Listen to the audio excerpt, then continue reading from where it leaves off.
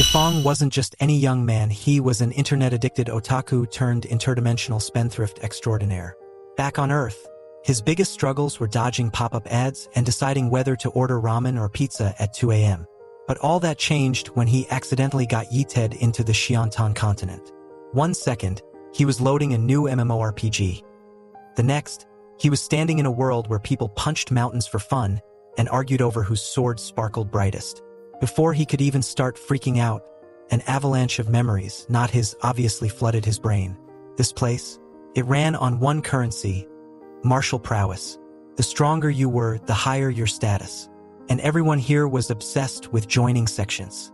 Big ones, small ones, even sects so new they didn't have a logo yet. Case in point. The Star Soul sect, which had only been around for half a month but already had a crowd frothing at the mouth to join. Yifeng, however, wasn't exactly impressed. No cheat abilities had kicked in yet, and he wasn't about to dive headfirst into this world's Hunger Games without an edge. His plan? Lay low, avoid unnecessary attention, and maybe find a quiet cave to wait this out. But just as he was about to ghost the crowd, two figures descended in front of the sect gates like characters stepping out of an anime. One of them, a woman with an aura so commanding it practically screamed, "Main character energy," stepped forward. This was Luo Qinxue, the Star Soul sect's leader, and wow. Yifeng couldn't help but stare. Forget influencers back on Earth, Luo Qinxue could have ruled the internet with her looks alone. But he quickly shook himself out of it. Pretty faces didn't pay the bills or, in this case, unlock cheat powers. Luo Qinxue didn't waste time with formalities. New disciples will be accepted without regard for qualifications, age, or cultivation level, she announced, her voice cutting through the crowd like a blade. Cheers erupted, excitement bubbling over. Finally, a sect that didn't discriminate. But before anyone could celebrate too much, she added the fine print. There's only one requirement. You must pay 10,000 low-grade spirit stones within an hour to join. Boom. Excitement killed. The crowd froze as if someone had just pulled the emergency brake on their enthusiasm. 10,000 spirit stones? That wasn't just steep, it was highway robbery. People started grumbling and backing away, muttering about scams and greed. Even Yifeng, who had seen some shady business practices back on Earth, couldn't believe it. Seriously? Greedy businesses exist in other dimensions too? He muttered. Just as he was about to slink away, it happened. A glowing window popped up in front of him, floating midair like something out of his favorite MMORPG. The words "Invincible Spendthrift System" blinked at him in bright, neon-like letters. His cheat had arrived. Yifeng blinked, then grinned. Wait, this is it? Already? I thought I'd have to grind for years before something like this kicked in. The system, apparently eager to prove its worth, laid out the rules. It was simple. Spend money, get stronger. Splurge like a maniac, and the system would handle the rest. Oh, and one cache daily spendthrift item would refresh every day, and Yifeng had to blow through it all before midnight. Fail, and points would be deducted. No refunds, no do-overs, no pressure, right? He pulled up the system's info panel, curiosity overtaking his skepticism. His combat level was hilariously low-like, could lose to a stiff breeze low. But today's spendthrift item? 10,000 Tier 9 Heavenly Thunder Talismans. He nearly choked. That was enough firepower to level a small city. And the system would provide infinite spirit stones to cover it? Jackpot. The system wasn't done. It hit him with his first task. Join the Star Soul sect. Yifeng groaned. Of course it would push him straight into the deep end.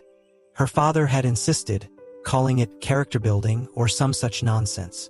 She would have much preferred focusing on her cultivation and ascending out of this mundane realm altogether. Why? Because Luo Qinxue had a secret. She was the reincarnation of a holy woman from the higher realms, hellbent on revenge. Babysitting a sect? Hard pass. Back in the present, things weren't going as planned. Luo Qinxue stood before a crowd that refused to cough up the 10,000 low-grade spirit stones required to join. She waited and waited and waited. Not a single soul came forward. With a sigh, she turned to leave.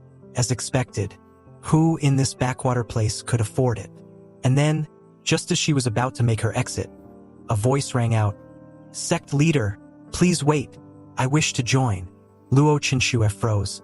Impossible. She turned, half expecting a prank, only to see a young man casually walking toward her. It was Yifeng. Yes, the same Yifeng who'd just called anyone willing to pay a fool. And now, he was about to be that fool. I understand the sect is in dire need of funds, he said, smiling. Allow me to contribute 100,000 low-grade spirit stones.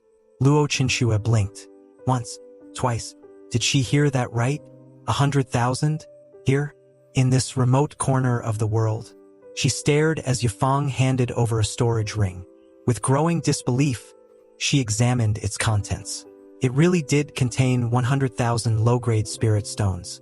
Not only that, but Yifeng's expression made it seem like this was no big deal. Are you sure? Luo Qinxue asked, half expecting him to take it all back. Our sect doesn't even have a proper place to stay. Yifeng waved off her concerns. It's fine. I've got plenty of money. I'll even help build the sect. Luo Qinxue felt an aneurysm coming on. She tried to dissuade him further, warning him about the lack of resources and general hardships of joining. But Yifeng? He wasn't bothered. With his spendthrift system, resources were the least of his concerns. Don't worry, sect leader, he said brightly. I'll provide everything we need. Luo Qinxue's blood pressure spiked. She really didn't want him in her sect. But a promise was a promise. Begrudgingly, she relented. Fine, you can join, she snapped. But I won't be instructing you. You'll have to figure everything out yourself. To her surprise, Yifeng didn't even flinch. Oh, that's perfect, he said, grinning. I don't need anything. Inside, he was ecstatic. No interference. Unlimited freedom to complete his spendthrift quests. Best deal ever. Luo Qinxue was this close to spitting blood. She couldn't fathom why this guy would happily drop 100,000 spirit stones and act like he'd just won the lottery. At one point, she even considered drawing her weapon and ending this madness right there. But her aide, the ever-level-headed old Bai, stopped her. Young miss, he said gently. We need at least one disciple for the sect. Defeated, Luo Qinxue accepted Yifeng into the sect, though her resentment simmered. Yifeng, meanwhile, completed his first system task, earning a neat 200 spendthrift points. Now eager for more, he asked the system about additional tasks. To his delight, the system revealed that any spendthrift actions could earn points, even outside specific missions. The gears in his mind began to turn. Moments later, Yifeng approached Luo Qinxue again. Sect leader, he began. Since I'm the only disciple, doesn't that technically make me your direct disciple? Luo Qinxue's patience was hanging by a thread. Absolutely not, she snapped. You're lucky I even let you join. Unfazed, Yifeng countered with a grin. What if I paid for the position? Luo Qinxue's jaw dropped. This guy. After regaining her composure, she smirked. All right, she said, naming an absurd price. 100,000 high-grade spirit stones. If you can produce that, I'll consider it. She fully expected him to balk. After all, even third-rate sects didn't have access to that kind of wealth. But Yifeng? He didn't even blink. That's it? He asked, genuinely surprised. To prove his sincerity, he handed over a storage ring containing a whopping 500,000 high-grade spirit stones. Luo Qinxue felt her soul leave her body. Who is this lunatic? The system immediately rewarded Yifeng another 200 spendthrift points, and he was thrilled. Luo Qinxue, on the other hand, was questioning every decision that had led her to this moment. With resources like that, Yifeng could have been revered as an ancestor in any third-rate sect. But no, he chose hers. Stuck with her own words, Luo Qinxue begrudgingly declared Yifeng her main direct disciple. As a token of this bizarre arrangement, she handed him the mystic azure sword, a treasure worthy of a true disciple. Inside, she wanted to bury herself in shame. The dignified maiden of the infinite holy ground had just sold a direct disciple position like it was a clearance sale. Yifeng, meanwhile, was thrilled, with resources flowing freely and his spendthrift system in full swing. Unfortunately for Yifeng, the system wasn't impressed. A true spendthrift, it chided, doesn't accept free handouts. Cue the punishment. A 20-point deduction from his hard-earned spendthrift points. If he returned the sword within an hour, he could get his points back. But still Yifeng was livid. This system is way too nitpicky. Grumbling to himself, Yifang decided he had no choice.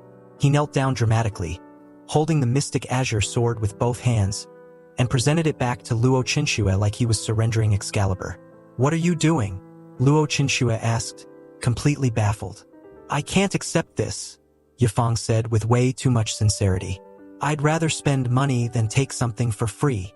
Luo Qinshue's face turned red with rage. She snatched the sword back and snapped, "You think money can solve everything? If you don't appreciate my goodwill, then fine. Let it be." Storming off, she fumed inwardly. What kind of disciple is this? That sword was a 7th order spirit tool, a treasure of the sect, and he had the audacity to return it. Her frustration peaked as she flew away, her face full of resentment. Meanwhile, Yifang was left scratching his head. Old Bai is the sect master. Not very bright? She just missed out on making some money. Old Bai nearly fainted. "Shoo, if the sect leader hears you, it'll be the end of us." Privately, Old Bai was just as confused. How could someone like Yifang, ordinary, mortal Yifang, be this absurdly wealthy? Still, he couldn't deny that Yifang's arrival was shaking things up. Luo Qinshuo had been stuck in her cultivation for ages. But now, thanks to Yifang's madness, her mindset was starting to shift. Maybe this kid really is the key to breaking the stalemate.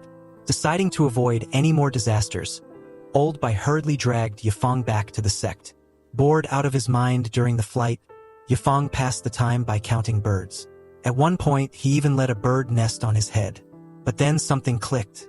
"Hey system," he asked, "how do I use my spendthrift points?" A glowing personal info panel popped up in front of him. Yifang's total: 400 spendthrift points, a solid haul after today's nonsense. He hadn't even touched the day's earnings yet. "Man, cheats are the best," Yifang muttered, admiring the panel. The system explained the realms, breaking them down from Spirit Sea all the way to the terrifying-sounding Tribulation Crossing realm. Each upgrade cost more points than the last, multiplying tenfold with every level. Yifang groaned as he did the math. "This is highway robbery," he complained. "Why does it get so expensive so fast?" Curious, he opened the Spendthrift Mall.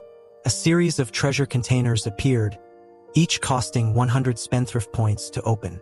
The system helpfully pointed out that there was an extremely low chance of drawing high-tier rewards. Yifang considered it. Sure, it was pricey, but if he lucked out, it could be worth it. Then again, what was he even supposed to do with a high-tier treasure at this stage? The system chimed in again. For example, if you crush a 9th grade elixir in front of an alchemist, that counts as a spendthrift action. Yifang grinned. Now that sounds fun. But he paused. As a mortal, flaunting his wealth in front of cultivators was a great way to get himself obliterated. For now, he'd play it safe. Spending 90 points, Yifang upgraded his strength to the 9th level of the Spirit Sea realm. The sudden breakthrough made Old Bai whip around in shock. "What is this kid doing now?" Old Bai muttered. He slowed the flying sword and probed Yifang's spiritual energy. His jaw dropped. "He's forming his Spirit Sea. During flight?" Yifang, deep in his consciousness, frowned. Why is this taking so long? More and more spiritual energy poured into him as he wondered why the process was dragging. Old Bai, meanwhile, was losing his mind. Is he breaking through even further? What kind of monster is this? Normally, forming the Spirit Sea required a tranquil environment and a stockpile of elixirs. Yifang was doing it casually, mid-air, with zero assistance.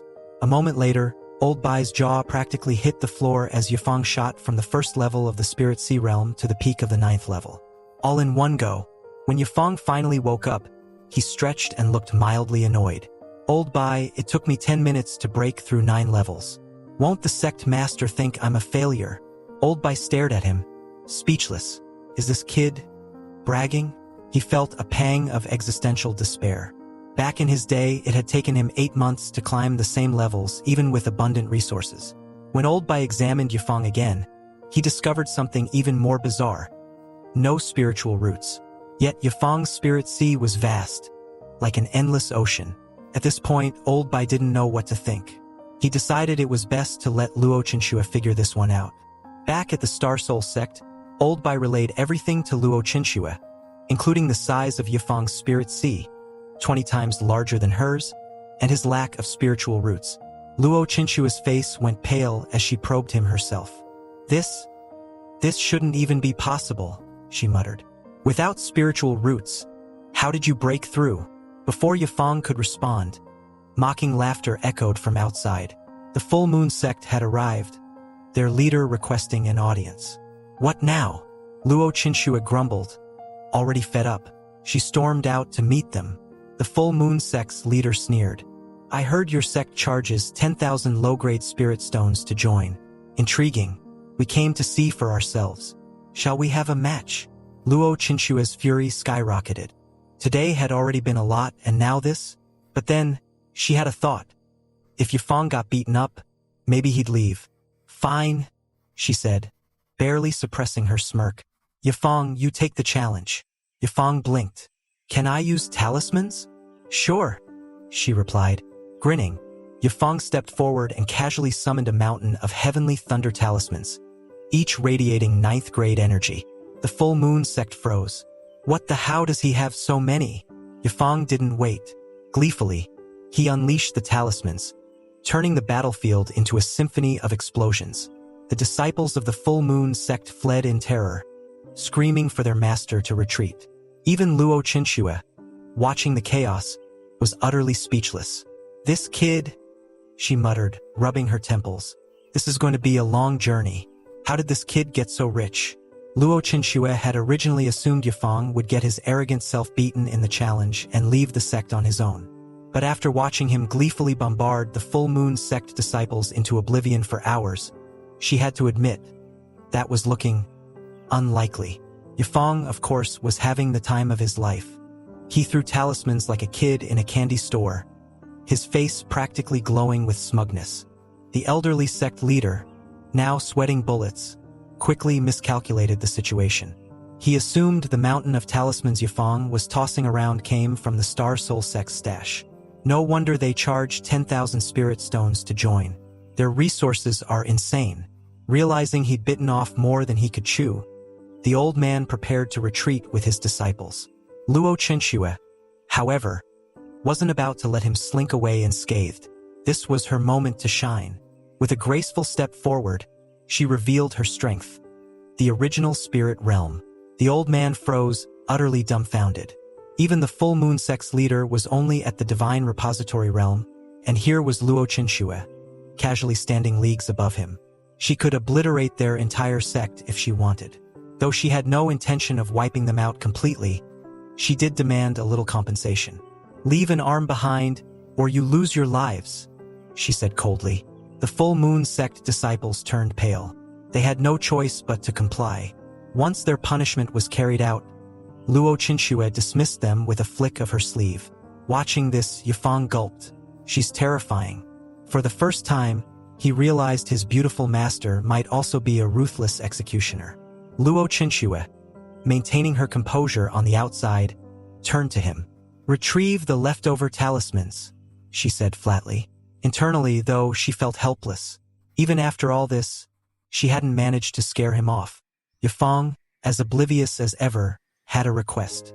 Master, I still have over 9,000 talismans left. I can't throw them all by myself. Can you help me? Luo Chinchua froze. Is this kid for real?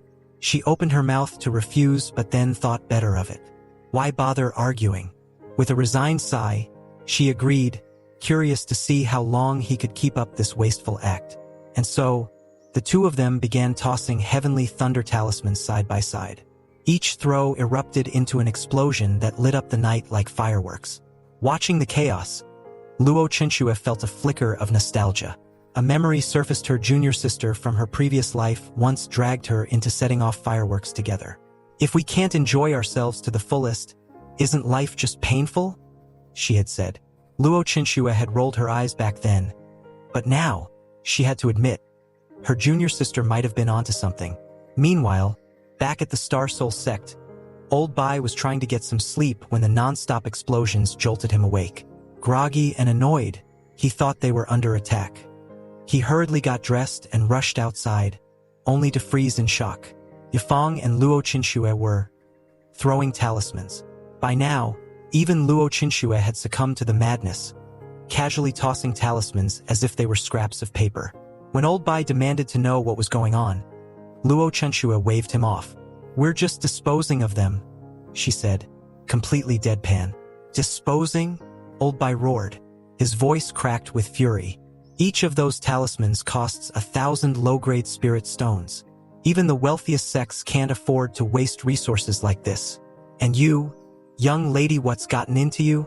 Yifeng, unfazed by Old Bai's tirade, calmly pulled out a storage ring. "Old Bai, I'm sorry for disturbing your sleep.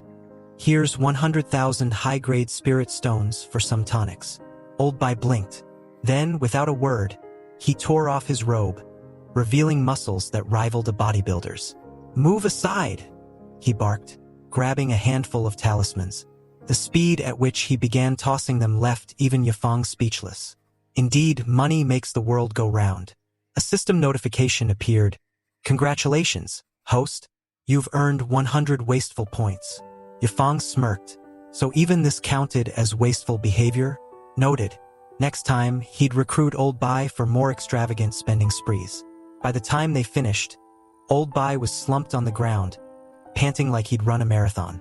"If there's any manual labor in the future," he wheezed, "call me. I might be old, but I'm still strong." Luo Chenshue watched all of this silently. The Star Soul sect is doomed, she thought. Then, with a smirk, she teased Old Bai. "You're one of the 8 senior elders of the Star Extreme sect, and you sold yourself for a mere 100,000 spirit stones?" Old Bai sniffed. "It's not about the spirit stones. It's about dignity." The system chimed again, awarding Yifeng 1,000 wasteful points. He checked his panel and realized he now had enough to hit the 9th level of the Qi activation realm. Perfect. With a few hundred points left over, he could even try his luck at the Spendthrift Mall. But there was still one problem. The Star Soul sect only had 3 members. Relying solely on Old Bai for extravagant spending wouldn't cut it. "What I need is more disciples," Yifeng thought. More disciples meant faster resource consumption, which meant faster point accumulation. As if on cue, a young man appeared at the entrance. "Does your sect still accept new disciples?" Yifeng's face lit up. Perfect timing. The new arrival, however, hesitated the moment he stepped inside. The ground was covered in craters. An old man was collapsed and wheezing, and a woman stood off to the side, silently glaring. The vibe was off. Is this the Star Soul sect?" the young man asked nervously. "Yes, we're still recruiting. To join, you just need to contribute 100,000 low-grade spirit stones. But if you can shell out 100,000 high-grade spirit stones, you can become the sect master's direct disciple." Yifeng then puffed out his chest. "By the way, I'm Yifeng, the eldest disciple of the sect and the personal disciple of the sect master." Wolfong froze, dumbfounded. He blinked at Yifeng, then blinked again, unsure if this guy was actually serious. Meanwhile, Yifeng stared back at him with anticipation, silently hoping Wolfong would admit he didn't have the money. That way, Yifeng could sponsor his entry and rack up some spendthrift points. Unfortunately, the system had other ideas. "Host, sponsoring others is not justifiable unless you provide a reasonable explanation." Yifeng sighed, quickly making something up. "We get along, all right? The moment I saw him, I just knew. He's like a brother to me, a brother from another mother. Is it wrong to spend a little on my brother?" To his surprise, the system actually approved.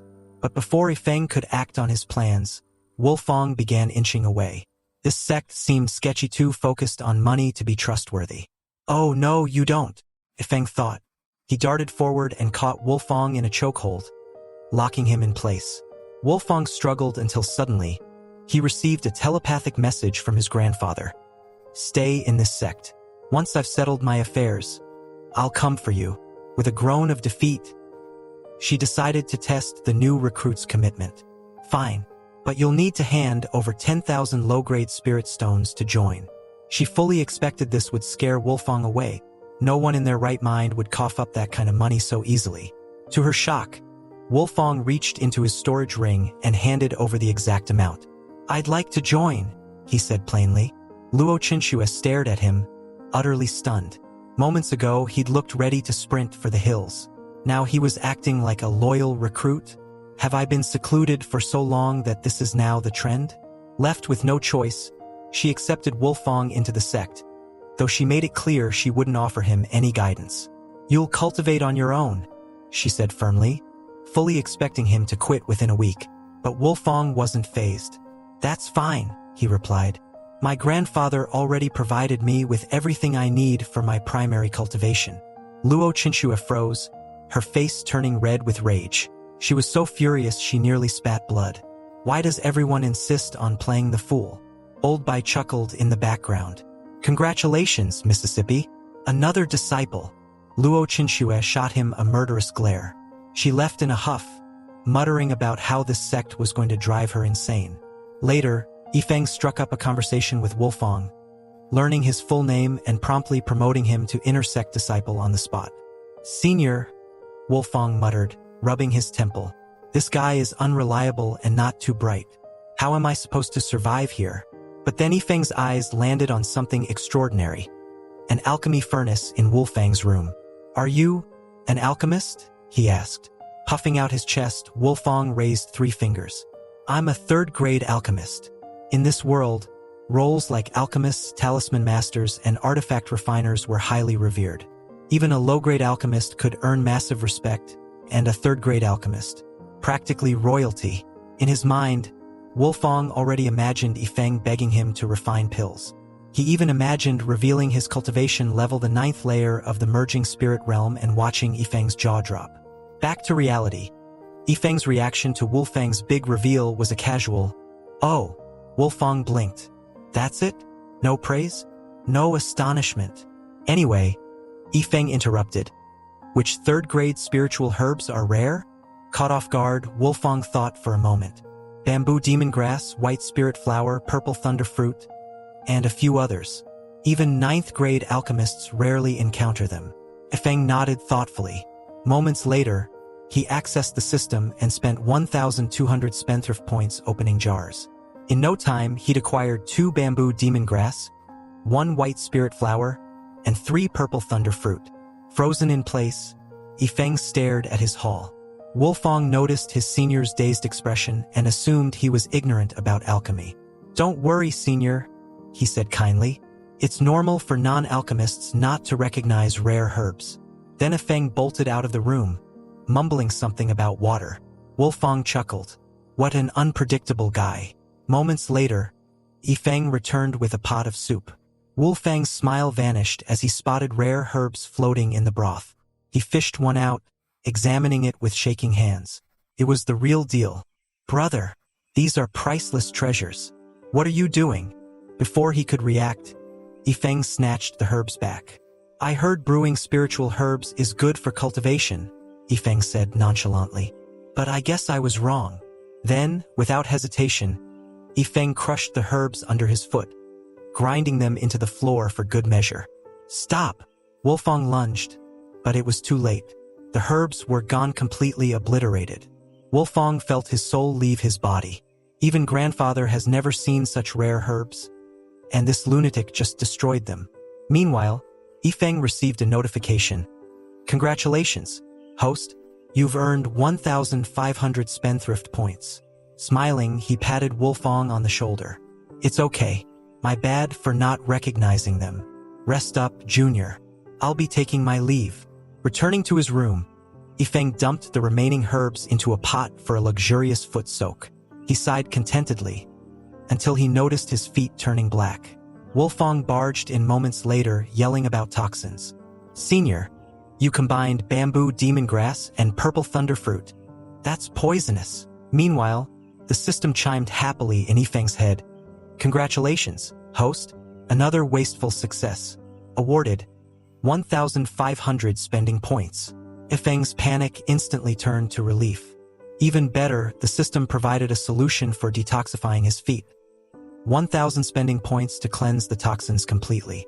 He let out a long breath. Good, no harm done. Actually, this wasteful method was even better than I thought. Discreetly, Yifeng spent the points to cleanse himself. His feet immediately returned to their normal color. Then, with zero hesitation, he dipped his feet back into the tub for round 2. Wolfang's jaw hit the floor. Why, you're doing it again? This water is literally toxic. Relax, Yifeng said, waving him off. The system can detoxify me anytime. Come on, Junior, join me. There's room for two. He grinned and patted the edge of the tub. It's a medicinal bath. Feels amazing. I'll detox you too if anything happens. Wolfong looked at him like he'd lost his mind. You want me to soak in toxic water? He shook his head in disbelief and muttered something about losing brain cells just by standing there. Finally, he turned to leave, unable to watch any longer. As he walked away, Wolfong considered informing the sect leader about what had happened. But after some thought, he decided against it. I'm not a snitch, he told himself, sighing deeply. Still, he couldn't shake the helpless feeling that his senior was going to destroy the sect one reckless act at a time.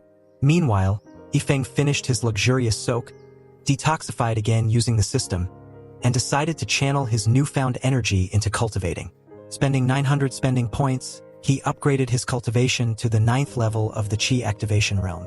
Elsewhere in the main hall, Luo Qinxue was discussing Yifeng's peculiarities with Old Bai. Do you have any idea where he came from?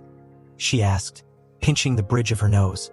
Not yet, Old Bai admitted, stroking his beard. But I believe time will reveal the truth. What truly concerned Old Bai was something else. Yifeng's ability to throw the young Mrs. Emotions into chaos. Every time Luo Qinxue thought about him, she'd grit her teeth so hard it was a miracle she hadn't cracked them. As they spoke, an immense surge of spiritual energy erupted from the disciples' quarters, causing both of them to pause. Luo Qinxue turned to Old Bai with a sharp look. It's him again, isn't it? Old Bai frowned, finding the phenomenon strangely familiar. It can't be, he murmured. He just reached the peak of the Spirit Sea realm. Breaking through again so soon would defy all logic. And yet, this was Yifeng. Logic didn't seem to apply. Moments later, they both sensed the unmistakable aura of the Qi activation realm. But it didn't stop there. Yifeng's energy kept surging, and in the blink of an eye, he advanced from the 1st level of the Qi activation realm to the 9th level. Luo Qinxue's eyes widened in disbelief. Old Bai, am I hallucinating? Or did he just break through 9 levels in 5 minutes? Old Bai was equally stunned. This cultivation speed, it's unheard of. He silently cheered for Yifeng, hoping he could even reach the merging spirit realm. But beside him, Luo Qinxue looked increasingly disheartened. No wonder he was so confident before, she muttered bitterly. He really doesn't need my guidance. At this rate, he might surpass me as sect leader in a few days. Old Bai coughed awkwardly, realizing he might have praised Yifeng a little too much earlier. That's unlikely, young miss, he said hastily. Advancing in the higher realms is much harder. It requires opportunities, resources, and elixirs. For Yifeng to catch up to you, there's still a long way to go. Privately, though, Old Bai wasn't so sure. This kid might actually surpass her. Meanwhile, in his room, Wolfong sat in stunned silence. This is my unreliable senior brother? He'd broken through 9 levels in a single breath. No wonder his grandfather had insisted he stay. The next day, Yifeng woke up refreshed and ready for more mischief. Checking the system, he found today's spending product, 10,000 Tier 3 9-pattern clear mysterious pills. But a glance at his spending points 310 filled him with regret. He'd wasted 2,000 points yesterday detoxifying his feet. I was too flamboyant. Should have kept it low-key, he thought with a sigh. Still, an idea struck him. These pills, they'd be perfect for annoying Junior. Yifeng grinned, imagining Wolfang's reaction. Somewhere across the sect, Wolfong sneezed, a bad feeling creeping over him. Yifeng headed to Wolfang's residence but found it empty. Did he run away? Yifeng wondered aloud. Just then, Old Bai appeared and explained that Wolfong and Luo Qinxue had gone to a nearby town to buy spiritual herbs. Perfect, Yifeng exclaimed. Take me with you, Old Bai. I want to see the town too. Old Bai agreed and they set off. But to Yifeng's dismay, the nearest town required a 5-hour flight. Bored out of his mind mid-flight, Yifeng began chatting with Old Bai. Hey, what's the point of bamboo demon grass, white spirit flower, and purple thunder fruit anyway? He asked innocently. Old Bai raised an eyebrow, sensing danger in the question. Why are you asking? Oh, no reason, Yifeng said with a grin. Old Bai sighed. This was going to be a long flight. Old Bai's flying sword came to an abrupt halt midair. He turned to Yifeng with wide, disbelieving eyes. You used those spiritual herbs for a foot soak?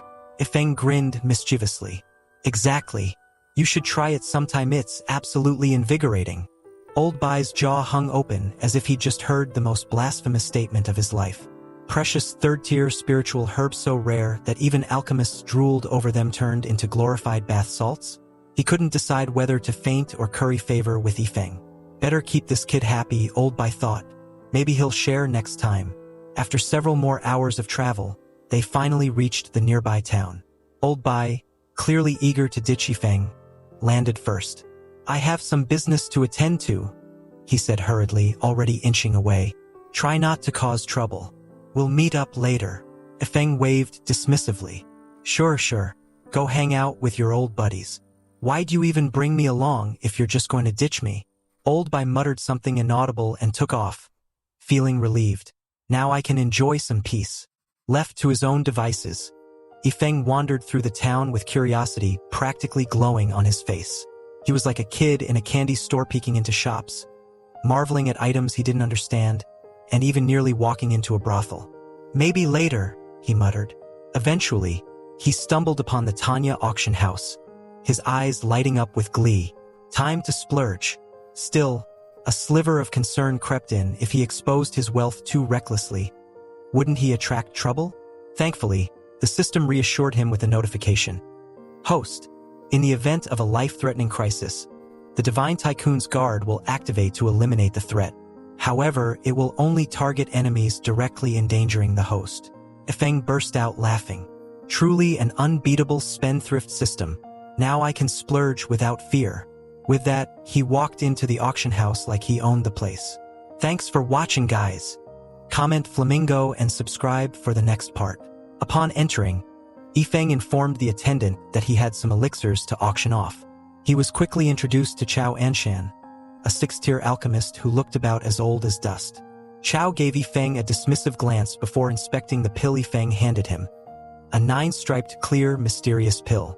Yifeng tilted his head. Is that good? Chao's hands trembled as he held the pill like it was a priceless artifact. Extremely good. You don't understand, 3rd-tier elixirs are notoriously difficult to refine. A mistake in the process ruins the whole batch.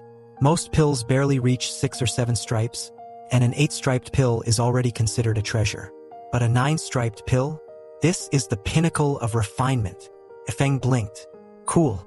So, how much is it worth? Chao paused, clearly annoyed at Yifeng's lack of appreciation. Well, he began, his tone heavy with condescension. A regular 3rd-tier pill goes for around 100,000 low-tier spirit stones. But this value is hard to estimate. Only an auction can determine its true worth. Yifeng's jaw dropped. Wait, this broken pill is worth 100,000 spirit stones? Chao choked. Broken? This is a masterpiece. What do you mean, broken? Ignoring Chao's indignation, Yifeng handed him another pill. Here, add this one to the afternoon auction too. I'll collect the money later. Chao looked like he might combust from frustration, but he took the pills anyway. From a distance, he could hear Yifeng muttering to himself. I wonder which fool would spend so much on a pill. Chao nearly fell over. Wouldn't that make you the fool, since you're the one selling them? Leaving the auction house, Yifeng popped a clear, mysterious pill into his mouth and casually strolled through town. With 10,000 pills to get through today, he figured he might as well snack on them like candy. That's when he spotted a scruffy stray dog limping in an alley. The poor thing looked miserable, skinny, dirty, and pitiful. Yifeng's heart melted. You're coming with me, little buddy? He said, tossing it a giant bone. Naming the dog Little Yellow, Yifeng quickly concocted a plan. With only a handful of people in the sect, Luo Chinxue, Old Bai, Wolfong, and himself, he needed more help wasting resources. Little Yellow was the perfect addition to his wastrel squad. The dog happily devouring pills would save him time. But first, Little Yellow needed a bath. Yifeng took the dog to a nearby restaurant and demanded a premium room for the occasion. However, the waiter refused. Sir, we don't allow dogs inside. Ifeng raised an eyebrow. I didn't ask for your opinion. How much? The waiter's expression didn't budge. No amount of money dashed before he could finish. Ifeng was still annoyed. He'd paid 10 times the cost of the room, but the system hadn't counted it as wasteful behavior. Seriously? I just wasted a fortune.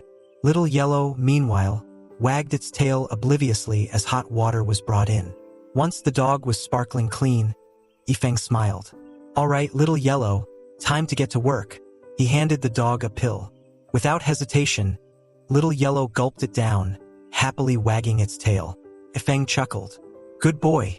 We'll get through these pills in no time. Unbeknownst to Little Yellow, it was about to suffer greatly. But for now, the dog enjoyed its happy moments, blissfully unaware of the chaos that came with being Ifeng's pet. Ifeng strolled back into his room, feeling refreshed after his outing. He glanced at Little Yellow, who was sprawled on the floor, snoring away like it owned the place. You're really slacking, Ifeng muttered, poking the dog with his foot. You've only eaten, 2,000 pills? And now you're being lazy.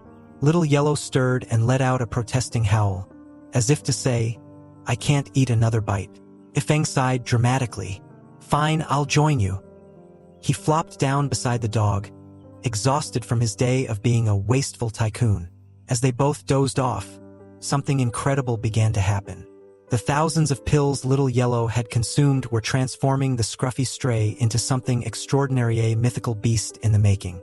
Elsewhere, Old Bai was having a leisurely chat with an old friend, Old Xia, who looked particularly smug. Do you know what just came through the auction branch?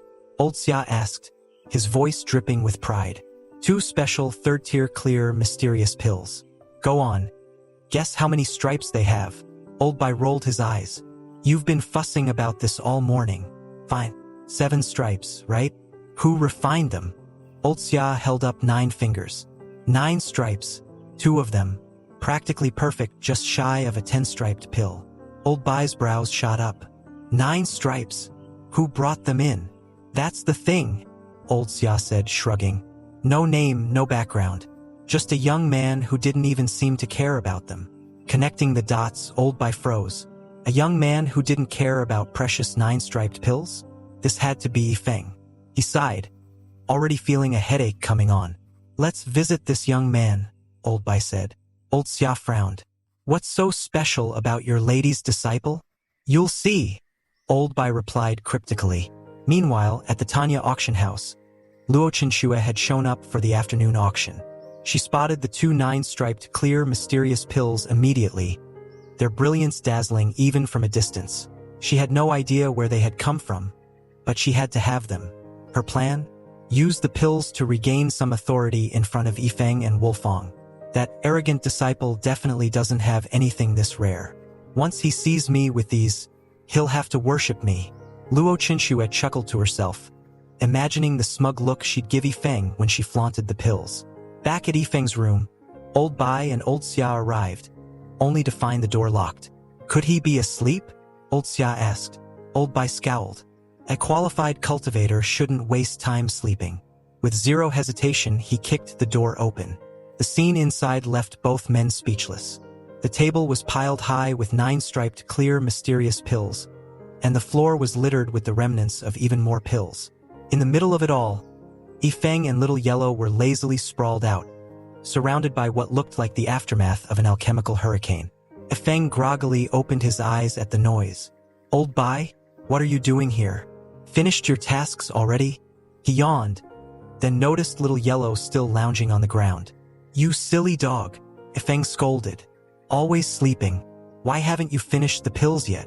To everyone's shock, Little Yellow let out a huff of pure disdain and kicked one of the pills away with its paw.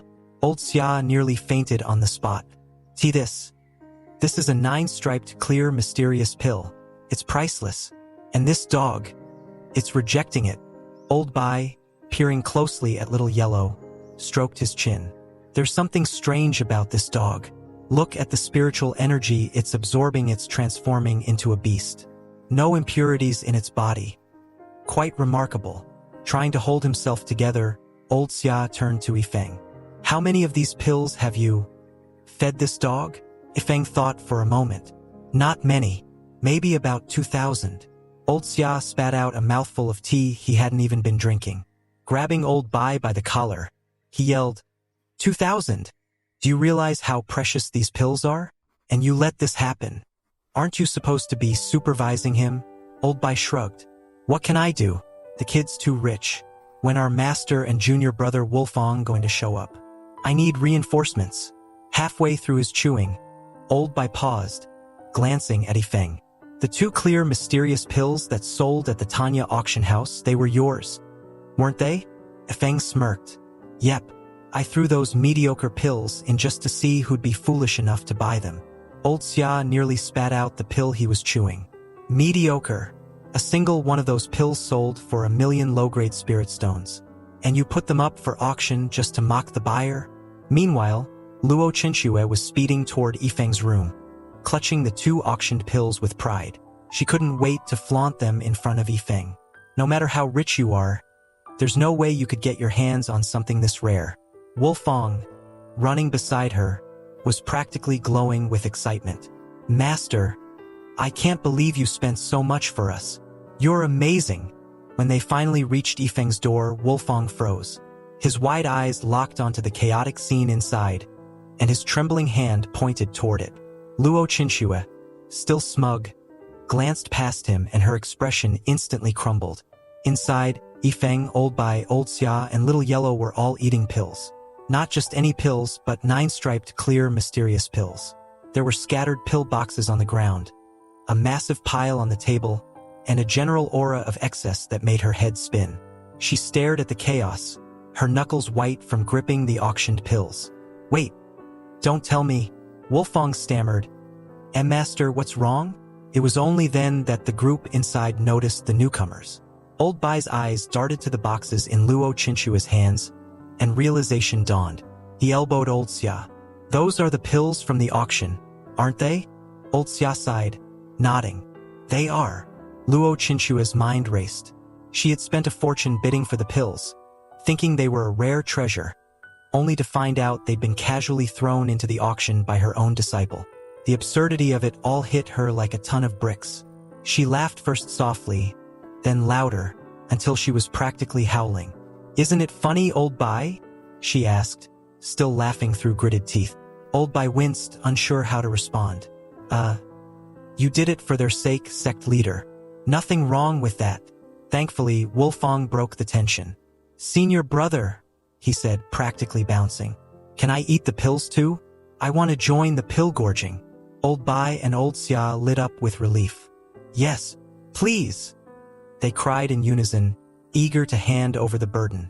Feng grinned. Eat as many as you want, Junior. Wolfong didn't need any more encouragement. Drooling with anticipation, he dove toward the pile, grabbing fistfuls of pills like a kid in a candy store. But as he did, one pill fell from the edge of the table and landed near Little Yellow. Wolfong froze. No, that's a 9-striped, clear, mysterious pill. Don't let the dog dash too late. Little Yellow, already stuffed, lazily kicked the pill away, its expression one of pure disdain. Wolfong gawked, completely stunned. It just kicked it away? Old Xia, unable to take it anymore, turned to Luo Chinchue. Sect leader Luo, you need to manage him. Over 2,000 of these pills wasted on a dog. It's madness. Feng shrugged. What can I say? The dog eats faster than humans. Wolfong, clutching his chest, thought bitterly. Even the dog is more fortunate than me. An hour later, Old Bai, Old Xia, and Wolfong were sprawled on the floor, groaning. Their bellies were so full they couldn't move. Yifeng looked at the table, still piled with over 2,000 pills, and frowned. Turning to Luo Chinchue, he gave her his best, pleading look. Master, please. I need your help. Luo Chinchue crossed her arms. Absolutely not. It's undignified. Please, Master, Feng begged. With a sigh, Luo Chinchue relented. Fine. I'll buy the rest of the pills at 10 times their price and send them to my father's sect. That way, they'll be put to good use. Old Bai coughed. You're seriously trying to talk about money with Yifeng? Luo Chinchue froze, realizing her mistake. Blushing, she finally gave in. To persuade her, Yifeng even arranged the pills into a heart shape on a plate, decorating it with roses. "Master," he said dramatically. "For you." Luo Qinxue blushed even harder but reluctantly picked up a pill. With everyone pitching in, the final pills were consumed, and Yifeng's task was complete.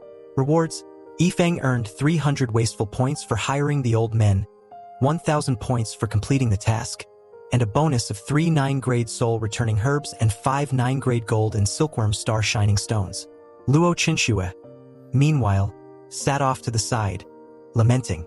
"Old Bai, what's the point of me being a sect leader? I don't guide cultivation. I don't provide resources. I just clean up after Yifeng." Old Bai nodded gravely.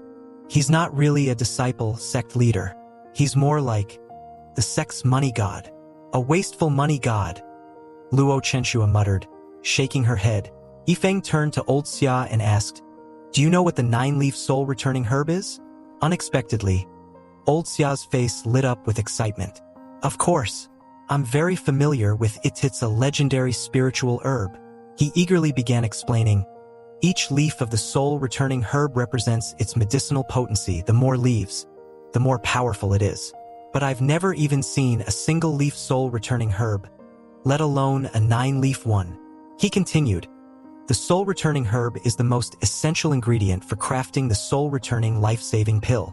With this pill, even if someone has been dead for no more than 24 hours, and their soul has been annihilated, it can bring them back.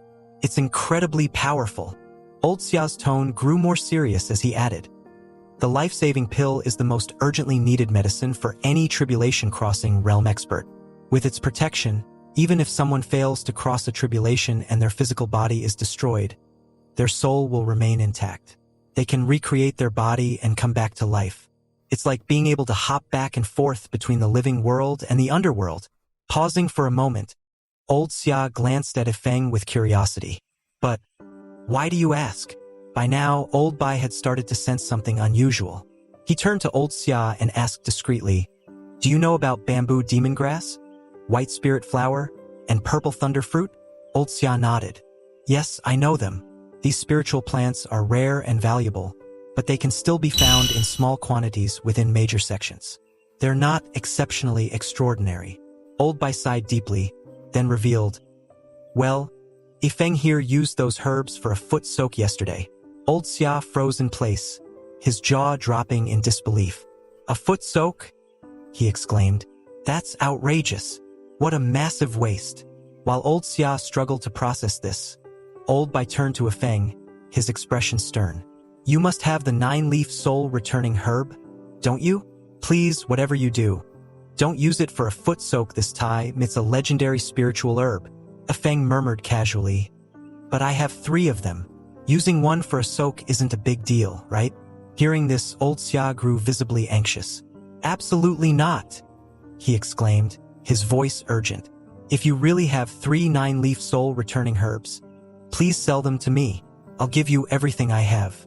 It's a life-saving herb if you actually use it for a foot soak. It would be completely insane." Yifeng, unfazed by old Xia's reaction, walked over to Luo Qinxue, pulled out a soul-returning herb, and handed it to her. "This is a token of respect from your disciple," he said calmly. Luo Qinxue froze, unsure of how to respond. Not only had Yifeng spent 100,000 top-grade spirit stones to become her direct disciple, but he'd also gifted her 400,000 more as a token of respect for accepting him. And now he was handing her a legendary spiritual herb. Her thoughts spun wildly. Am I just mooching off my disciple now? But then, unexpectedly, her thoughts took a risque turn. What if I have to offer my body to him in gratitude someday? She quickly shook her head, forcing herself back to reality. No, I can't accept this herb. But then another thought struck her. I'll need the life-saving pill for my tribulation as well. Meanwhile, Yifeng declared his plans for the remaining 2 herbs. One will go toward my foot soak, he said casually, and the other will go to Old Bai as long as he does some manual labor. Old Bai was overjoyed and immediately expressed his gratitude. However, Old Xia quickly interjected. Are you sure you only want manual labor? Consider me too. I'm quite strong, you know. Don't be fooled by my appearance. Old Xia declared, flexing his transformed, muscular physique. Yifeng blinked, startled by the display, while Old Bai immediately grew anxious and stepped forward to confront him. "What are you trying to do? That soul-returning herb is mine. Don't even think about it." The two stared each other down, the tension building as both vied for the herb. Meanwhile, Wolfong, lying on the side and clearly having overeaten, listened to their argument and wondered if he should shamelessly ask his senior brother, Yifeng, if he could join in on the legendary foot soak. Old Xia, deciding to switch strategies, suddenly turned toward Luo Chenxue. Invoking a historical reference, he said, "In ancient times, there was Lu Fengxian who paid respects to his adoptive father. Now, there's Xia Tanya pledging allegiance." Luo Chenxue blinked, utterly confused. Old Xia stood tall, clearing his throat. "Yes, I've decided. I want to join the Star Soul sect." "What?" Luo Chenxue was flabbergasted. Old Xia nodded solemnly. "I've wandered for half my life, and I deeply regret never joining a sect. If you, Sect Master Luo, don't mind, may I join your sect as an honorary elder? You're a 9th grade alchemist and a mighty tribulation-crossing realm expert," Luo Chenxue said, struggling to process his words. "And your Tanya auction house is spread all over the Xiantian continent. Are you sure you want to join our modest Star Soul sect?" "I'm sure," Old Xia affirmed, his tone unwavering. To ensure his entry, he even brought up a trump card. "Little girl, I held you when you were a baby. If you refuse me, I'll go straight to your father." Luo Chenxue's mouth opened and closed, utterly speechless.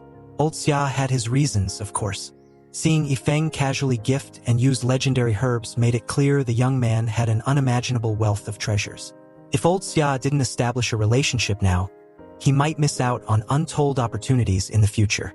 Luo Chenxue asked cautiously, "But what about the auction house?" Old Xia. "Oh, I'll leave it to my good-for-nothing son," Old Xia replied dismissively. Old Bai, watching this unfold, sighed in resignation. "I admit defeat, Old Xia. I can't compete with your audacity." Smirking, Old Xia replied smugly, "I love that look on your face when you can't stand me but can't do anything about it." As for the soul-returning herb, Old Xia added with a sly grin, "That'll depend on everyone's performance from now on." This made Luo Chenxue so mad she almost spat blood. She'd never even wanted to expand her sect. First, she ended up with 2 unexpected disciples, and now a 9th grade alchemist? How was she supposed to focus on cultivation and ascend to the higher realm to seek revenge? At that moment, Yifeng, ever the instigator, suddenly asked, "By the way, does anyone know about the gold and silkworm star shining stone?" The room fell silent for a beat before Old Bai, Old Xia, and Luo Chenxue exclaimed in unison, "You have a gold and silkworm star shining stone?" Startled by their reactions, Yifeng quickly denied it. "I don't have it. I was just asking." But the 3 of them weren't convinced they knew his style. He definitely had the stone. Wolfong, watching this unfold, couldn't hold back his curiosity. "Senior brother, where are you even getting all these treasures from?" Before anyone could press Yifeng further, Luo Chenxue received a notification. There was an issue back at the sect, and they needed to return immediately. It turned out that her father, Luo Wuming, had arrived with important matters to discuss. However, Luo Chenxue knew the real reason he was here to inspect the progress of her sect. A few hours later, upon their return to the Star Soul sect, they were greeted by Luo Wuming, whose expression was one of deep disappointment. "You've greatly disappointed me," he said, his tone sharp. Luo Chenxue's heart sank. Something was clearly wrong. "Father," she began cautiously. Luo Wuming let out a frustrated sigh and began venting. "It was the recruitment day for the Star Soul sect recently. I wanted to visit during the celebrations, but there wasn't even anyone to serve me tea. I prepared so many gifts and waited the whole day without seeing anyone. If I hadn't sent you a message, I'd probably still be waiting there now." Luo Chenxue was mortified. Trying to salvage the situation, she quickly introduced Yifeng and Wolfong as her disciples. Luo Wuming raised an eyebrow. "I didn't take any disciples," he said skeptically. "These 2 are my disciples," Luo Chenxue clarified, feeling slightly relieved to have them as a shield. She quickly added, "Please don't be upset, father. I even took Yifeng as my direct disciple." Her father looked at her, clearly shocked. Luo Wuming knew his daughter well. She had never shown concern for anything before. For her to take on a direct disciple was unheard of. He inspected Yifeng closely. "How's his spiritual root?" he asked. "He has no spiritual root," Luo Qinxue replied calmly. "What about his innate talent?" Luo Wuming pressed. "He has none," she said flatly. Luo Wuming's bewildered expression grew as he finally asked, "Then what on earth made him your direct disciple?" Stepping forward, Yifeng explained matter-of-factly, "I bought the position with 500,000 high-quality spirit stones." Luo Wuming was utterly flabbergasted. "Is that even possible? This is just too casual. Daughter, if you needed money, you could have just asked me. There was no need to do this." Meanwhile, Old Bai and Old Xia were both vying for Yifeng's favor. Old Xia even pulled out a stool for Yifeng to sit on, while Old Bai fumed silently. Old Bai finally snapped, "Old Xia, have you completely forgotten martial etiquette?" Not to be outdone, Old Bai stepped forward and offered Yifeng a massage, even serving him tea. Watching this absurd display, Luo Wuming was utterly confused. "Bai Tianhong, aren't you an elder of my star extreme sect? And Xia Tanya, what are you doing in my daughter's sect?" After a half-hour-long explanation, Luo Wuming finally understood everything: the 9-pattern clear mysterious pills, the 9-leaf soul-returning herb, and more. Amazed, he exclaimed, "Truly, he's a god of wealth not just for my daughter's star soul sect, but even for my own star extreme sect. I treat him with reverence, too." Old Bai nodded in agreement. He even suspected that Yifeng might hail from a certain special place. However, Luo Wuming quickly interrupted, "Don't mention that place." He looked at his daughter and softened. "As long as you're all fine, I'm content. I just came to see how you're doing."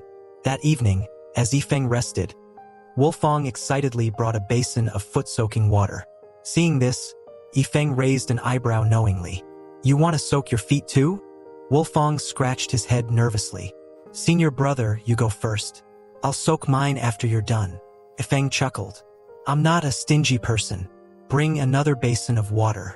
Let's split the 9-leaf soul-returning herb in half and each have a share." Hearing this, Wolfong was moved to tears. "Senior brother, you're so good to me." What they didn't realize was that Old Bai and Old Xia were secretly watching everything unfold from the rooftop. When they saw Yifeng using the precious 9-leaf soul-returning herb to soak his feet, Old Xia felt his heart shatter into pieces. A day had passed since Yifeng's infamous foot soak, and the effects of the legendary herb were astonishing. Even from such casual usage, Yifeng's body and soul were significantly purified. As a result, he now had a total of 2,510 wasteful points. Meanwhile, today's wasteful product had been refreshed. 10,000 fragments of underworld sword intent. Curious and unfamiliar with their use, Yifeng took one fragment out for testing.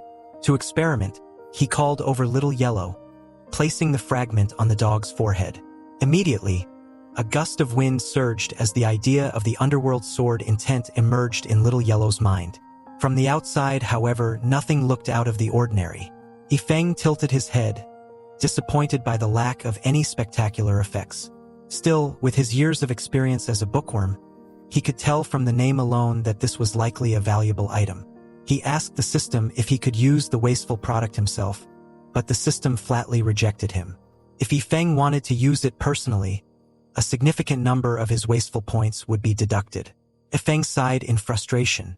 Using it himself was off the table, and he couldn't exactly ask for help either. What if someone else took the fragments and didn't return them? That would be disastrous. Thinking this, he hugged Little Yellow and returned to his room. Elsewhere, Luo Wuming was suggesting to Luo Qinxue that Yifeng and Wolfong head to the Heavenly Dao battlefield to gain experience. Luo Qinxue was hesitant. While she trusted Yifeng to some extent, she was far more concerned about Wolfang's safety. Sensing her worry, Luo Wuming assured her, "Don't worry, I'll send a few inner disciples from the Star Extreme sect to accompany them." However, he couldn't help but ask, "Why do you have so much faith in Yifeng? He has a lot of treasures, sure, but isn't he just a mortal? In the Heavenly Dao battlefield, even the weakest cultivator or beast could easily kill him." Luo Qinxue clarified, "While it's true that he lacks spiritual roots, Yifeng has already cultivated to the 9th peak of the Qi activation realm. His spirit sea is 20 times larger than mine. Luo Wuming's jaw dropped in disbelief. What? He couldn't believe it. Luo Chenxue herself held the Star Extreme Sect's record for the largest spirit sea. And yet here was a mortal without spiritual roots whose spirit sea dwarfed hers by such a staggering margin. Suddenly, a powerful surge of sword intent erupted nearby, interrupting their conversation. The overwhelming energy drew the attention of both Luo Wuming and Luo Chenxue, as well as Wolfong and Old Xia. Thinking that an expert wielding underworld sword intent was attacking, they rushed toward the source, fully prepared to fight. However, when they arrived, they were greeted with an entirely different sight. Yifeng was casually playing frisbee with Little Yellow, who was the one emanating the powerful sword intent. Luo Wuming, Luo Chenxue, and the others stood frozen in shock. The one possessing underworld sword intent was a dog. If they hadn't seen it with their own eyes, they wouldn't have believed it. Noticing their presence, Yifeng turned to them, puzzled. Why are you all here? Luo Chenxue ignored his question and instead demanded, What's going on? Did Little Yellow comprehend the underworld sword intent on his own? Yifeng waved her off. How is that possible? He's way too dumb to figure it out himself. I just had some fragments of underworld sword intent, so I used them on him. Hearing this, everyone was dumbfounded. Such a waste. Both Luo Chenxue and Old Xia glared at Yifeng as if they were ready to lecture him. Seeing their reactions, Yifeng grew a bit nervous. Luo Chenxue explained in a cold tone, The underworld sword intent is incredibly rare, even in the heavenly Dao battlefield. Obtaining it is nearly impossible. It all depends on one's luck. Yet you casually used such precious fragments on a dog? Even if you're being wasteful, you should at least know your limits. Yifeng, trying to shift the conversation, curiously asked, What exactly is the heavenly Dao battlefield? Luo Chenxue sighed and explained, The Xiantian continent is just one of many lower realms. Every lower realm has access to the heavenly Dao battlefield, and based on one's strength, they're sent to different areas. No one knows exactly how the battlefield came to be, but it's filled with cultivation resources, legacies, treasures, and more. However, it's also incredibly dangerous. Apart from threats from beings of other dimensions, the native beasts inside are extremely powerful. It's not uncommon for someone to lose their life there. After hearing this, Yifeng's system issued a new mission. Go to the second layer of the Heavenly Dao battlefield and slay 100 beasts at the 9th peak of the Qi activation realm. Seeing the reward, a massive number of wasteful points, Yifeng's interest was piqued. However, he hesitated. He had plenty of spiritual power but lacked martial skills and combat experience. What should he do?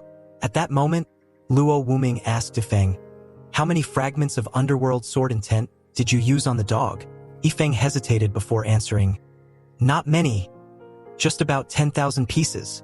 The moment those words left his mouth, Luo Wuming, Luo Chenxue, Old Bai, and Old Xia all turned to stare at him fiercely. They looked as though they wanted to tear him apart on the spot. 10,000 pieces?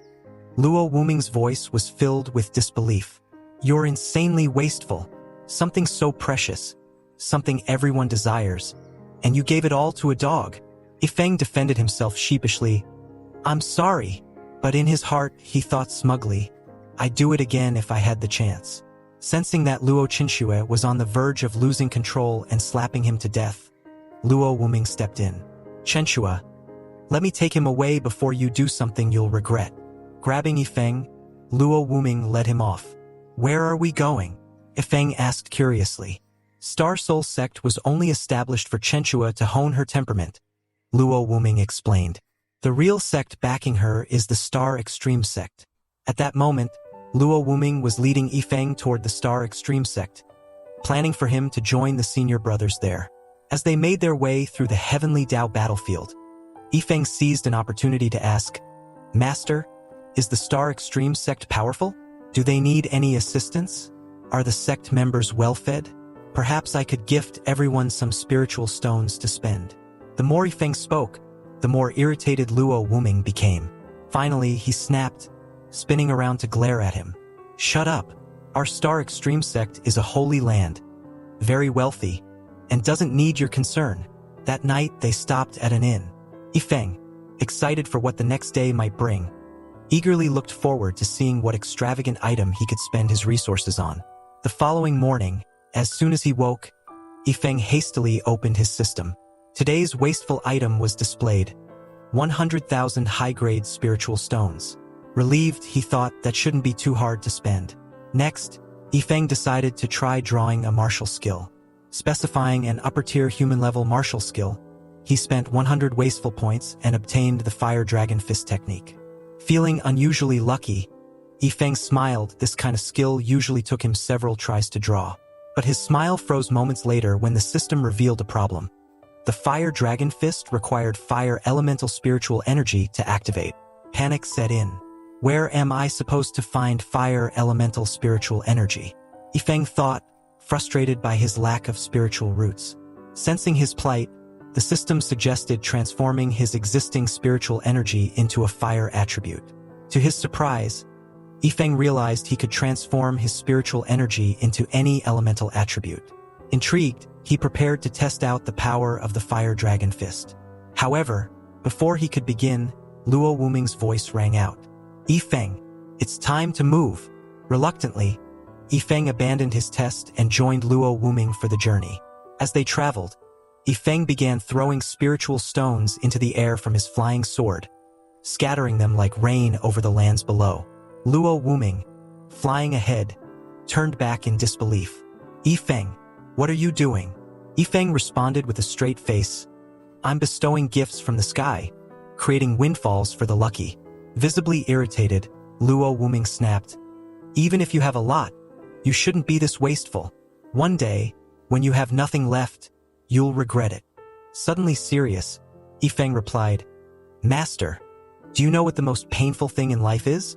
For someone devoted to swordsmanship, it's dying without comprehending the true essence of the sword. For an alchemist, it's dying without creating a legendary elixir. For a formation master, it's never crafting the ultimate formation before death. So for me, the most painful thing would be to die with money unspent. And with that, Yifeng continued tossing spiritual stones into the air as they traveled. Before long, they arrived at the Star Extreme sect. Compared to the desolate Star Soul sect, the Star Extreme sect was the epitome of luxury, brimming with resources and grandeur. After their arrival, Luo Wuming approached Manager Song, entrusting Yifeng to his care. In a few days, he explained, Yifeng will join the sect disciples heading to the heavenly Dao battlefield. With that, he departed swiftly, leaving Yifeng behind. Yifeng greeted Manager Song warmly. I'll be relying on your care and guidance, Manager Song, he said, all smiles. While waiting for his accommodations to be arranged, Yifeng overheard a commotion nearby. Curious, he inquired about it. Manager Song explained, Today is the day for the outer sect and inner sect disciples competition. Hearing this, Yifeng was intrigued and asked if he could watch the matches. At that exact moment, the system issued him a new mission. Take over a platform and defeat 100 opponents of the same realm. Success would reward him with 500 wasteful points, while failure would cost him the same amount. Excited by the challenge, Yifeng's eyes lit up. Without hesitation, he made his way to the battle platforms and claimed an empty one for himself. Seeing this, the Star Extreme sect disciples were puzzled. They could tell Yifeng wasn't one of them, and some speculated he might be from another sect, here to challenge them. Stepping onto the platform, Yifeng announced confidently, I am at the pinnacle of the Qi Activation Realm's 9th stage and the direct disciple of Luo Chenxue. Today, I'm here to hold this platform, and I hope my fellow disciples will show me some consideration. The crowd was stunned. The Sacred Lady's direct disciple? They murmured in astonishment. Moments later, a disciple named Men Yang stepped forward. From the crowd's reaction, it was clear Men Yang had a strong reputation. With a proud smile, Men Yang asked, I reached the pinnacle of the Qi Activation Realm's 9th stage in just 3 years. How long did it take you, brother? Yifeng replied casually, Not long at all. From the opening of my spirit sea to its pinnacle, it took me about 10 minutes. From there to the pinnacle of the Qi Activation Realm's 9th stage, perhaps a little over 20 minutes. Men Yang froze, utterly dumbfounded. What the hell are you talking about? Are you mocking me? Yifeng's words sent waves of disbelief through the crowd. None of the disciples believed him. Breaking through so many realms in just over 20 minutes? That was absurd. Some joked that they spent more time in the restroom than that. Many scoffed, dismissing Yifeng as arrogant. Some even questioned whether someone so brazen was worthy of being the sacred lady's direct disciple. But Yifeng paid no heed to their doubts. "Believe it or not," he said lightly. Menyang, unwilling to let the matter go, lunged forward to launch the first attack. This gave Yifeng the perfect opportunity to test his fire dragon fist. In an instant, a fiery apparition of a dragon materialized, stunning everyone watching. Menyang, in particular, was shocked by the sudden display of power. With no chance to escape, Menyang summoned his long sword and slashed at the fiery dragon. A massive disturbance erupted across the dueling platform, even affecting the bystanders. But no matter what Menyang tried, he couldn't withstand Yifeng's overwhelming surge of spiritual energy. A disciple in the crowd pointed and exclaimed, "The fiery dragon hasn't disappeared, it's still chasing him." Panicking, Menyang shouted, "How the hell do you even fight this? I want to go home to my mom." Meanwhile, Yifeng stood relaxed on the platform, striking what he thought was a cool pose. With a smirk, he chanted, "Fire Dragon Fist," and just like that, multiple fiery dragons manifested, each more dazzling than the last. As fiery apparitions emerged, all glaring ominously at Menyang, the terrified disciple cried out, "Where did this monster come from?" In sheer panic, Menyang decisively jumped off the platform, admitting defeat without hesitation. Yifeng, brimming with the confidence of a martial arts master, struck a heroic pose and declared, "Who's next? I want to defeat 100. At that moment, Yifeng was having the time of his life, reveling in the euphoria of battle. With his seemingly infinite spiritual energy, he recklessly deployed the fire dragon fist again and again, resulting in massive explosions across the arena. The chaos frightened all the disciples, sending them fleeing in terror. Watching this, Manager Song buried his face in his hands and groaned, "I shouldn't have brought this guy here." He couldn't help but lament the extensive damage to the sex properties. But Yifeng couldn't have cared less about Manager Song's concerns. Caught up in the thrill of a fantasy world come to life, he was completely immersed in his battle frenzy. Realizing the situation was spiraling out of control, Manager Song immediately ordered over 200 disciples, all at the 9th peak of the Qi activation realm, to subdue Yifeng. The disciples were stunned. "Is this guy really planning to take on over 200 of us?" One muttered in disbelief. Another chimed in, "No wonder the sacred lady took him as her direct disciple. He's terrifyingly powerful.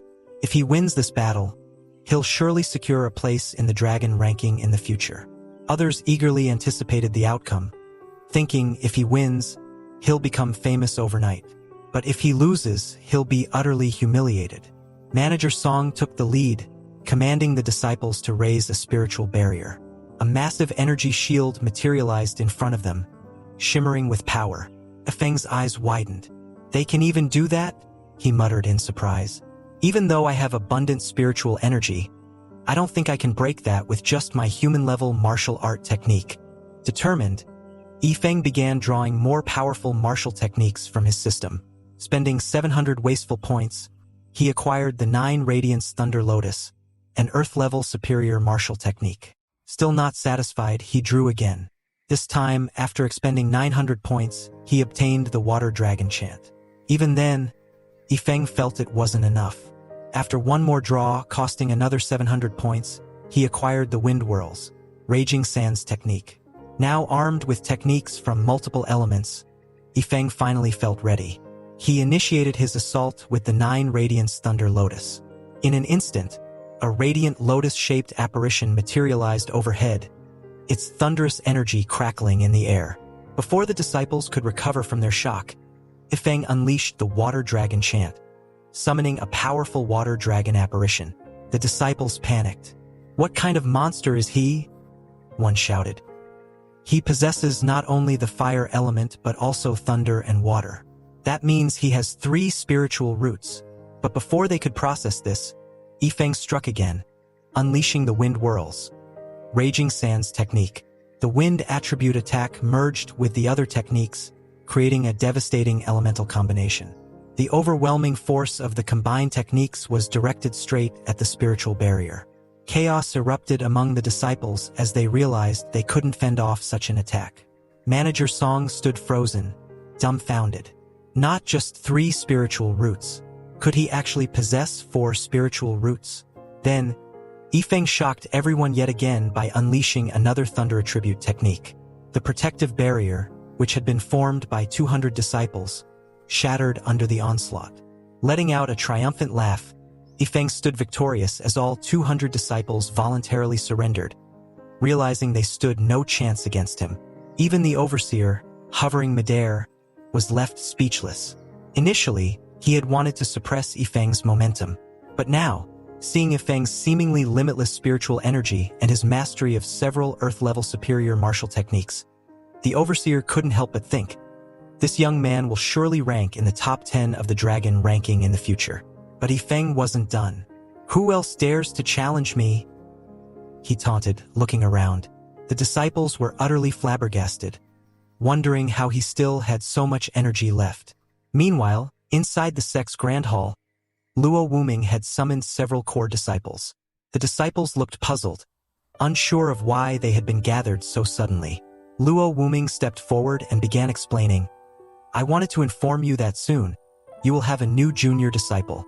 However, he is currently only at the 9th peak of the Qi activation realm. You'll need to take extra care of him. At this, the room erupted in animated discussions. Our Star Extreme sect is one of the top sects on the Xiantian continent, one disciple exclaimed. To become a core disciple, one must have exceptional talent, comprehension, and spiritual roots. Another, Qin Haoyu, asked skeptically, Master Luo, can you tell us about the exceptional qualities of this new junior disciple? Luo Wuming sighed and spread his hands. All you need to remember is that he is very rich, extremely rich, and he spends a lot, excessively so. The room fell silent, the disciples staring in disbelief. What? That's considered a special quality? One blurted out. No matter how rich he is, he couldn't possibly be wealthier than our sect, right? Another muttered. Master, you must be joking with us. But Luo Wuming wasn't joking. You'll understand after spending some time with him, he said with resignation. How can anyone compare to him? Finally, the group couldn't hold back and turned to Luo Wuming, their voices tinged with a mix of confusion and accusation. Sect Master, are you sure this is the same junior disciple you said had no special qualities? Luo Wuming was silent for a moment, feeling cornered.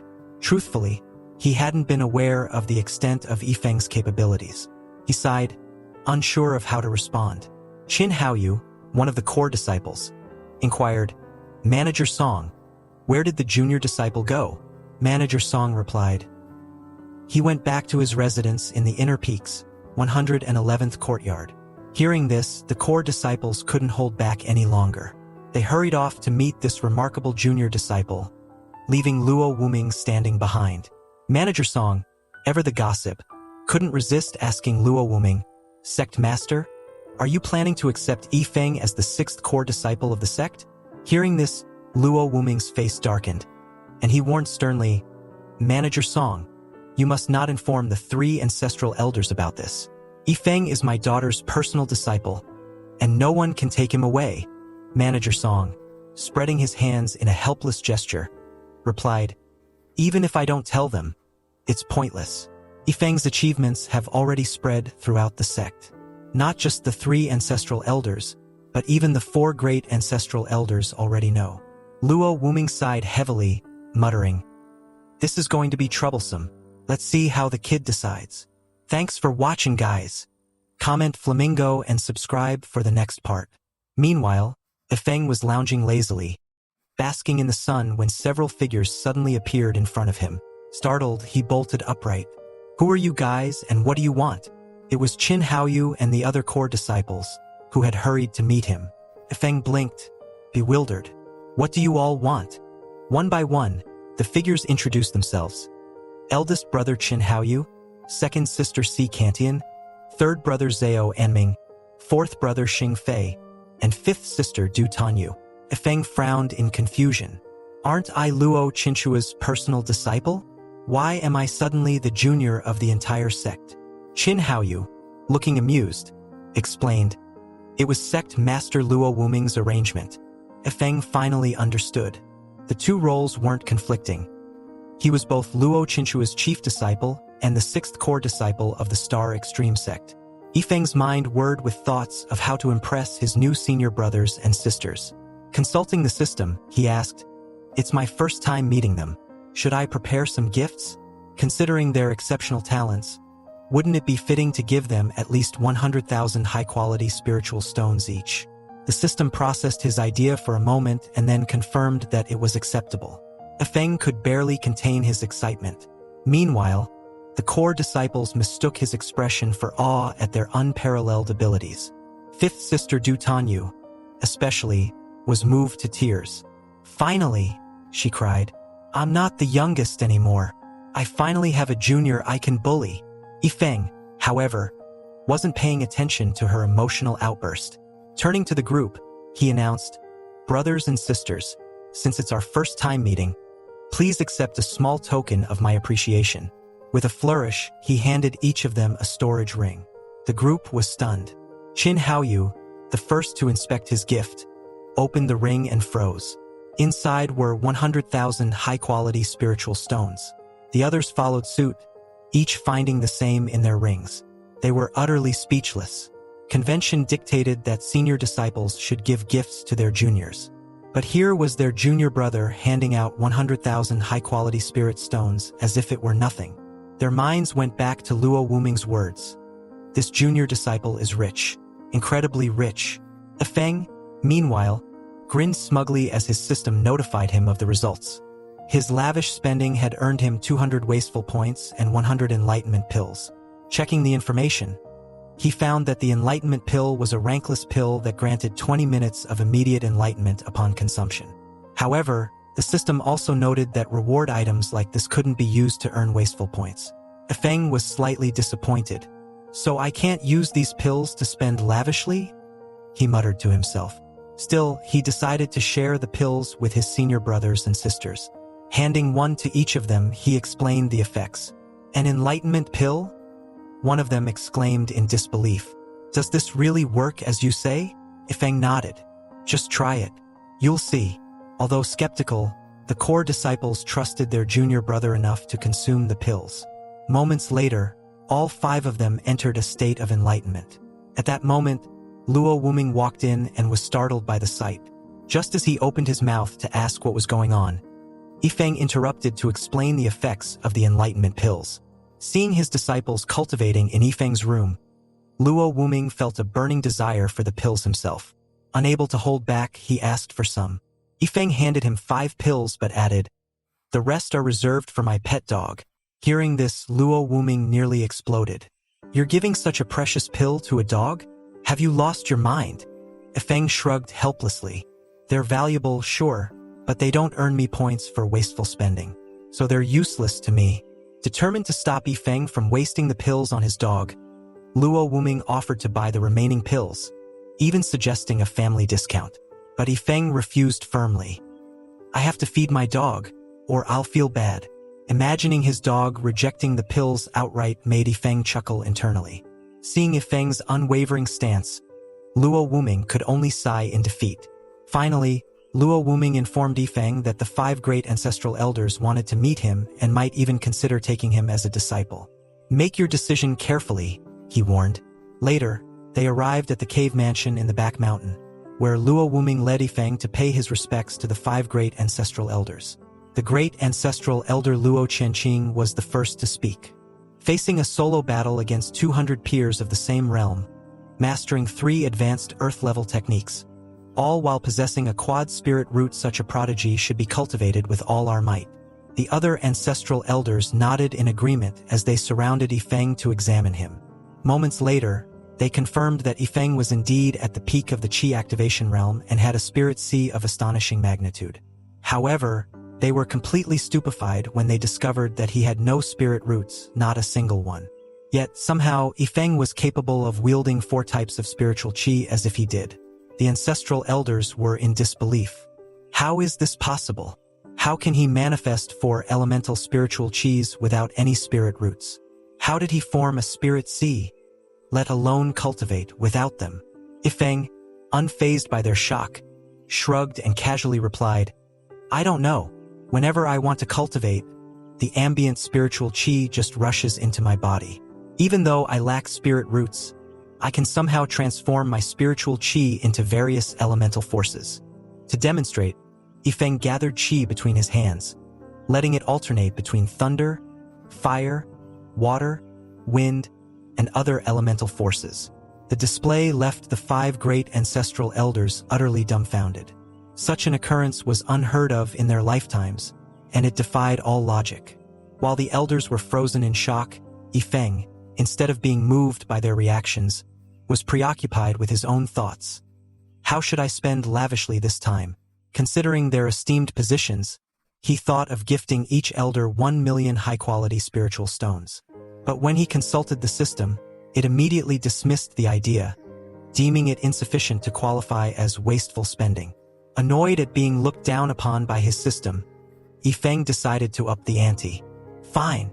What about 1 million top-quality spiritual stones per elder? This time, the system approved, and Ifeng boldly made his move. Taking out 5 storage rings, Ifeng presented them to the elders. Esteemed ancestral elders, I came here in a rush and didn't prepare any significant gifts. Please accept these 1 million top-quality spiritual stones each as a token of my respect. I hope you don't find it too meager. The 5 ancestral elders stared blankly at the rings, utterly bewildered. Were they really holding 1 million top-quality spiritual stones in their hands? Could a Chi Activation Realm disciple genuinely own such a treasure? Seeing their frozen expressions, Luo Wuming stepped forward and seized the moment. Elders, he said slyly, haven't you been stuck at cultivation bottlenecks for decades? Here, I brought you 5 enlightenment pills. Don't ask questions, just take them, and you'll re-enter a state of enlightenment. The ancestral elders, already reeling from the spiritual stones, were hit with yet another shock. Enlightenment pills? These pills were beyond rare, and the chance to enter a state of enlightenment was priceless. They hadn't been this astonished in centuries. Meanwhile, Ifeng looked at Luo Wuming with mild frustration, thinking, Master, are you trying to steal my thunder and my wasteful spending opportunities? Luo Wuming only smirked smugly in response, as if to say, this is what you get for not selling me any pills earlier. Moments later, the 5 great ancestral elders decisively swallowed the pills. Immediately, waves of enlightenment began to radiate from them. Seeing their concentration, Luo Wuming gestured to Ifeng, let's leave them to it. About 30 minutes later, the elders awoke from their states of enlightenment. While they felt invigorated, they were just a fraction short of breaking through their bottlenecks. Determined, Luo Qianqing stepped forward and asked Ifeng directly, how many more enlightenment pills do you have? Ifeng opened his mouth to answer, but Luo Wuming quickly beat him to it. Smirking mischievously, he said, Ifeng still has quite a few left, but he plans to feed them to his dog. The entire room fell silent. The 5 great ancestral elders stared in shock.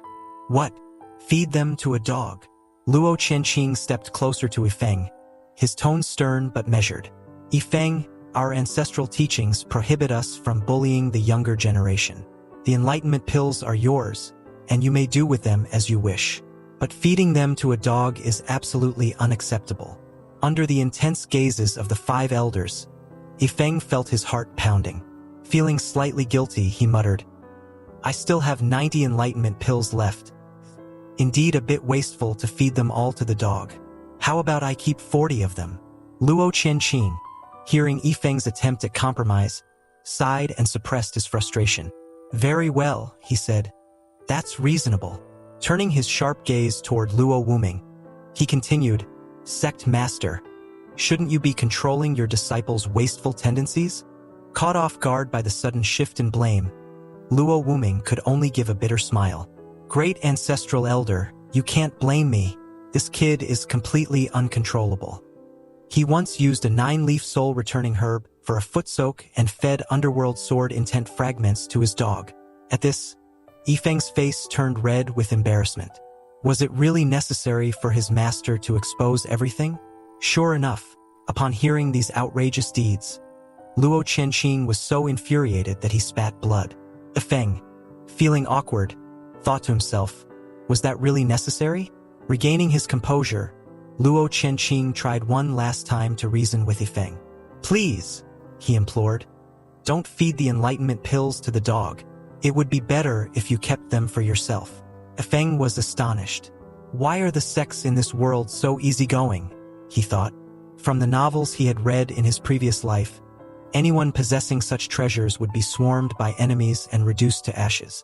Yet here, his beautiful master, who claimed she wouldn't guide him, had spent a fortune on clear, mysterious pills for him. Old Bai, who always joked about being lazy, constantly helped him with enthusiasm. Even his senior brothers and sisters, whom he had defeated during the Martial Platform event, seemed proud of his accomplishments. Now, the 5 great ancestral elders were treating him with kindness and reason. Reflecting on all this, Ifeng felt an unexpected sense of contentment.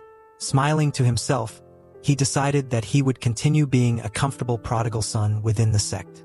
To express his gratitude, he handed over 70 enlightenment pills to the sect but kept 20 for himself. At that moment, Ifeng resolved that for him to live comfortably as a spendthrift, the sect would need to grow stronger. Ifeng thought to himself, it's not such a bad idea to give a few treasures to the sect. Seeing this, Luo Qianqing's expression turned warm, and he repeated, "Good, good, good." 3 times, his tone filled with satisfaction. It's truly the sect's fortune to have such a disciple. Afterwards, Luo Qianqing gave Luo Wuming a knowing glance and said, Luo Wuming, you're fully aware of Ifeng's contributions to the sect. As long as he doesn't violate the ancestral teachings, you have no right to punish him. Understand? At this, Luo Wuming adopted the stance of a scolded junior, hurriedly nodding his head. Understood, he replied, his tone respectful yet resigned. With this, Ifeng's meeting with the 5 great ancestral elders concluded. Luo Wuming, walking out with Ifeng, couldn't help but feel triumphant. Even if the great ancestral elder hadn't said anything, he mused smugly, I wouldn't dare mistreat Ifeng. After all, I consider him my personal god of wealth. Suddenly, Ifeng, fiddling absent-mindedly with his storage ring, accidentally pulled out a golden silkworm star shining stone. The radiant mineral immediately caught the attention of the ancestral elders, who had yet to leave. Ifeng laughed sheepishly, saying, Oh, it slipped out accidentally. It's just a broken stone, no need to mind it. Luo Wuming's face turned bright red with rage. You rascal! Didn't you say you didn't have any star shining stones? He roared. Pouting, Ifeng replied, It's just a broken stone, master. Why are you making such a big deal out of this? At that moment, the 5th great ancestral elder, Qi Yunshan, an expert artifact refiner, stepped forward, his eyes glinting with excitement. No matter the cost, I wish to buy it, he declared, his tone practically pleading. For Qi Yunshan, the golden silkworm star shining stone was one of the most coveted materials for artifact refiners, a dream material he had sought for years. But Ifeng flatly refused. I don't have many of these right now, he explained nonchalantly. I need them to pave the floor of my hut's toilet. The room went silent. Luo Wuming looked as though he might vomit blood on the spot, while the other ancestral elders seemed moments away from fainting. Qi Yunshan, forcing a polite smile, asked hesitantly, Ifeng, do you realize how crucial this star shining stone is for artifact refiners? I don't know about that, Ifeng replied casually, but I do know that when I gather enough of these stones to build my toilet, it'll be magnificent. Just imagine it dazzling golden light everywhere. Luo Wuming exploded in frustration. You're gathering more of them? Don't you know these are spirit minerals that can absorb tribulation lightning? What are you planning to do? Hide in your toilet when you face tribulation. However, Qi Yunshan's eyes lit up as a new idea dawned on him. Wait, you said you could obtain more star shining stones? He asked eagerly. Yeah, Ifeng replied with a shrug. After I finish building my toilet, if there are any leftovers, I'll give them to you. At this, Qi Yunshan clapped his hands and exclaimed, Good, good, good, startling everyone. His sudden enthusiasm confused not only Yifeng but also the other elders and Luo Wuming. Luo Chanqing frowned, pulling Qi Yunshan aside. "Old Fifth, have you gone mad? That's the golden silkworm star shining stone, and you're okay with him using it to build a toilet?" The other elders and Luo Wuming nodded in agreement, equally baffled. Qi Yunshan waved them off. "Are you all clueless? Once Yifeng finishes building the toilet, can't we just hide in there during tribulation lightning? A single star shining stone can absorb so much. Imagine if the entire toilet is built of it. We can just squat and succeed in crossing the tribulation. Isn't that brilliant?" Luo Wuming stared at Qi Yunshan in awe. "Wait, is that actually possible? Could a toilet really replace life-saving treasures during a tribulation?" At this point, Yifeng shivered slightly, sensing that they were plotting something unsavory involving his toilet. After agreeing with Yifeng's golden toilet plan, Luo Chanqing turned to Luo Wuming and gave him strict instructions. "Ensure that God of Wealth Yifeng is safe during the upcoming Heaven's Way battlefield expedition." However, Yifeng had other ideas. "I'd prefer to go alone," he said confidently. "In the Qi activation realm, I'm practically invincible." Luo Wuming immediately tried to dissuade him. "This isn't a child's game. Listen to the great ancestral elder and take some senior brothers with you for protection." Luo Chanqing considered Luo Wuming's argument, but Yifeng quickly interjected. "If there are too many people, my cultivation experience will be meaningless." Finally, Luo Chanqing relented. "Fine, go alone," he said, "but be extremely careful and trust no one. Rest in the sect for the next 2 days. On the 3rd day, head to the Heaven's Way battlefield teleportation tower." Yifeng nodded, satisfied. He had his reasons for wanting to go solo. Taking a large group of senior brothers to the battlefield would likely mean he'd have to protect them instead of the other way around. Besides, in case of real danger, he could always rely on his unbeatable godly wealthy guard squad. In fact, he was quite eager to see his guard squad in action. After paying his respects to the ancestral elders, Yifeng returned to his residence, where several senior brothers and sisters were waiting for him. They greeted him enthusiastically. "Junior brother, do you have any more of those enlightenment pills you gave us earlier?" Yifeng noticed the gleam of excitement in their eyes. It seemed they had been deeply impressed by the effects of the enlightenment pills, and despite the shamelessness of it, they couldn't resist asking for more. Yifeng frowned. "I don't have many left," he said. "I originally had 90, but I already gave 70 to the ancestral elders." Senior sister Xia Tian stepped forward, her tone turning sweet and coquettish. "Can't you spare just one more for me? Please, junior brother?"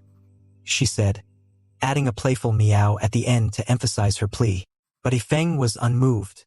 "I really can't give any more," he said firmly. "I need to keep some for my dog." Hearing this, the senior brothers and sisters were left dumbfounded. Even the great ancestral elder couldn't get the remaining pills, and here Yifeng was saving them for a dog. Sighing, the group could only give up, their expressions tinged with regret. Sensing their disappointment, Yifeng reminded them, "Why are you all so upset? Remember, I've already handed over 70 enlightenment pills to the sect. As core disciples, aren't those pills reserved for you all?" Upon hearing this, their spirits immediately lifted. The eldest senior brother, Chen Haoyu, thanked Yifeng profusely before rushing off with the others to claim their share. Watching them leave, Yifeng sighed and muttered, "At least fix my roof before you go." Yifeng leaned back lazily, pulling out a glass of red wine.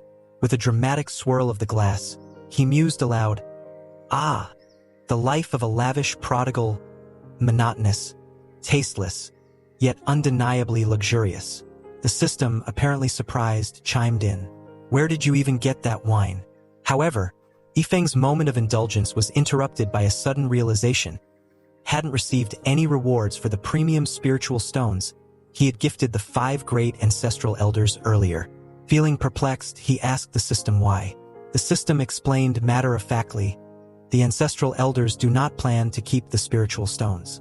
They intend to return them to you. Since the extravagant action hasn't been completed, no reward has been issued." Yifeng sighed in exasperation. Have they got rust in their brains? Who turns down money? At that moment, Luo Chanqing walked in. "Yifeng, I hope I'm not disturbing your rest, he said with a polite smile. Speaking of the devil, Yifeng turned to greet him, hiding his annoyance. Ah, great ancestral elder, no disturbance at all. Without waiting for Luo Chanqing to say anything, Yifeng quickly added, Great ancestral elder, please use the premium spiritual stones I gave you as you wish. Don't be shy, I have plenty more. You're not here to return them to me, are you? Luo Chanqing sighed and took out 5 storage rings. The Star Extreme sect doesn't need spiritual stones from its disciples at the moment. Our reserves are sufficient, so you should keep them. Yifeng immediately declined. While I may not know exactly how many spiritual stones the sect has in reserve, I'm confident that the total amount doesn't even come close to what I possess. If the sect ever needs spiritual stones, just ask me, I can guarantee an endless supply. Seeing Yifeng's insistence, Luo Chanqing decided to test him further. In that case, he said, narrowing his eyes, do you have any spiritual crystals? Yifeng tilted his head, puzzled. Spiritual crystals? What's that? Luo Chanqing explained patiently. Spiritual crystals are the primary source of power for the sect's protective array. Unfortunately, the sect has been running low on them lately. Obtaining spiritual crystals has become increasingly difficult in recent years, especially from the Heaven's Way battlefield. If you can provide some, it would be a great help. Yifeng's eyes lit up. Isn't this another perfect opportunity for me to be wasteful? Turning to the system, he asked, Look system, how good is the Star Extreme sect to me? They're like family. So, can I give them 100 billion premium spiritual crystals? The system was momentarily stunned before replying sharply, Host, are you kidding me? 100 billion spiritual crystals would power the sect for centuries. 100 million at most. Yifeng frowned and retorted, That's not right. System, these people are like my loved ones. Shouldn't we be more generous? The system remained unmoved. 100 million is the cap. Take it or leave it. Yifeng sighed, but he hadn't really expected the system to agree to his outrageous suggestion. At least it's not completely heartless, he thought, deciding to settle for the 100 million spiritual crystals the system approved. The system promptly dispatched 100 million top-grade spiritual crystals into Yifeng's storage ring. Meanwhile, Luo Chanqing had no idea what Yifeng was up to. He didn't believe Yifeng could possibly produce spiritual crystals, as they were exclusive to the Heaven's Way battlefield. Preparing to leave, Luo Chanqing said, Well, if you can't provide spiritual crystals, I won't bother you further. However, Yifeng stopped him. Wait, great ancestral elder. I have 100 million top-grade spiritual crystals here. Luo Chanqing froze. His face twisted into a mix of shock and disbelief as he stared at Yifeng. What did you just say? I have 100 million top-grade spiritual crystals, Yifeng repeated casually. Luo Chanqing began to doubt his own sanity. Am I hallucinating? How could a mere Qi activation realm disciple possess such a vast number of spiritual crystals? Even if the entire Star Extreme sect were sold off, they wouldn't be able to amass such wealth. To confirm, Luo Chanqing probed Yifeng's storage ring with his spiritual sense. What he saw left him utterly flabbergasted. The ring was filled to the brim with countless top-grade spiritual crystals, stacked neatly like mountains. Even with his years of experience, Luo Chanqing couldn't maintain his composure. This ring alone, he murmured, his voice trembling. Its value surpasses that of the entire sect by an unimaginable margin.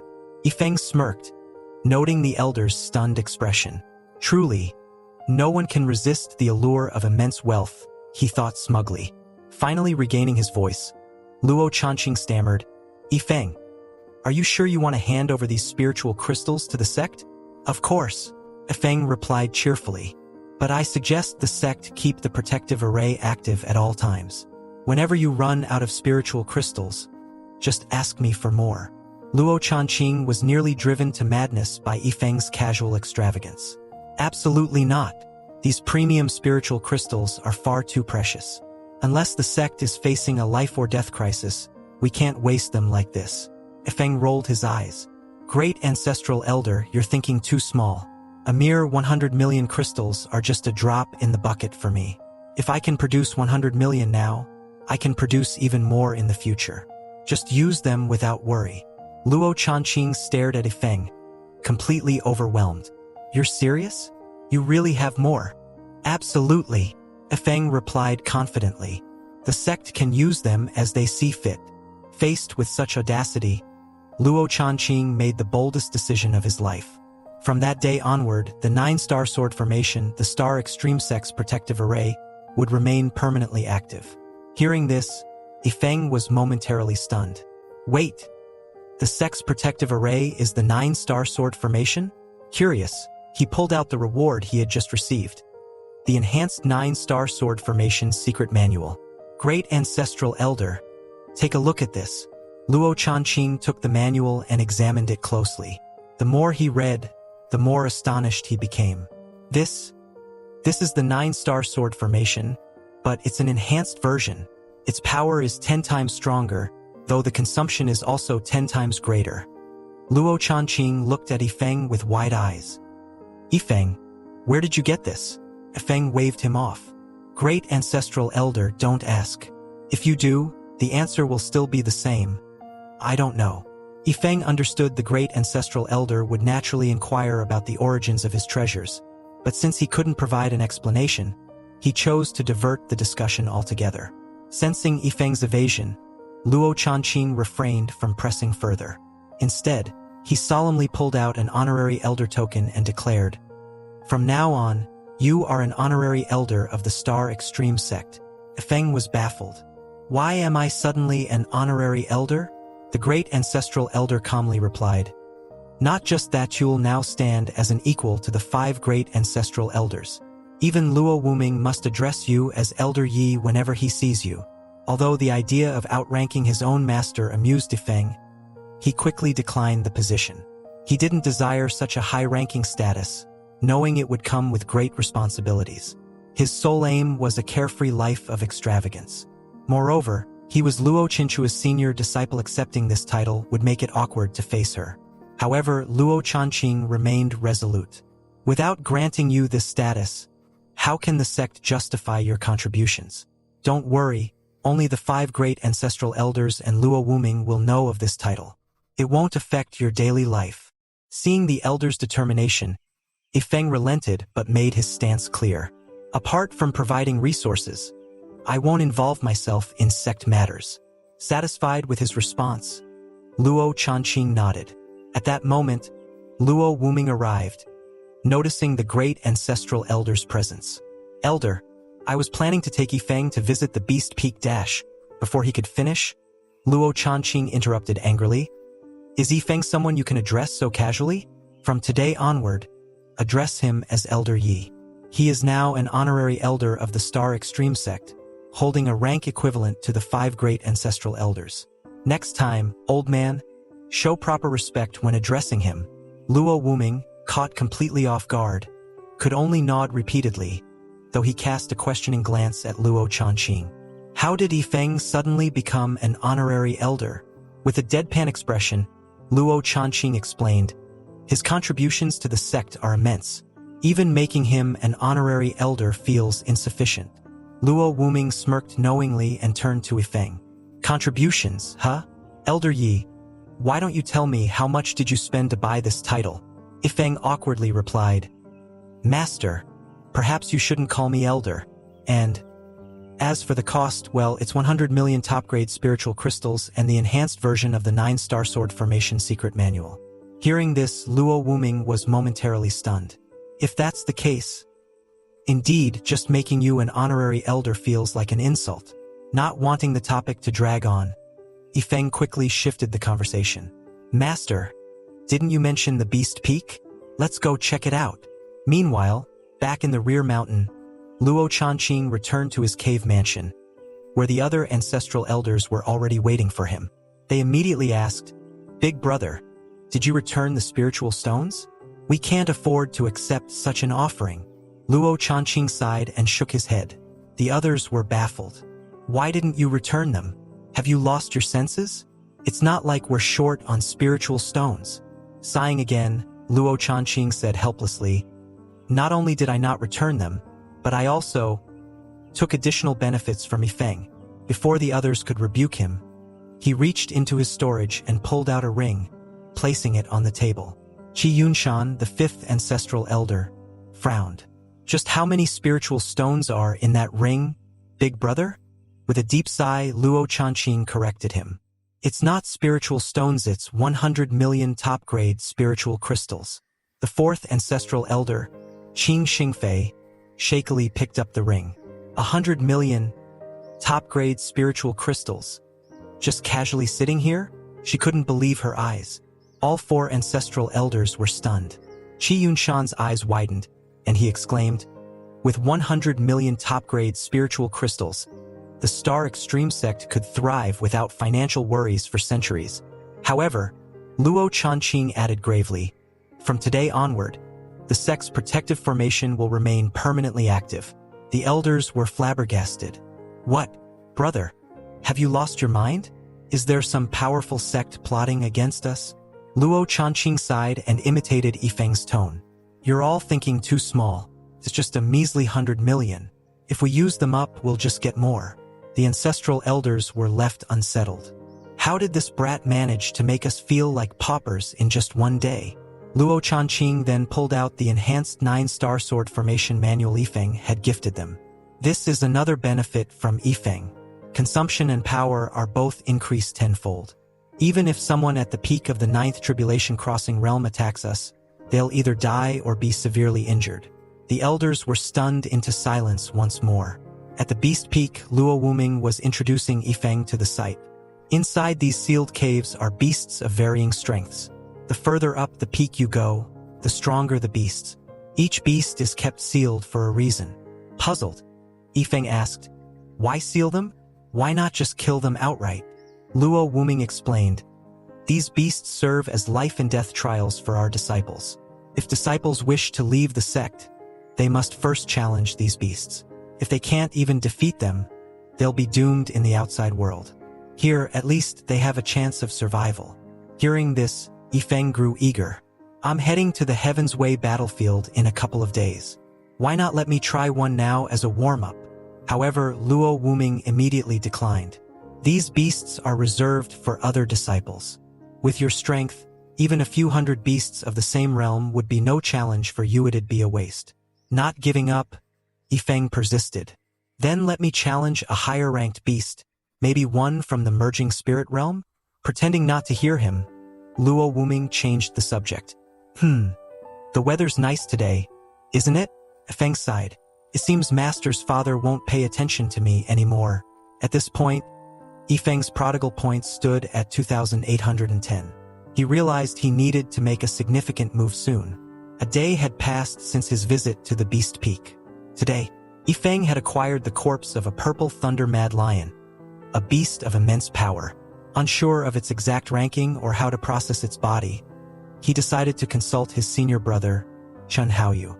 Senior brother, how should I handle this beast's body? Yifeng asked. Chen Haoyu explained patiently, you can extract its essence blood using spiritual energy. The essence blood is extremely valuable, but it's only beneficial for those who practice body cultivation. Yifeng tilted his head. What exactly is body cultivation? Body cultivators refine their physical bodies through techniques that absorb the spiritual energy of heaven and earth. Chen Haoyu elaborated. Their combat power is terrifying, and the essence blood of powerful beasts like this one is their best cultivation resource. Curious, Yifeng raised another question. What if we just roast the beast and eat it? Chen Haoyu froze, staring at Yifeng with a baffled expression. Junior brother, where do you come up with these ideas? He asked, his voice tinged with disbelief. Despite his confusion, Chen Haoyu clarified, for lower realm beasts, roasting and eating them is fine, but for high-ranking beasts like this, directly consuming the flesh would be wasteful. You'd absorb less than 1% of the essence blood's power without proper extraction. Do we have any body cultivators in our sect? Yifeng asked, genuinely curious. Yes, Chen Haoyu nodded. The fifth ancestral elder, Chuyun-chan, is one. She's a body cultivator at the Tribulation Crossing realm. Just as Chen Haoyu prepared to launch into a lengthy story about Elder Chuyun-chan's past, Yifeng turned and walked away, uninterested in listening further. Watching him leave, Chen Haoyu furrowed his brows. wondering if Yifeng truly had the body of such a high-level beast and if he was actually planning to roast it. Yifeng headed straight to the dueling arena, drawing the attention of the surrounding disciples. Many assumed he was there to challenge them again, and some immediately lay down in surrender, convinced they couldn't defeat him. However, Yifeng had other plans. He leaped onto the stage and declared, "Let's not duel today. Instead, help me slice some meat. I'll treat you all to a barbecue." Under the astonished eyes of the crowd, Yifeng retrieved the massive purple thunder mad lion's corpse from his storage ring. The beast's immense size and weight shattered the newly repaired arena floor upon impact, leaving everyone dumbfounded. Standing atop the massive carcass, Yifeng called out, "Dear senior brothers and sisters, please help me slice this beast. I can't handle it alone." The disciples, thrilled by the idea of a barbecue, eagerly approached. However, they quickly encountered a problem. The purple thunder mad lion's hide was so tough that their weapons couldn't even scratch it. Worse, some of their weapons shattered upon contact, leaving the disciples distraught and mourning their broken tools. Seeing the predicament, Yifeng turned to his system for assistance. The system temporarily lent him a set of 100 daggers. However, upon seeing the rusty, battered daggers, Yifeng raised an eyebrow, doubting the system's intentions. "Can these really cut through?" he wondered, skeptical. With no other choice, he handed the daggers to the disciples. "Stop your attempts, use these daggers instead." The disciples hesitated, staring at the shabby weapons. "Will these actually work?" they muttered among themselves. But when one disciple tried using the dagger, the tough scales of the purple thunder mad lion sliced apart as easily as tofu.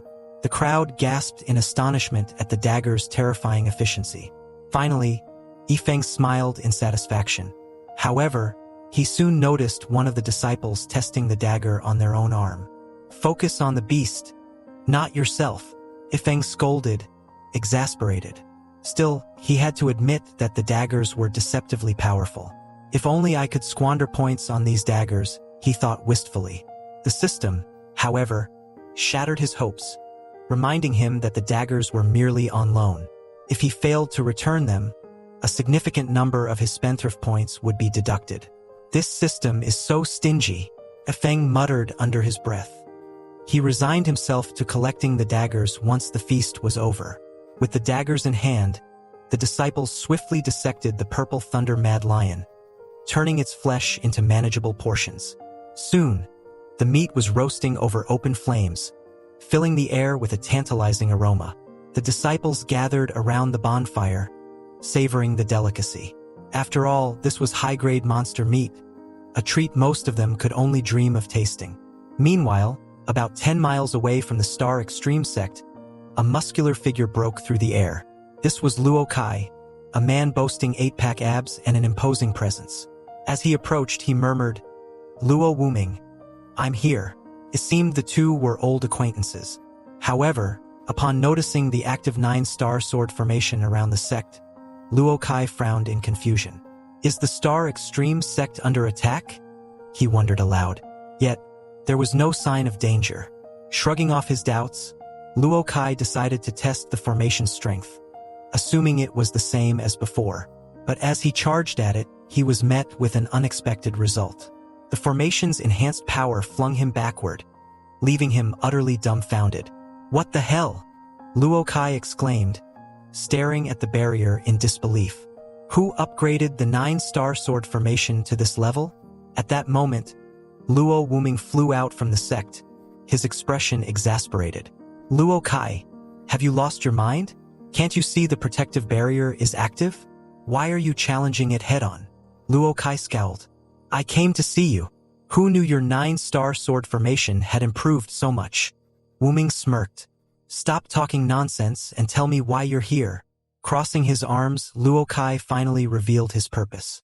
"I've come to show off. This time, I struck it big in the Heavenly Tao battlefield. I managed to collect a whopping 80 top-grade spiritual crystals." Luo Wuming raised an eyebrow, unimpressed. "Is that all? I'm leaving." Luo Kai was stunned. "What kind of reaction is that? Shouldn't you be begging me for some crystals? Is there a powerful enemy attacking?" And who improved the sword formation to such a terrifying level? Luo Kai demanded, his face a mix of confusion and concern. Luo Wuming casually replied, "Oh, it's nothing serious. Recently, we've had too many spiritual crystals lying around, so we decided to burn through some of our stock. You should have felt the power of the formation, though. Even though its consumption has increased tenfold, my Star Extreme sect can afford it." Hearing this, Luo Kai's expression darkened as he exclaimed angrily, "You're showing off. How many spiritual crystals do you even have now? You just upgraded a defensive formation, and now you're acting so smug." Luo Wuming smiled faintly, his voice laced with mock humility. "Not that many, just about 100 million. It should last us a few months." Luo Kai's jaw dropped. He tried to appear calm, replying nonchalantly, "Oh, nothing much to say. I just came to have a drink and chat with you." But inside he was shaken. 100 million. Luo Wuming had never lied to him about matters like this, which meant it had to be true. 100 million spiritual crystals was a staggering fortune. Later, as Luo Kai followed Luo Wuming, still trying to process this information, a mouth-watering aroma wafted through the air. Luo Kai froze, his nose twitching. His expression changed dramatically as he muttered, "That smell! It can't be." Without warning, he bolted toward the source of the aroma like a man possessed. When he arrived, the scene before him left him completely stunned. A group of Star Extreme sect disciples was feasting around a massive bonfire. And the centerpiece of their feast? The roasted flesh of a purple thunder mad lion. "It really is the purple thunder mad lion," Luo Kai blurted out, unable to believe his eyes. This beast had survived 9 thunder tribulations, making it a creature on the brink of ascending to the upper realms. Yet here it was, roasted and served as a delicacy for disciples to enjoy. Luo Wuming, who had followed behind, was just as surprised. It survived 9 thunder tribulations, and now it's being roasted and eaten like common game? He murmured. Luo Kai grabbed Luo Wuming's arm, demanding an explanation. "Your disciples are roasting and eating the flesh of such a terrifying beast. When did the Star Extreme sect become so wealthy?" With a helpless sigh, Luo Wuming replied, "We're not rich at all. This is definitely that prodigal Yifeng's doing." Before Luo Kai could press further, something else caught his eye, something that made his heart skip a beat. One of the disciples, only at the Qi activation realm, was wielding what appeared to be a simple black dagger. Yet, with that dagger, he effortlessly sliced through the purple thunder mad lion's impenetrable scales as if they were nothing but tofu. Luo Kai's shock deepened. First, they're casually roasting a purple thunder mad lion, and now that. What kind of divine weapon is that dagger? Luo Kai turned to Luo Wuming, disbelief written all over his face. "Old friend, your sect feels so unfamiliar to me now." Luo Wuming was equally baffled. He had no idea what was going on either. Determined to get answers, he quickly sent a voice transmission to the 5 ancestral elders. "Come quickly. That Yifeng kid is squandering resources again. This time, it's the corpse of a purple thunder mad lion that survived 9 thunder tribulations. He's roasting it for the disciples to eat. If you don't come now, it'll all be gone." Luo Kai, overhearing this, asked in confusion, "Who's Yifeng? And why do you need the 5 ancestral elders? Can't you just deal with him yourself?" Luo Wuming sighed heavily. "I wish I could, but I can't. Yifeng isn't just the 6th core disciple of the sect. He's contributed 100 million top-grade spiritual crystals and even enhanced the 9-star sword formation. On top of that, he's now an honorary elder of the Star Extreme sect. Even I have to address him as Elder Yi." Luo Kai's jaw dropped. An honorary elder? A Qi activation realm disciple? What kind of monster was this Yifeng? Meanwhile, in the back mountain, Chuyunshan, the 5th ancestral elder and a body cultivator, overheard the news.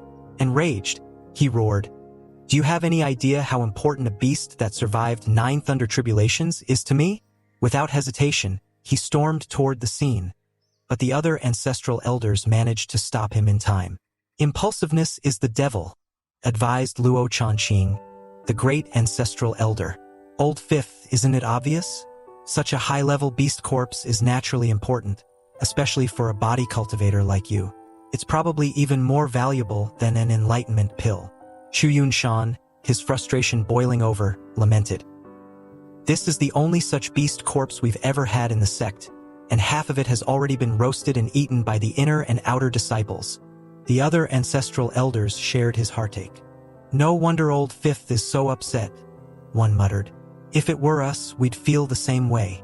Luo Chanqing, however, took a different approach. Let's go over and have a taste ourselves. Better to eat some than none at all. Moments later, Luo Wuming and Luo Kai were already feasting at the dueling ground, competing to see who could eat faster. Upon seeing this, the arriving ancestral elders were speechless. These two old geezers have even less shame than we do, one remarked. In the end, Luo Kai, being a body cultivator, easily outpaced Luo Wuming in their eating contest, earning cheers from the surrounding disciples. When the ancestral elders approached, they greeted Yifeng with mock indignation. Yifeng, why didn't you invite us old geezers to join the feast? Yifeng smiled politely. How could I not? If the ancestral elders are interested, please join us. Luo Kai couldn't help but tease the elders. How can such old geezers be so overlooked? No wonder they're complaining. And so, the ancestral elders joined the feast, relishing the rare delicacy.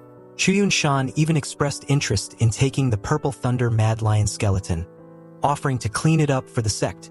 Seeing someone willing to handle the cleanup, Yifeng was naturally pleased. After the meal, Luo Wuming introduced his old friend Luo Kai to Yifeng, though Luo Kai was already in awe of the prodigal disciple who had managed to append his understanding of the Star Extreme sect in a single day. Thanks for watching, guys. Comment Flamingo and subscribe for the next part. Yifeng had recently received a new visitor, Luo Kai, a body cultivation expert at the 4th level of the Tribulation Crossing realm. Yet, what left Yifeng puzzled was why his master's father, Luo Wuming, still addressed him as elder. Yifeng exchanged respectful greetings with Luo Kai, but even Luo Kai began calling him elder. Laughing, Yifeng said, "Since you're a friend of my master's father, you're naturally my senior." Hearing this, Luo Kai's mind spiraled in confusion. Why do you call Luo Wuming master's father, while he calls you elder? Your relationship is so complicated. Luo Wuming sighed and explained, "This kid is my daughter's senior disciple, so I'm his master's father. It's a long story." Before the topic could devolve further, Yifeng received a system reward for the lavish feast he had hosted with the Purple Thunder Mad Lion. The reward, 200 drops of essence blood from the Purple Thunder Mad Lion that endured the 9 heavenly Tao tribulations. Curious, Yifeng asked his system to explain the concept of the 9 heavenly Tao tribulations. The system clarified, when a cultivator or beast reaches the peak of the Tribulation Crossing realm's 9th level in the Xiantian continent and seeks to ascend to a higher realm, they must endure 9 heavenly Tao tribulations. These tribulations are far stronger than ordinary ones. Yifeng nodded, finally understanding. So, this is another level of strength after reaching the peak of the Tribulation Crossing realm. Luo Kai, now in high spirits from the earlier feast, approached Yifeng excitedly. "Thank you, nephew Yifeng. Without you, I'd never have tasted such a precious beast. But honestly, you wasted the essence blood of the Purple Thunder Mad Lion." Yifeng blinked, confused by Luo Kai's statement. As if on cue, the system transferred the reward essence blood into his inventory. Yifeng took it out and asked, "Senior, are you talking about this?" Luo Kai's eyes widened as he inspected it. "Yes, this aura is unmistakable. This essence blood was refined from the Purple Thunder Mad Lion." Generously, Yifeng offered some of the essence blood to Luo Kai but mentioned he would reserve a portion for his pet dog. Luo Kai's expression froze. "Dog? Is that a nickname for one of your friends?" Before Yifeng could reply, Luo Wuming interjected with a smirk. "No, it's not a nickname. It's an actual doggy stray mutt, to be precise." Luo Kai's jaw dropped. "And this stray dog got to consume such priceless resources?" "It's true," Luo Wuming confirmed. "It even swallowed over 2009 pattern clear mysterious pills and is currently evolving into a beast." Unable to process this, Luo Kai muttered in disbelief, "You must be joking." Yifeng simply smiled and excused himself. Meanwhile, Luo Wuming seized the opportunity to drag Luo Kai to his residence, claiming he had something special to offer. Luo Kai reluctantly followed, still baffled. What kind of opportunity could your sect possibly have? Once back at his residence, Luo Wuming retrieved a small pill and handed it to Luo Kai. Suspicious, Luo Kai inspected it carefully. What is this? You're not trying to poison me, are you? Of course not. Luo Wuming replied with mock offense. This is an enlightenment pill. You've never seen one before, have you? Luo Kai was stunned. You're serious? This is real. Try it and you'll know, Luo Wuming said smugly. You'll thank me later. Without hesitation, Luo Kai swallowed the pill. Within moments, his mind entered a state of rapid clarity. He quickly sat down cross-legged, diving into a profound state of enlightenment. 20 minutes later, Luo Kai emerged from his trance, his face brimming with satisfaction. Told you, didn't I? Luo Wuming chuckled. That enlightenment pill was provided by Yifeng. Apart from the 70 he gave to the sect, he's keeping 20 to feed his dog. Luo Kai froze. Feed his dog? That's right. Oh, and did I mention Xiao Tianyu? He joined my daughter's Star Soul sect as an elder just to help Yifeng. And don't forget Bai Tianhong, who is now stationed there full-time because of him. Luo Kai silently rose to his feet. Without a word, he left the residence. Wait, where are you going?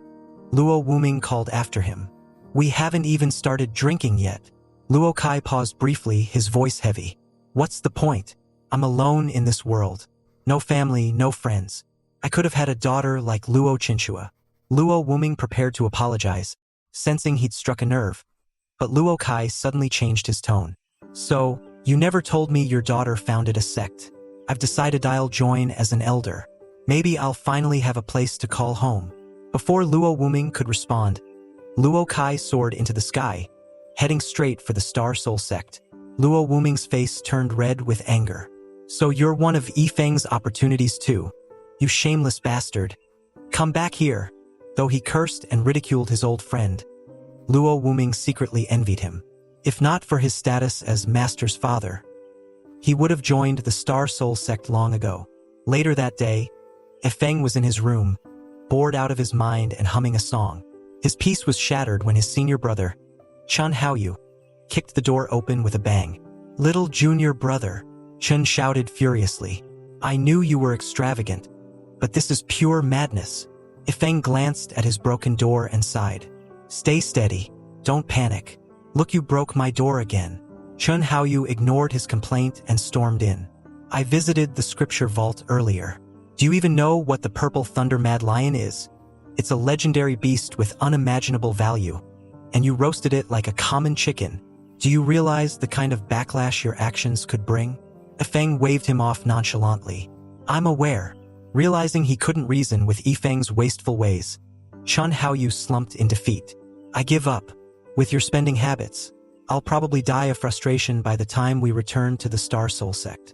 Without so much as a goodbye, Chun Haoyu staggered away, muttering to himself. Yifeng stared at his broken door in disbelief. He broke my door and just left like that. Unbelievable. My poor door.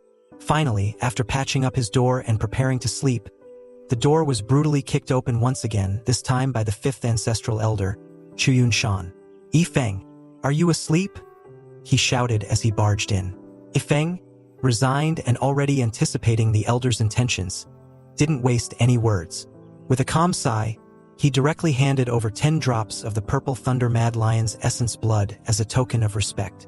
Chuyun Shan, after a brief moment of hesitation, accepted the essence apologetically. I'm so sorry for the intrusion, Elder Yi. I won't disturb your rest further. If you need anything, just let me know. With that, he decisively turned and left. Staring at his now shattered door yet again, Yifeng sighed. Why bother fixing it anymore? Maybe I should just change courtyards, he muttered. After shifting to a new courtyard, Yifeng finally enjoyed a good night's sleep. When morning came, he felt refreshed and ready for another day.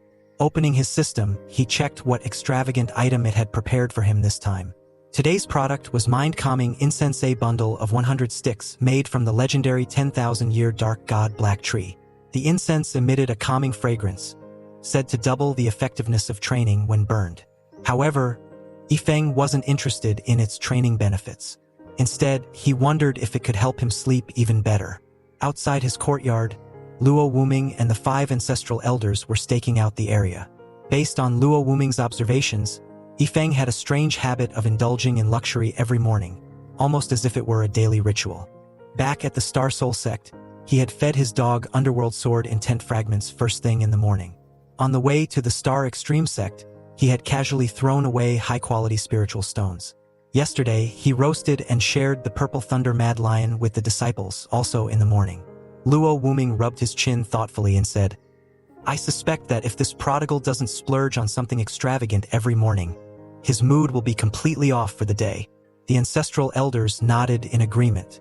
That does seem about right. Suddenly, Luo Wuming caught a faint whiff of a sweet fragrance wafting through the air. For a brief moment, he felt a sense of serenity. "What's that smell?" he murmured, his expression serious. Recognizing the aroma instantly, Luo Chanqing dashed forward without hesitation. "That's mind-calming incense. And it's not the ordinary kind." With a resounding bang, Yifeng's new door was obliterated as the great ancestral elder burst into the room. Yifeng, jolted awake by the noise, was momentarily disoriented. "Do you all have a vendetta against doors?" he shouted in frustration. The great ancestral elder ignored the complaint, inhaling deeply as he approached the source of the fragrance. "Yifeng, what kind of spiritual wood is this mind-calming incense made from?" he asked with forced calmness. Yifeng, still groggy, casually replied, "It's made from the 10,000-year dark god black tree." Luo Chanqing's face twitched as he nodded, pretending to remain indifferent. "Ah, the 10,000-year dark god black tree. Not bad. Quite good." But inwardly, Luo Chanqing was screaming, "This is beyond good. This is priceless." Yifeng tilted his head, studying the elder's reaction. "Are you sure it's just not bad? By that measure, the 10,000-year dark god black tree doesn't seem all that special. It doesn't even compare to some of the other extravagant items I've had before." Luo Chanqing struggled to maintain his composure, his heart aching as he watched Yifeng light stick after stick of incense. When Yifeng grew impatient with the slow burn, he even brought out a fire tray to burn multiple sticks at once. Luo Wuming whispered to the others, "There are 100 of them." The ancestral elders exchanged pained glances. Watching Yifeng waste such a precious treasure so frivolously was agonizing. By the time all 100 sticks were burned, the entire courtyard was saturated with the calming aroma, and Yifeng peacefully went back to sleep. Luo Chanqing forced a smile, but inwardly, he was seething. This wasteful boy, burning 100 sticks of mind-calming incense just to sleep? Does he want to drive us to our graves? Outside the courtyard, the ancestral elders gathered to vent their frustrations. The second ancestral elder lamented, "Forget the 10,000-year dark god black tree. I've never even seen a tree over 5,000 years old in the heavenly Tao battlefield." Luo Chanqing added, "Moreover, I suspect that incense was made from the tree's core. It's not just about its age. But what can we do? It's Yifeng's possession. Out of sight, out of mind. I won't be coming back. I can't take this anymore." Another elder nodded solemnly. "The treasures this boy wastes. It's beyond words." Despite their complaints, Luo Wuming spoke up with a wry smile. "Why not just close your eyes and enjoy the ambience? If we can't stop him, we might as well reap the benefits." The elders paused, exchanging glances, before nodding in agreement. "You're right." Later that morning, Yifeng woke up feeling more refreshed than ever. Checking his system, he saw his reward for burning the incense. 200 more sticks of mind-calming incense. Yifeng's eye twitched in frustration. "Is this system messing with me? I just burned 100 sticks to show off, and now you're giving me 200 more." Feeling insulted, he decided to get rid of the new incense. Even the ancestral elders didn't seem to value it. "This incense is ruining my reputation as a prodigal spender." Grabbing the bundle of incense sticks, he stormed outside, only to freeze in place at the sight of the 5 ancestral elders meditating just beyond his courtyard. Startled, Yifeng asked, "What are you all doing here?" Luo Chanqing explained with calm authority, "True cultivators practice anywhere and everywhere. The highest state of cultivation is to follow one's heart." Hearing this, Luo Wuming discreetly gave him a thumbs up, impressed by the great ancestral elders' profound wisdom. Seizing the moment, Yifeng decided to offload the mind-calming incense onto the elders. Without a word, He casually dropped the bundle of incense sticks at their feet and retreated to his room. The ancestral elders froze, stunned into silence. Their eyes fixated on the 200 sticks of mind-calming incense now scattered on the ground. Luo Chanqing felt his pride take a blow. What just happened? Did this kid seriously drop such priceless incense like it's worthless trash? Luo Woming, after a brief moment of thought, seemed to realize the reason. Great ancestral elder, do you recall what you said earlier in front of Yifeng? You said the mind-calming incense was just not bad. And his expression changed right after that. Luo Woming reminded him. At this, Luo Chanqing's eyes widened as he recalled the moment. That's right. Suddenly, a thought dawned on him, but Luo Woming beat him to it. He must have taken your words to heart. He probably thinks the incense is worthless junk now because you dismissed it.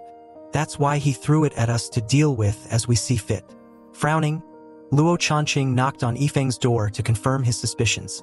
Elder Yi, would you like us to handle the mind-calming incense for you? Yifeng's casual voice came through the door. Thank you, great ancestral elder. Please get rid of that junk for me. Using it will only devalue me. Hearing this, Luo Chanqing's face twitched, but then he let out a mysterious smile. All right, let's go. Later, back in his cave dwelling on the back mountain, Luo Chanqing distributed the incense to the other ancestral elders, giving each of them 20 sticks. Luo Woming, standing nearby with an expectant expression, smugly hinted, What about me? Where's my share? Luo Chanqing calmly turned to him and said, You get nothing. Then, with a decisive wave of his hand, he threw Luo Woming out. Stumbling outside, Luo Woming was dumbfounded. We were all in this together. Why am I the only one excluded? I would have settled for even 10 sticks. Inside the cave, Chuyun-chan pulled out a tattered outfit and grinned mischievously. Brothers, why don't we all become beggars? Every morning we can stake out Yifeng's place.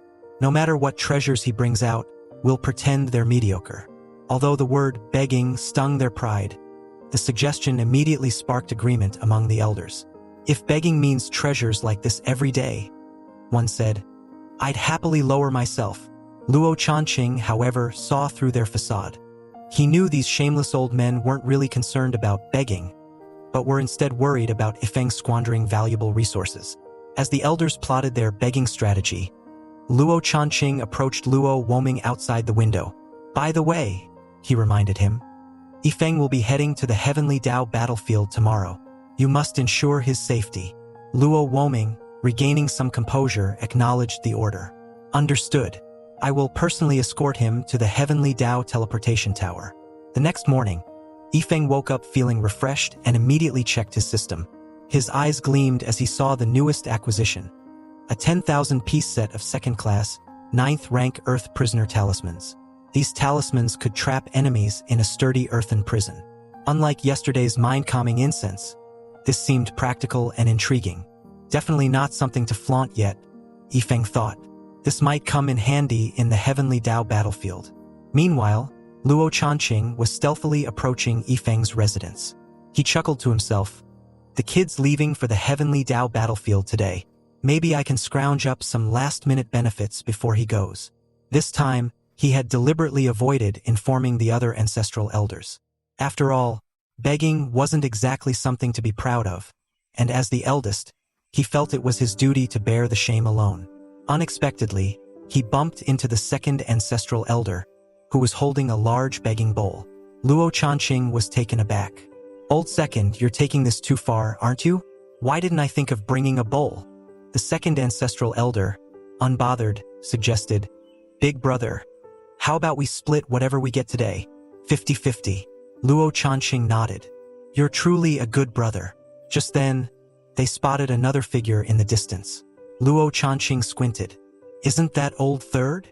Sure enough, the third ancestral elder approached, awkwardly holding a cracked bowl. Big brother, second brother, I hope you don't mind if I join in, he said sheepishly. The three looked at one another, embarrassment evident in their expressions. They hadn't expected to all have the same idea. Before they could process the situation, a slender, elegant leg emerged from behind a screen, causing the trio to freeze in shock. Their faces turned red. What kind of tactic is this? To their horror, it was the fourth ancestral elder, who had taken begging to an entirely new level by dressing in a seductive, tantalizing outfit. The three men were stunned. "Old Fourth, stop this nonsense. We're terrified," they pleaded. The fourth ancestral elder looked equally embarrassed. "I hadn't expected all of you to be here too." Surveying the chaotic scene, Luo Chanqing muttered, "If Old Fourth is here, then surely Old Fifth isn't far behind." The fourth ancestral elder gestured behind the courtyard. "Didn't he come early?" From behind the courtyard, Chuyun-chan stepped out, fully equipped for begging. He not only carried a broken bowl but was also dressed in tattered clothing, looking like a professional pauper. Luo Chanqing couldn't hold back his exasperation. "Old Fifth, why are you going to such ridiculous lengths? It's just begging after all." At this point, Luo Woming also approached stealthily, muttering to himself, "Yifeng always oversleeps. Today's no different." The comedic group of elders was assembled, each shamelessly prepared to beg for treasures. Moments later, Yifeng stepped out of his room, rubbing his eyes. His gaze fell on the spectacle before him, and after a long, bewildered pause, he muttered, "What the hell?" As he scanned the scene, his face shifted through a series of complicated expressions. Broken bowls? Tattered clothes? He couldn't wrap his head around it. Are the ancestral elders testing their emotional resilience? And in my courtyard of all places? Or are they competing to see who's the best beggar? His gaze drifted from the youthful, elegantly dressed fourth ancestral elder to the fifth ancestral elder, who had taken his beggar role a little too seriously, complete with dirt-smudged cheeks and an air of professional desperation. Finally, his eyes settled on Chuyun-chan, who looked the most pitiful of all. Moved by what he considered an act of profound dedication, Yifeng sighed deeply. Walking over to Chuyun-chan, he reached into his storage ring and placed 10 drops of great demon fairy blood into the elder's bowl. A tear of self-satisfaction welled up in Yifeng's eye. "Not only have I chosen the best beggar, but I've also donated generously. Truly, where can you find such a selfless and giving disciple like me?" Content with his noble act, Yifeng left in search of his master's father. Meanwhile, Chuyun-chan stared at the 10 drops of great demon fairy blood in his bowl, his face lighting up with joy. Bursting into triumphant laughter, he exclaimed, "I knew this method would work." But before he could make his escape, a large hand clamped down on his shoulder. He turned to find the other ancestral elders grinning mischievously. "Old Fifth," one of them said, "we share both the good times and the bad. We beg together, so you can't just run off with the loot." Chuyun-chan let out a resigned sigh. "If I'd known this would happen, I'd have run away sooner." Elsewhere, Yifeng strolled into the sect's main hall, where he was greeted by Luo Woming. "Did you see the ancestral elders this morning?" Luo Woming asked casually. Yifeng nodded earnestly. "I did." True to their stature as powerful beings, they were cultivating their minds and spirits by enduring the trials of a beggar's life. They didn't say anything, but I understood their intentions, so I gave the most pitiful-looking fifth ancestral elder 10 drops of great demon fairy blood. Luo Woming nearly choked. Cultivating their minds by pretending to be beggars. They were just begging from you, and who told you to carry so many treasures around? Sighing deeply, Luo Woming chose not to correct Yifeng's interpretation. This boy will only encourage their eccentricities even more if he keeps indulging them. "Master," Yifeng said impatiently, "are the other disciples ready? When are we leaving for the Heavenly Dao Battlefield Teleportation Tower?" Luo Woming, snapping out of his thoughts, unsheathed his flying sword and declared, "It's just the two of us. Let's set out now." With that, the two soared into the sky, leaving the Star Extreme sect behind. Back in the courtyard, the ancestral elders watched Yifeng's departure with a pang of regret. "The kid's only been here for a few days," one of them muttered, "but I'll miss him. He probably won't return to the Star Extreme sect. He'll go straight to the Star Soul sect instead." The fourth ancestral elder suddenly perked up. "Should we also go to the Star Soul sect? The Star Extreme sect already has its protective formation active all the time now. We can leave the place running on autopilot." Luo Chanqing's face darkened. "Have you no shame? Not only did you beg for treasures, but now you want to chase after him to the Star Soul sect. Look at Old Fifth. At least he's pragmatic." But Chuyun-chan, ever the opportunist, was already packed and ready to leave. "Elder brother, I leave the Star Extreme sect in your hands, he said, brimming with enthusiasm. I'm truly grateful, Luo Chanqing snapped. Releasing a terrifying aura, he roared. All of you stay right here in our sect. None of you are going to the Star Soul sect. Those who defy me will bear the consequences. Startled by the outburst, the ancestral elders collectively decided they'd pushed things too far, at least for today. As they flew toward the teleportation tower, Ifeng couldn't help but notice the stillness of their surroundings. It seems unusually quiet. I haven't seen any other cultivators or beasts. It's so different from the Star Soul sect, Luo Woming explained. The nearby cultivators have likely hunted down most of the beasts for practice. After all, the creatures of the Heavenly Dao battlefield are several times stronger than regular ones. Even a single beast from there can easily overwhelm several normal beasts. The same goes for cultivators. As for not encountering anyone, it's just the vastness of the Xiantian continent at play. Just as he finished speaking, their path was suddenly blocked by a stunning red-haired beauty. Her crimson eyes glinted as she called out flirtatiously, "Could the two of you entertain me for a bit?" Luo Woming's expression turned grim. "She's a powerful demon. Ifeng, I'll hold her off, you run." But before Ifeng could react, the demoness' sultry voice chimed in again. "Don't go. Stay and keep me company." With a wave of her hand, she launched an attack, swiftly restraining both men. "Just as I thought," Luo Woming muttered, his face dark. "She possesses the power of the 9th layer of the Tribulation Crossing realm." The demoness smiled seductively. "How about a trade? Present something that piques my interest, and I'll let you both go." Luo Woming, not trusting a single word of hers, braced himself for a desperate fight. But before he could act, Ifeng casually flicked his wrist, sending countless drops of great demon fairy blood flying through the air. The sight left the demoness stunned. Luo Woming spun around, his face a mix of fury and disbelief. "Have you lost your mind? Showing such a treasure will only make her less likely to let us go." Unbothered, Ifeng smirked. "It would be best if she tries to deceive us. I'll cut her down myself. She's just a beast, no need to worry." Luo Woming stared at him incredulously. "Do you have a trump card up your sleeve?" Meanwhile, the demoness stood frozen, staring at the great demon fairy blood. Her expression was one of utter disbelief. "If I'm not mistaken, this aura is genuine.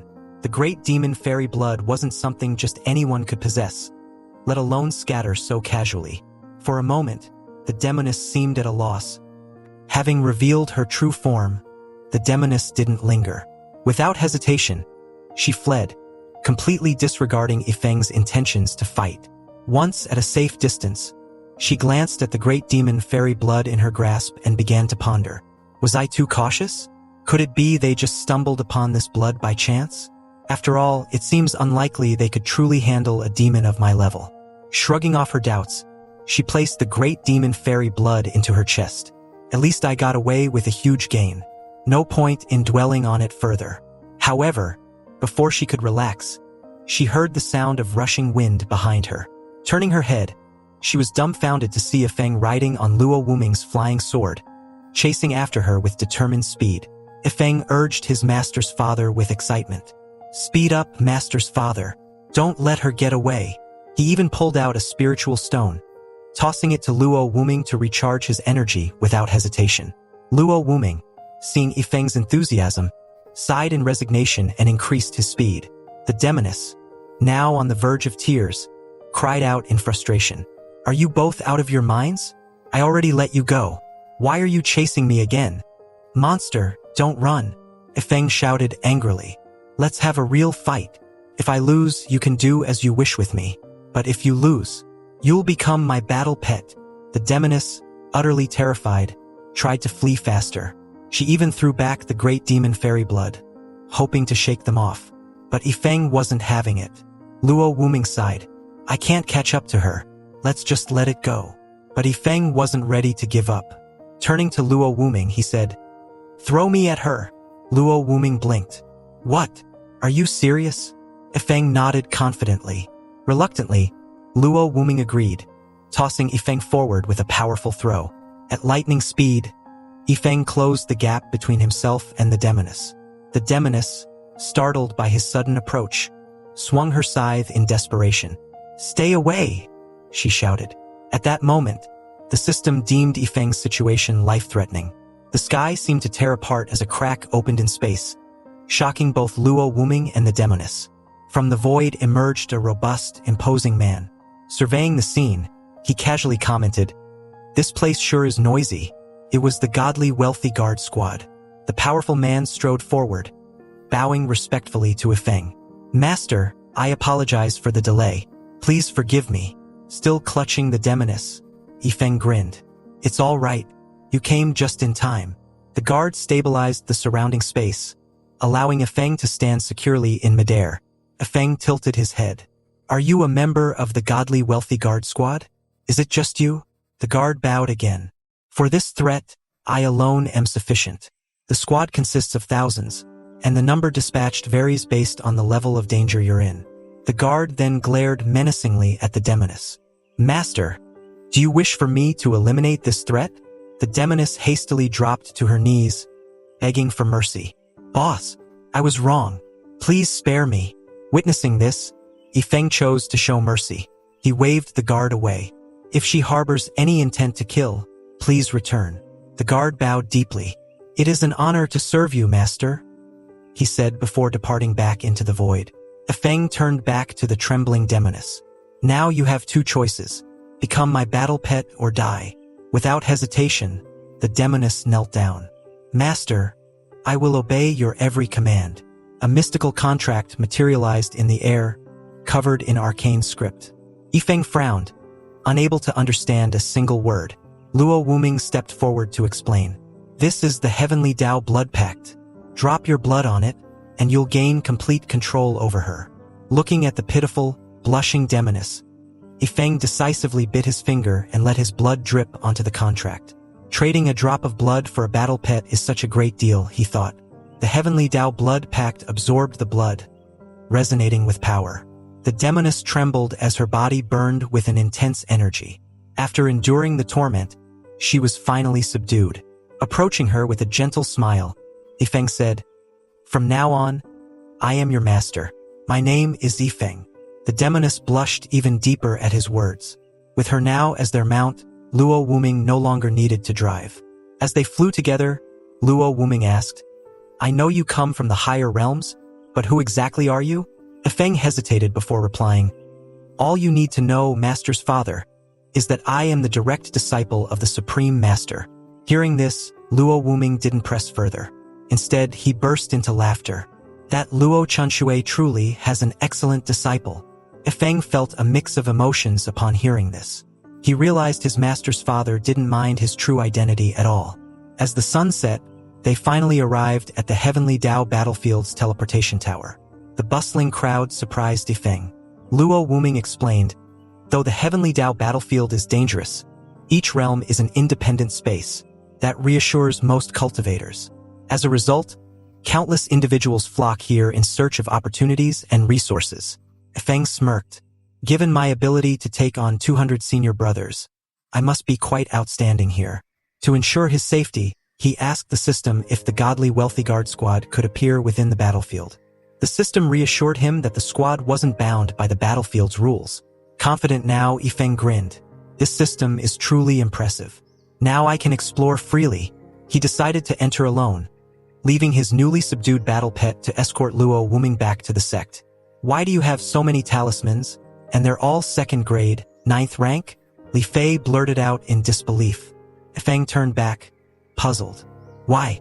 To make things easier, of course." This casual response left Li Fei completely dazed. At that moment, the iron-backed rats, seemingly oblivious, were in the middle of what looked like a concert.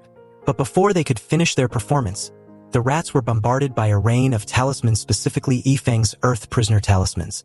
In an instant, the rats were immobilized. Yifeng then took his time delivering the finishing blow, knocking them out one by one as if he were playing a game of whack-a-mole. Li Fei stared at the scene, utterly baffled. "Is this for real? You used 300 expensive talismans just to kill some iron-backed rats? Are you hunting monsters? Or are you just squandering money?" After clearing out the rats, Yifeng turned to Li Fei and asked nonchalantly, "So, Brother Li, what do you think of my strength now?" Li Fei was flabbergasted, unable to focus on Yifeng's strength. Instead, his mind was stuck on the sheer extravagance he'd just witnessed. Even a single Earth Prisoner talisman was something he couldn't break without using all his power. And here was Yifeng using them like confetti. Are you here to show off? Why such an excessive display of wealth? Li Fei muttered. As Yifeng prepared to leave, Li Fei pointed to the demon cores scattered on the ground. Aren't you going to take these cores? Even though they're from low-tier monsters, they're still valuable. Yifeng looked genuinely surprised. Brother Li, do you really lack money that much? In that case, I'll leave these for you. Li Fei was completely dumbstruck. He can't be serious. He came to the Heavenly Dao battlefield and doesn't even want the resources? He couldn't help but mutter inwardly, I want to see how long you can keep up this act. Just then, a figure zoomed toward them. You two brats, hand over the iron-backed rat corpses if you don't want to die, the newcomer demanded. Yifeng glanced at him nonchalantly and replied, Which game do you hail from? Daring to mess with me? Finally, someone trying to rob me. I'll deal with you, punk. With that, Yifeng unleashed another barrage of Earth Prisoner talismans. The robber, completely unprepared, was instantly trapped. Didn't you just use hundreds? How do you still have so many? The robber yelled in disbelief. But before he could struggle for long, Yifeng clutched even more talismans in his hand, smiling menacingly. The robber's heart sank. After breaking free of one talisman, the robber found himself trapped again and again. Eventually, utterly exhausted, he shouted, Relying on external tools is no measure of skill.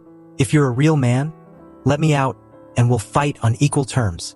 In response, Yifeng thrust his sword directly at him, declaring coldly, You, a mere lowlife, are not worthy of facing me. Yifeng's suave demeanor left Li Fei shaken. Damn, this guy's ruthless. I was completely fooled earlier. I thought he was innocent and kind, but it was all a facade. The realization made Li Fei's heart race in fear. At that moment, Yifeng turned hospitable. He handed a bunch of Earth Prisoner talismans to Li Fei, saying casually, Use these whenever you run into trouble. Looking at the talismans in his hand, Li Fei finally understood the truth. Yifeng wasn't pretending to be rich, he was genuinely wealthy. No wonder he didn't value monster corpses. The man simply didn't care about money. Yifeng glanced at the horizon, noting that the new day was only 5 hours away, but he still had over 9,000 talismans left. I need to use them all up quickly, he muttered. Consequently, the two of them spent the night throwing talismans left and right without a care. By the end of the spree, they had finally exhausted all 9,000 talismans. Yifeng collapsed to the ground, exhausted. It's so tiring to spend so freely. Meanwhile, Li Fei was smiling from ear to ear. The profit he'd made in just one night wasn't even 1/20th of what he'd gained from using Yifeng's talismans. He was convinced now Yifeng had to be a core disciple of a major sect, someone not to be trifled with. As Yifeng regained his composure, he addressed Li Fei. Little Fei, I won't let you work for free. Take this enlightenment pill and consume it. I'll protect you while you meditate. Li Fei hesitated, looking at the pill in his hand. A dubious expression crossed his face. Is this a poisonous pill? But if I don't consume it, will this lavish guy attack me with another treasure? After some consideration, Li Fei decided to swallow the pill. After all, if Yifeng wanted me dead, he wouldn't need to go to such lengths. The moment Li Fei swallowed the pill, a wave of clarity washed over him. He immediately sat cross-legged, entering a state of enlightenment. Yifeng stood guard, ensuring no harm came to him. Truthfully, had Yifeng not received so many enlightenment pills as a reward, he wouldn't have given one to Li Fei. After all, he had plans to save some for his pet dog. If that dog knew about this, it would probably refuse the pill outright. 20 minutes later, Li Fei's enlightenment ended.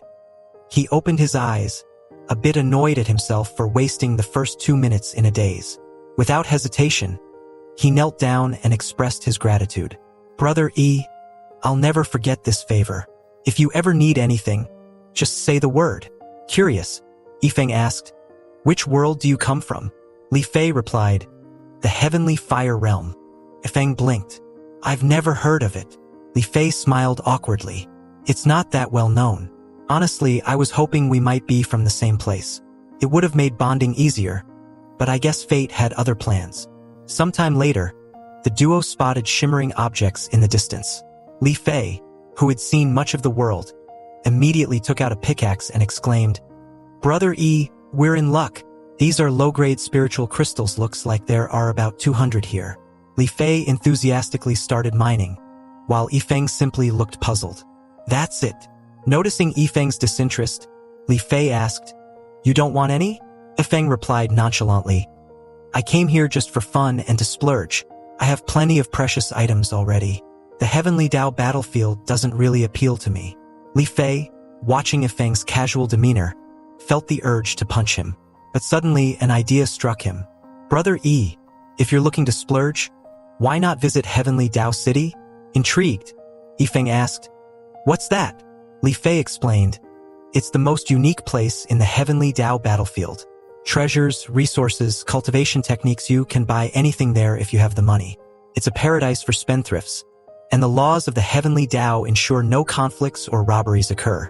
However, entry required a Heavenly Dao token, and Li Fei only had one. I found it in some ruins," he explained, "but I haven't used it since everything there is too expensive for me." Touched by Yifeng's earlier generosity, Li Fei handed the token over as a token of gratitude. Yifeng, not one to take without giving, handed him a bottle of enlightenment pills in return. Moments later, Yifeng dripped blood onto the token. A cloud of smoke enveloped him, and with a loud pop, he vanished. Li Fei chuckled. 13 enlightenment pills for a token I couldn't even use? What a great deal. Meanwhile, Yifeng reappeared in Heavenly Dao City. He was stunned. The city resembled a modern metropolis. If it weren't for the ancient-style clothing of the people around him, Yifeng might have thought he'd returned to his ancestral planet. Feeling nostalgic, Yifeng muttered, "This place feels like home," but his cultivation in the Qi activation realm didn't seem to impress the other practitioners. He could hear them muttering, "What's a Qi activation realm cultivator doing here?" Suddenly, Yifeng heard an argument nearby. Turning, he saw two practitioners who looked eerily like super scions bickering. Confused, Yifeng thought, "Isn't this place supposed to be conflict-free?" A nearby man explained, "They aren't actually fighting, just having a heated argument." The man leaning against a sedan explained. Curious, Yifeng asked, "Who might you be?" The man grinned. "Need a ride? Starting at 5 Heavenly Dao points." Realizing what he meant, Yifeng muttered, "So you're a cab driver?" Perplexed, he then asked, "What are these Heavenly Dao points?" The driver's smile vanished. "You don't know what Heavenly Dao points are? Are you new here? What a waste of my time." With that, he drove off, leaving Yifeng annoyed. "I was just asking a simple question," he muttered. "Why so temperamental?" Deciding to figure it out himself, Yifeng headed toward the Heavenly Dao Bank. Upon entering, he was warmly greeted by a staff member named Money Tiger. Without delay, Yifeng asked, "Do you have Heavenly Dao points here?" Money Tiger, who instantly recognized Yifeng as a newcomer, smiled patiently instead of belittling him. "Yes," he explained.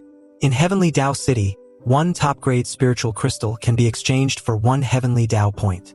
All transactions in the city require these points." Surprised, Yifeng exclaimed, "That's cheap. Why didn't anyone tell me earlier?" Then, noticing the name tag on the staff member's chest, Yifeng remarked, "Money Tiger? That's quite the name." Money Tiger chuckled awkwardly but felt slightly embarrassed. Though he was a powerful cultivator in the Tribulation Crossing realm from the Water Spirit realm, working as a bank attendant might seem laughable to others. Yet, the perks of earning Heavenly Dao points while exempt from token time limits made the job worthwhile. Yifeng, however, couldn't help but comment, "Aren't you wasting your time here? Don't you need to cultivate?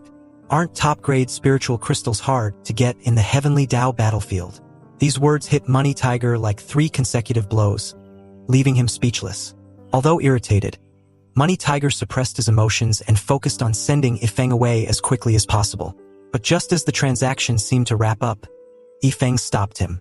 "Wait a moment." Money Tiger braced himself, expecting more nonsense. To his astonishment, Yifeng pulled out a spatial ring filled with 100 million top-grade spiritual crystals. "Exchange them all for Heavenly Dao points," he said casually. Money Tiger's eyes widened in disbelief. Stunned by the staggering wealth, his attitude shifted instantly. Now brimming with enthusiasm, he eagerly began processing the exchange. As Yifeng watched the transaction unfold, he mused to himself, "This world is getting more and more interesting. Next time, I should get a few more heavenly Tao tokens and bring my beautiful master here to enjoy the city.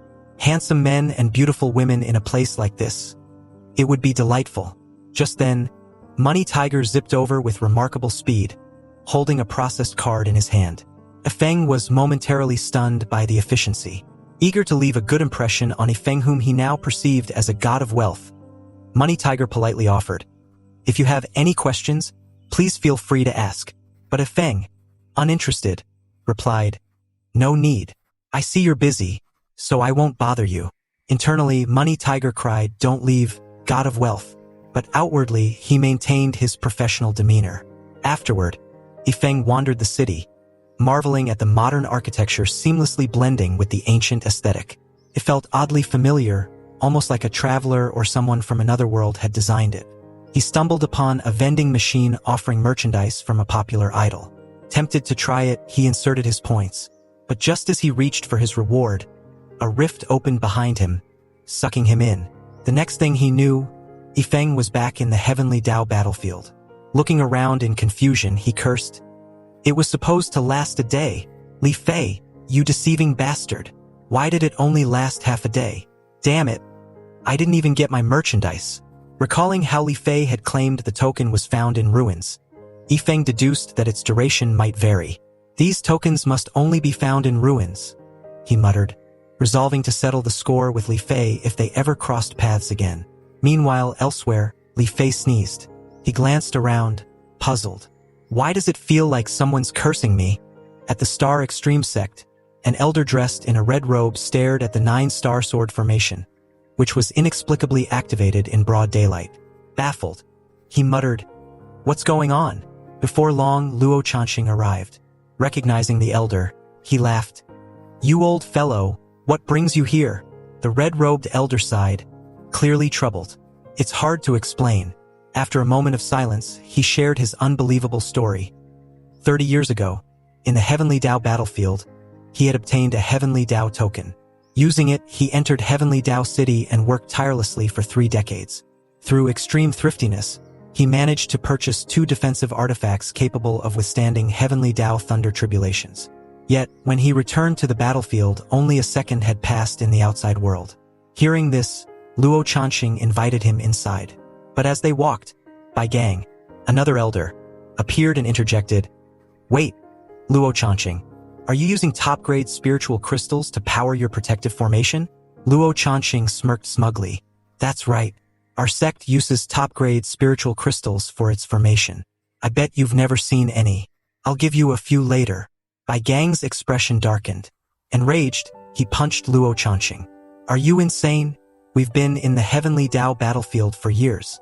Have you ever seen a top-grade spiritual crystal? Even low-quality ones suffice. Do you even understand their value?" Rubbing his swollen cheek, Luo Chanxing retorted defensively, "Was it necessary to hit me?" Bai Gang ignored his complaint and revealed the defensive artifacts he had purchased. "These mini-towers can withstand up to the 7th Heavenly Tao thunder tribulation. Do you know how much they cost? Over 3 million top-grade spiritual crystals." However, Luo Chanxing, familiar with the Xiantian continent, scoffed. "Artifacts that can withstand Heavenly Tao thunder tribulations? That's nonsense." Thanks for watching, guys. Comment Flamingo and subscribe for the next part. Bai Gang slapped him again. "What do you know? Have you ever heard of Heavenly Tao tokens? With them, you can enter Heavenly Tao City. There, as long as you have top-grade spiritual crystals, your king, even those on the verge of ascension, have to bow before you." Hearing this, Luo Chanxing packed up over 90 million top-grade spiritual crystals from his sect and pleaded with Bai Gang to accompany him to Heavenly Tao City. But Bai Gang shook his head. "You need a Heavenly Tao token to enter. Without it, your spiritual crystals are useless." Luo Chanxing lamented. "So much wealth and nowhere to spend it. What a tragedy." Meanwhile, back in the battlefield, Yifeng finally caught sight of Li Fei. Charging toward him, he shouted, "Li Fei, you fatso! I've been looking for you. How dare you deceive me?" Li Fei turned around, confused but cheerful. "Brother Yi, I've missed you." His smile froze when he saw Yifeng's furious expression. What's going on? Did I do something wrong? Feng's sword slashed toward him without hesitation. Thanks to his agility, Li Fei managed to dodge. Why are you attacking me? We're sworn brothers who've faced life and death together. Seething with rage, Feng bellowed. You fatso. I've been looking for you for ages. That heavenly Dao token you gave me only lasted half a day. The heavenly Dao token, much to Li Fei's dismay, lasted only half a day. As he dodged and weaved through Feng's relentless strikes, he raised his hands in a mix of apology and self-defense. Brother listen. I swear. I had no idea it would only last half a day when I found those ancient ruins. Feng's expression was unreadable, so Li Fei hurriedly continued, his voice rising as if the truth might shield him from further assault. There were corpses everywhere. Only one man was still alive, and barely at that. He was clutching the heavenly Dao token like his life depended on it. Well, Li Fei faltered, a sheepish grin creeping across his face. I may have used some, let's just call them unsavory methods to get information about heavenly Dao City out of him. Then I took the token. Feng paused mid-strike, his brow furrowing as he processed the explanation. Li Fei, sensing the opportunity, pushed his luck. Either he lied to me, or he truly believed that all heavenly Dao tokens last a full day. I'm innocent here. After a long, tense moment, Feng finally lowered his weapon. Fine. I'll trust you this once, you chubby rascal. Relieved, Li Fei exhaled, but curiosity quickly got the better of him. Brother what did you do during that half-day?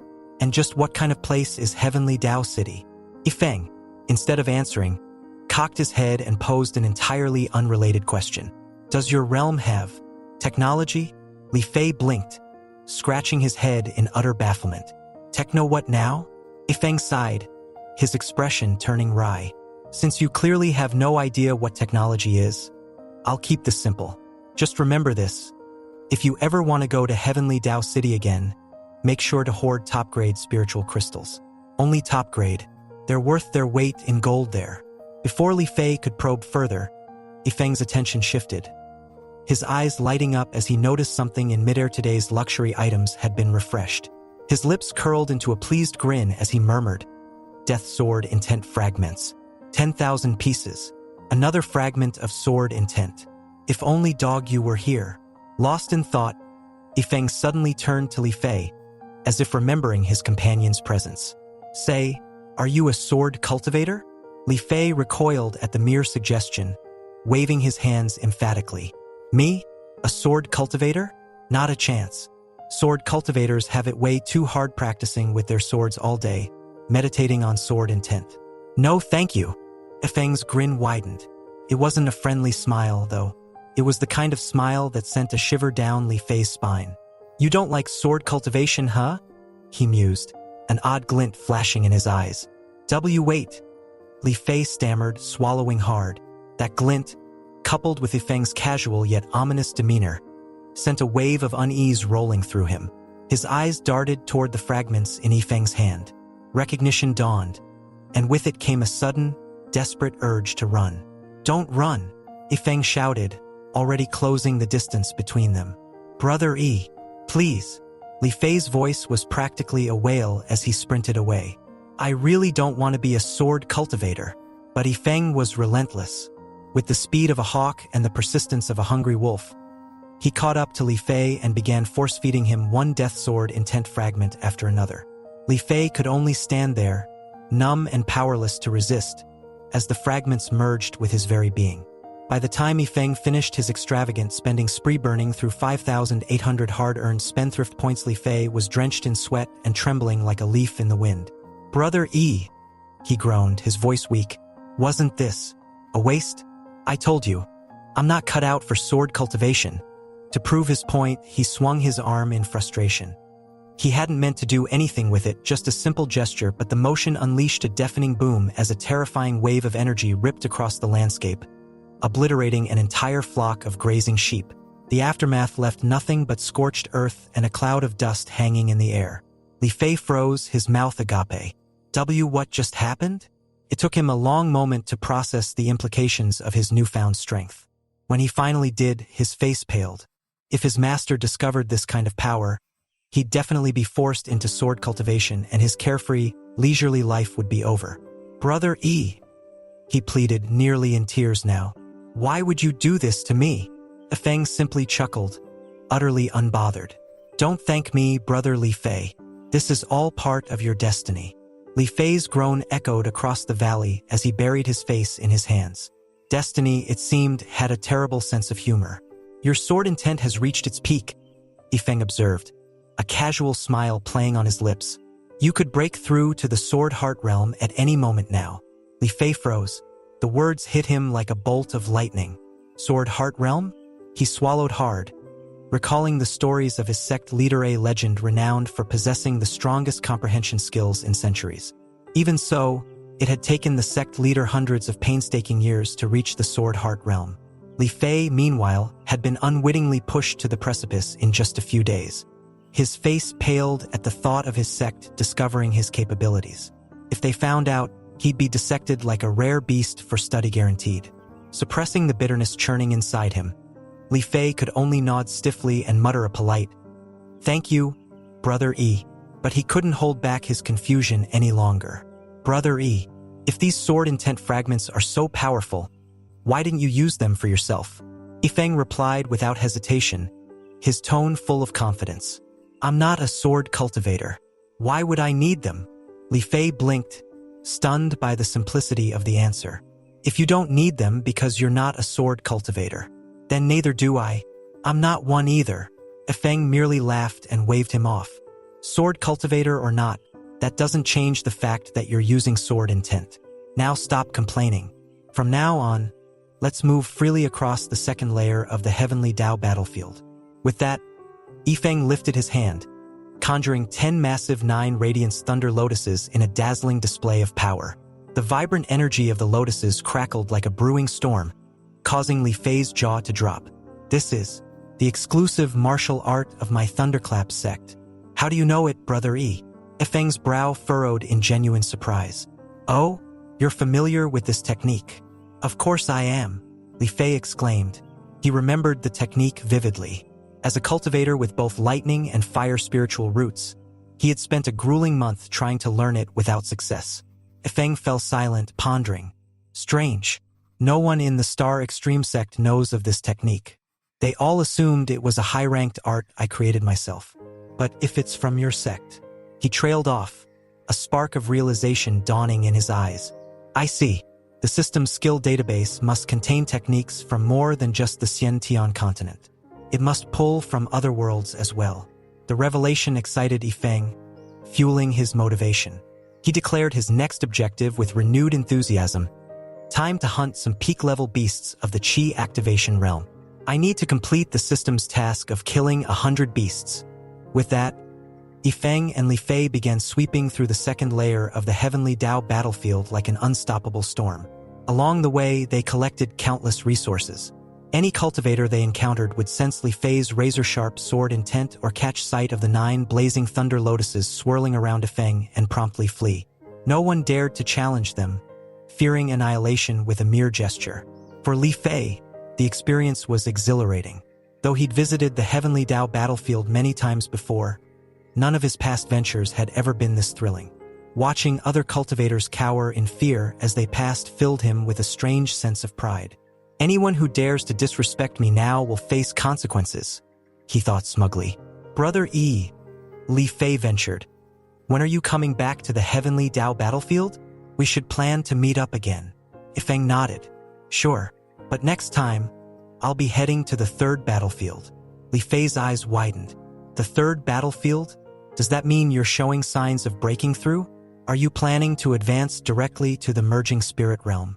Feng smirked, as nonchalant as ever. "Signs of breaking through? What's that? Either I don't break through at all, or I shoot straight to the peak of the merging spirit realm's 9th level." Li Fei was left speechless. Before he could respond, Feng changed the topic. "Let's not dwell on that. The 5 beasts of the Qi activation realm's 9th peak level ahead are mine. You can take the rest." Without waiting for Li Fei's response, Feng unleashed his 9 radiance thunder lotuses on the unsuspecting beasts. His spiritual energy poured forth in an unending torrent, bombarding the creatures like an aerial assault. The beasts were obliterated before they even knew what hit them. "Brother E!" Li Fei exclaimed, half in awe, half in frustration. "At this rate, I won't even get a chance to act." Yifeng only grinned, summoning another 10 thunder lotuses with ease. Li Fei stared in disbelief. "Brother E, just how vast is your spiritual sea?" Nearby cultivators, witnessing the carnage, whispered amongst themselves. Seeing that Li Fei hadn't drawn a sword or even used his sword intent, some speculated that the beasts weren't worthy of his power. "Who would have thought that chubby guy was so arrogant?" one muttered. "You really can't judge a book by its cover." Li Fei groaned, exasperated. "I'm not a sword cultivator. I only have sword intent." 2 days later, Yifeng had successfully slain 100 peak-level Qi activation realm beasts, earning 5,000 splurge points. Combined with his previous balance, he now had over 10,000 points. "Finally broke 10,000, he exclaimed excitedly. "System, you see how hard this chubby guy has been working for me these past 2 days. Don't you think he deserves a reward? How about 10,000 top-grade spiritual stones?" The system responded matter-of-factly. "Considering the individual possesses extreme death sword intent, the proposed amount is reasonable." Yifeng smirked. "I knew you'd agree. It's too late to run now," Yifeng said, his voice as chilling as his intent. With a flick of his hand, the thunder lotuses descended like divine punishment, crashing into the attackers. In an instant, the battlefield was silent, littered with scorched bodies and shattered earth. Yifeng surveyed the carnage without emotion. This was the reality of the world he lived in. He might be a spendthrift, but he wasn't a saint. If someone raised their blade against him, they would meet their end. As he turned to leave, a soft, youthful voice called out behind him, "Dragon Fist, are you from the mysterious heaven realm?" Yifeng stopped and turned, his eyes narrowing. A petite, cute-looking girl stepped into view, her expression bright and curious. "My name is Luo Yao Yao from 10,000 Flower Valley," she said with a giggle. "You seem to have a hard fight just now." Yifeng's reply was blunt. "Never heard of it." Luo Yao Yao huffed in annoyance. "Are you really from the mysterious heaven realm? Which insignificant sect do you belong to? And you didn't even mention your name." "I told you mine." Yifeng's patience was thin. "Why should I tell you anything?" he retorted before turning to leave. But Luo Yao Yao followed him, undeterred. "Could it be that you're an independent cultivator? What are you looking for in the heavenly Tao battlefield? You can ask me. I might know something." Yifeng's tone turned sharp. "If you don't leave, I'll kill you." Luo Yao Yao, however, only smiled smugly. "Oh, please. I'm at the peak of the original spirit realm's 9th level, but I've suppressed my cultivation using a secret treasure. If you lay a hand on me, dear average brother, you'll die." Yifeng frowned, taken aback by her claim. He discreetly asked his system, "Is she telling the truth? Is there really a treasure that can deceive the heavenly Tao battlefield?" The system promptly responded, confirming her words. The treasure, it explained, was the purple hairpin she wore. Yifeng's expression grew thoughtful. How old is she to have reached the original spirit realm's 9th level peak? He wondered. "She's as strong as my master Luo Chenxue." After a moment of contemplation, he finally introduced himself. "I'm Yifeng, from the Star Soul sect. Now that you know what you wanted, stop bothering me." Luo Yao Yao giggled again. "Never heard of it. What kind of average sect is that? But your name does sound nice. Actually." She grinned mischievously. "I was just trying to scare you earlier. I don't really have the original spirit realm's 9th level cultivation." Yifeng felt a headache coming on. "Not again," he muttered. He leveled a skeptical look at her. "If you're telling the truth, throw away the hairpin." Luo Yao Yao's expression stiffened. How did he figure it out? She thought, growing wary. The hairpin never slipped off, nor did it leak spiritual energy. I must have underestimated him. Feigning calmness, she changed the subject. "I've never heard of the Star Soul sect, so it must be some minor sect. I was actually interested in your talent and wanted to recruit you for the Star Extreme sect." Her smile widened. "You've heard of the Star Extreme sect, right?" Yifeng's eyes narrowed at the name, his mind connecting dots. "Do you know Luo Chenxue?" he asked suddenly. Luo Yao Yao's confident expression faltered. You You know my sister. Meanwhile, far away at the Star Soul sect, Luo Chinshue sneezed. She frowned, looking around. Why do I feel like someone's talking about me? Back on the battlefield, Yifeng and Luo Yaoyao stared at each other in stunned silence, both equally exasperated by this sudden turn of events. Oh my god! The words escaped Yifeng's lips as realization struck him. He pointed at Luo Yaoyao, his expression a mix of disbelief and exasperation. If Luo Chinshue is my master, then doesn't that make you my junior master? You're my sister's disciple. So, the Star Soul sect was founded by my master. Both Yifeng and Luo Yaoyao were momentarily speechless, their jaws practically hitting the ground. 10 minutes later, after Yifeng explained the situation, Luo Yaoyao's astonishment only deepened. How is this even possible? She exclaimed, clutching her forehead. How can someone be my sister's personal core disciple, and a core disciple and honorary elder of the Star Extreme sect at the same time? Should I call you Junior E or Elder E? Yifeng's lips curled into a mischievous smile. Let's stick to our own terms. I'll call you Junior Master, and you can call me Elder. No way, Luo Yaoyao protested, crossing her arms defiantly. Ignoring her protests entirely, Yifeng cheekily leaned forward and added, Junior Master, let this elder pinch your cheeks. Seeing the fiery glare in her eyes, Yifeng couldn't help but laugh, immensely satisfied with her indignant expression. He began to muse on what gift he should offer her for their first meeting. Giving spiritual stones seemed too boring. An enlightenment pill? Too casual, like handing out candy. Maybe the golden silkworm star shining stone? Or the 9-leaf soul returning herb? Or perhaps even the essence blood of the purple thunder mad lion. As he mentally sorted through his treasure trove, Yifeng turned to Luo Yaoyao and asked, Junior Master, are you a body cultivator? Yes, I am, she answered, narrowing her eyes. How did you figure that out? Yifeng smirked at her surprised expression. You're easy to read. Luo Yaoyao's cheeks puffed in annoyance. Just wait. I'll tell my sister about this and get justice. But before she could carry on, her lively eyes suddenly locked onto the essence blood Yifeng produced from his storage space. The vial radiated a powerful, otherworldly aura. Her gaze became fixated, almost hypnotized. This is the essence blood of the purple thunder mad lion great demon fairy, Yifeng explained casually. It endured 9 heavenly Tao thunder tribulations before falling.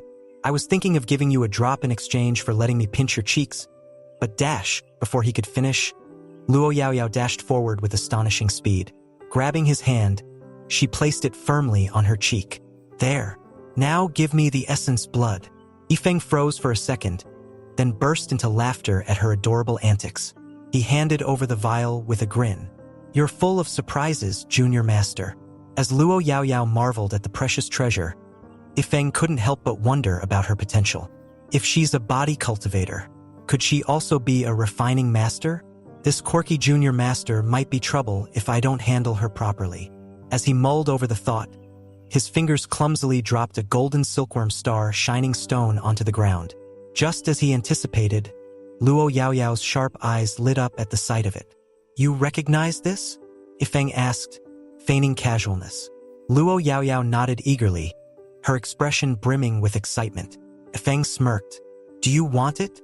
Her head bobbed up and down rapidly like a nodding doll. But before she could reach for it, Yifeng snatched the stone back into his system space and grinned mischievously. I'm not giving it to you. With an indignant huff, Luo Yaoyao started pounding her fists against his chest. However, Yifeng quickly realized his mistake.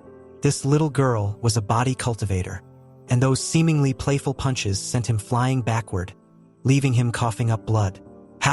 How did someone with your mediocre strength become my sister's direct disciple? She asked, completely baffled. And how did you even get to be an honorary elder? Yifeng straightened himself with a dramatic flourish. Simple, because I'm rich. Her eyes narrowed suspiciously. Rich? I paid 500,000 high-quality spiritual stones to your sister for the title of her direct disciple, Yifeng said, puffing out his chest.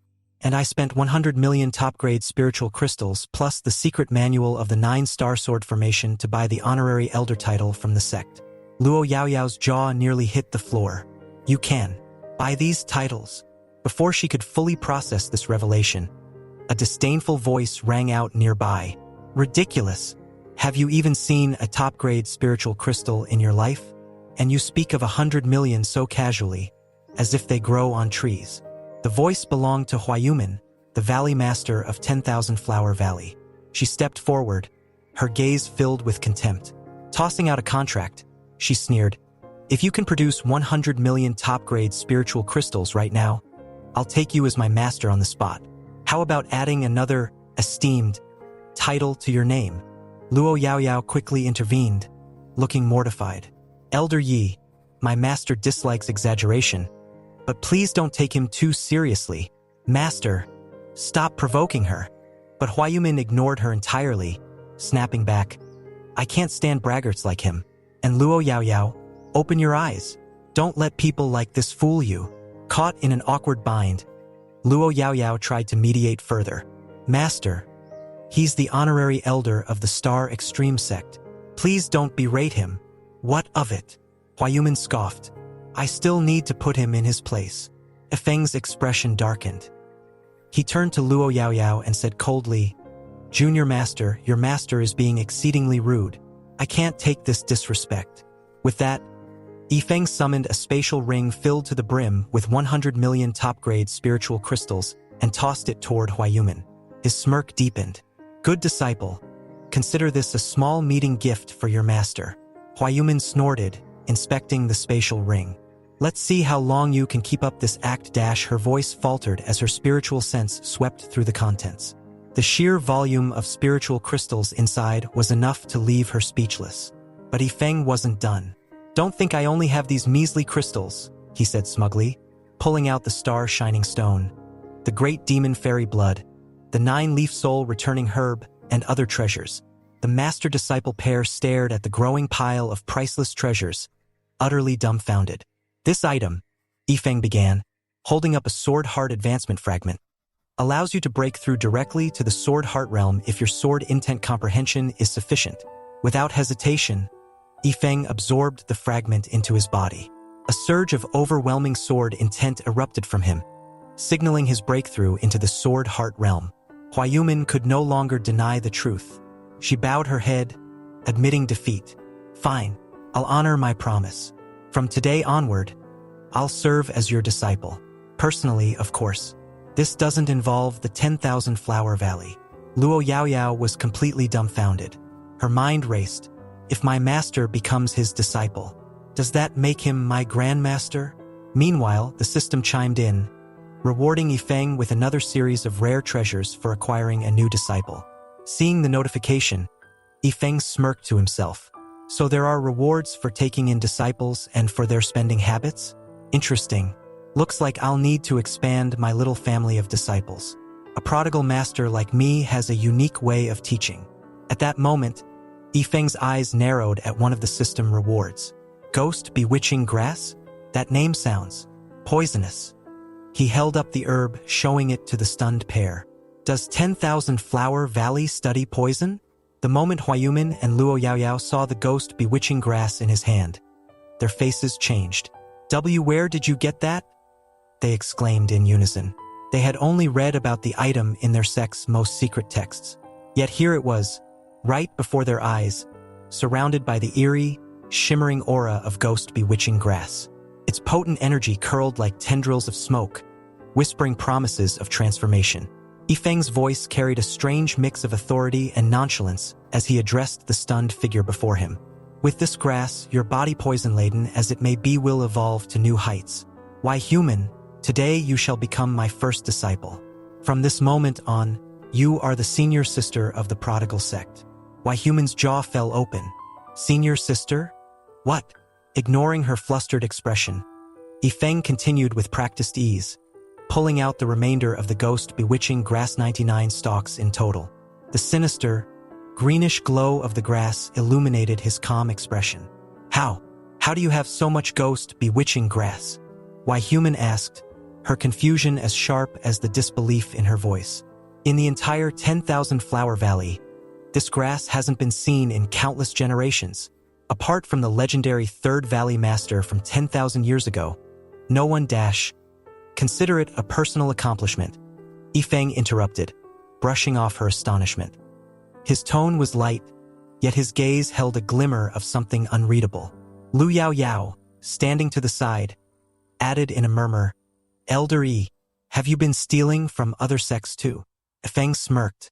"Think what you like, but know this: I don't intend to establish a traditional sect. My prodigal sect disciples will scatter across the mystical heaven continent and even beyond, to the far reaches of the lower realms. That's my way." As he spoke, a familiar mechanical voice rang out in his mind. Ding! The prodigal sect has been successfully established. The host is rewarded with 100,000 prodigal points. Sect-wide telepathic communication and teleportation features have been activated. Ifeng's eyes lit up with excitement. 100,000 points just for founding the sect? I've been grinding to save a measly 10,000. The system really does reward extravagance. The system's calm voice elaborated. The telepathic communication feature allows the host to converse with disciples, regardless of distance. Commands can be issued directly. As for teleportation, the host may teleport to a disciple once per day, with a 1-hour maintenance period before they are automatically returned to their original location. Ifeng's mind raced. He stroked his chin thoughtfully. If I take in disciples from other realms, does that mean I can teleport to those realms too? At this, Human froze, her expression turning awkward. She glanced around as though the very air might laugh at her. To her, the prodigal sect's name sounded more absurd with every passing moment. She muttered under her breath, "Why would you even call it the prodigal sect? It's so embarrassing." But Ifeng, completely serious, locked eyes with her. "Why Human? As senior sister of the prodigal sect, it's your duty to understand and embody our sect's philosophy. Let me ask you, what will you do with this ghost bewitching grass once I give it to you?" Caught off guard, Human hesitated. What? Is that even a question? Of course, after using what Lu Yao Yao and I need for cultivation, I'll store the rest for safekeeping. I would never use it without Master's permission. The moment the words left her mouth, Ifeng's expression darkened. He slapped his forehead, groaning in frustration. Foolish, completely foolish. Safekeeping? What in the heavens is the point of that? Human stared at him, bewildered. Do you not understand the essence of the prodigal sect? These treasures are meant to be used, not hidden away like dusty relics. What's the point of being prodigal if you hoard things like a miser? Human's face turned beet red as she realized her mistake. But before she could muster a response, Ifeng threw his hands in the air and shouted, "What the hell?" She sank into a pit of despondence, her heart sinking as low as her pride. The absurdity of her new master and this so-called sect was beginning to weigh on her. She was the valley master of the prestigious 10,000 Flower Valley, feared and revered across realms. And yet, here she was, being scolded by a young man as though she were some wayward junior disciple. Ifeng stepped closer, holding a stalk of the infamous ghost bewitching grass. His expression was equal parts curiosity and authority. "Tell me, are you afraid of its poison?" Human shook her head, regaining a sliver of composure. "No, both Yao Yao and I are cultivating poison-resistant bodies. The toxicity of the ghost bewitching grass is actually beneficial for us." She paused, glancing down at Yao Yao, who was clutching the hem of her robe nervously. But Yao Yao is still young. She can't absorb too much poison at once. Ifeng raised an eyebrow, smirking. "Who said anything about absorbing it? I'm not asking you to eat it." He twirled the stalk between his fingers before leaning in conspiratorially. "Why not use it to soak your feet before bed? If you're tired and sore, why not toss a few into a bath? And if you're feeling bored or frustrated during cultivation, shouldn't you rip a few apart just to vent your emotions?" Human blinked, utterly dumbfounded. "Soak our feet? Vent our emotions? With ghost bewitching grass?" Ifeng sighed, pinching the bridge of his nose as though he were dealing with a hopeless case. "It seems you're not quite ready to be the senior sister of my prodigal sect.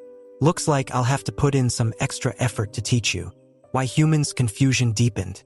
"Master, if we follow your advice, 100 ghost bewitching grass wouldn't even last us a few days." At this, Ifeng scowled, looking as though her words personally offended him. "And? If you run out, just use something else. What's the point of hoarding these useless trinkets?" "Useless trinkets?" Yao Yao, who had been silently listening, couldn't hold back any longer. Master, do you know what you're saying? These are rare and precious items. Even the 10,000 Flower Valley doesn't have any in stock right now. Why Human nodded in agreement, recalling the sect's sacred texts. The books say these spiritual herbs and poisons only exist in the heavenly Tao battlefield. They're treasures of the highest order. Ifeng dismissed their shock with a casual wave of his hand. Treasures? Please, these are for you to squander however you like. If you need more, I'll give you more. That's the essence of the prodigal sect. His tone turned serious, his eyes gleaming with a strange intensity.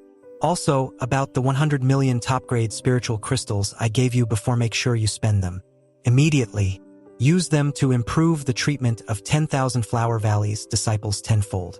Buy whatever resources you need and don't haggle.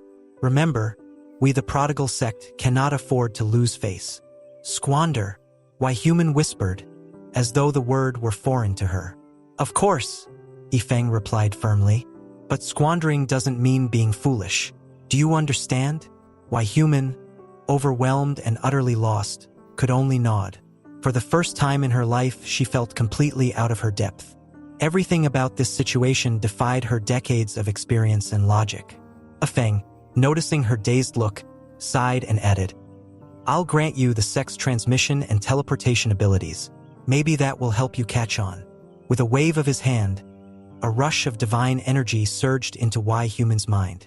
Suddenly, a voice resonated in her head. Ifeng's voice. Do you hear me now? This is the sect-wide telepathic communication ability. Pretty handy, huh?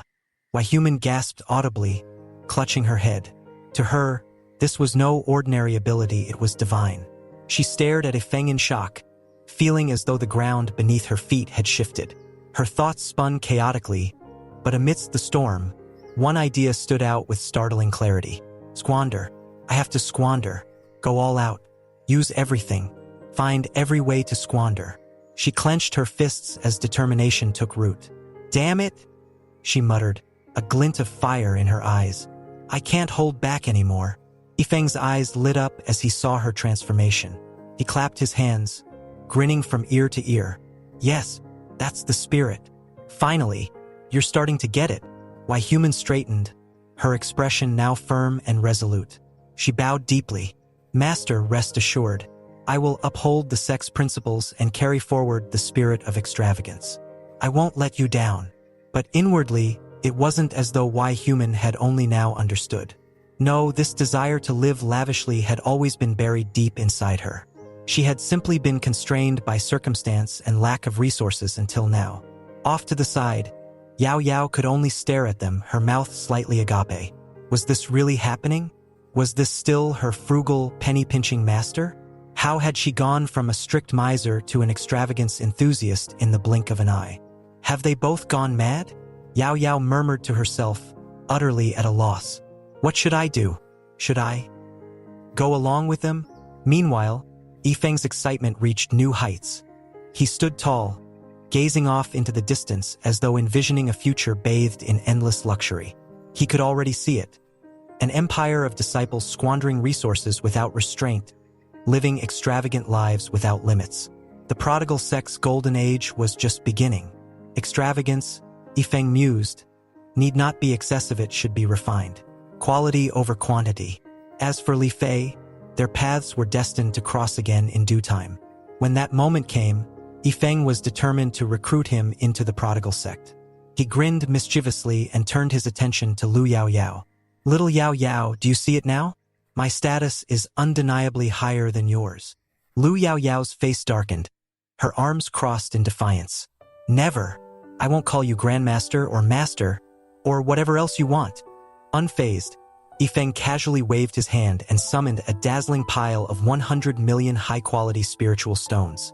The shimmering light from the stones illuminated Yao Yao's stubborn expression as Ifeng smirked. Here, these are for you. Squander them however you wish. If you manage to use them up, I'll reward you with 10 drops of great demon fairy blood. Why Human, standing off to the side, gave Yao Yao a nudge. You might as well accept it, Yao Yao. There's no harm. Yao Yao hesitated, her pride battling against the sheer allure of the spiritual stones. Finally, She snatched them up with a huff, her cheeks slightly red. Fine, but don't think this means you've won. Ifeng chuckled knowingly, his grin widening. Little junior sister-in-law is really easy to handle. Yao Yao's face flushed even deeper. Before the conversation could devolve further, Why Human cut in. We need to leave the battlefield immediately. The secret treasure suppressing our cultivation only lasts for 10 days, and this is the final day. Yao Yao blushed but turned to Ifeng, lowering her voice. Wait for me at Star Extreme. I'll come find you soon. Ifeng raised an eyebrow but simply nodded. All right, take care. With that, they exchanged farewells. Ifeng watched them leave, a lingering smile on his face. Yet, as they disappeared from view, he found himself reflecting on something increasingly troublesome. His relationships. My little junior sister-in-law calls me big brother sometimes, elder at other times, and even nephew when it suits her mood. What am I supposed to do if my master starts calling me something equally confusing? Sighing at the chaos of it all, Ifeng turned to leave the battlefield himself. There was nothing left for him here, and with his 100,000 prodigal points in hand, he resolved to focus on raising his strength to the merging spirit realm. Meanwhile, 3,000 kilometers away, within the grand hall of the Star Soul sect, Luo Qinchua sat at her desk reviewing reports. The day had been peaceful until her door swung open, revealing an unexpected figure. Uncle Luo? She asked, startled. Why are you here? Luo Kai strode in with the confidence of someone who had already made up his mind. Qinchua, when you were young and needed anything, wasn't I always there for you? Haven't I treated you well? Luo Qinchua nodded cautiously. Yes? Well, Luo Kai said awkwardly, rubbing the back of his neck. Your uncle is old now. Wandering alone doesn't suit me anymore. Could you arrange for me to become an elder in your sect? Qinchua blinked. Elder? Inwardly, she rolled her eyes. Who was it that used to brag about the freedom of a solitary life? Before she could respond, old Sia stepped forward from the shadows, chiming in. If you're looking for a home, why come to this sect? You do realize our sect master has more elders than disciples, right? Luo Qinchua sighed helplessly. Uncle Luo, you're a fourth-layer tribulation crossing realm expert. Isn't joining my fledgling sect a bit beneath you?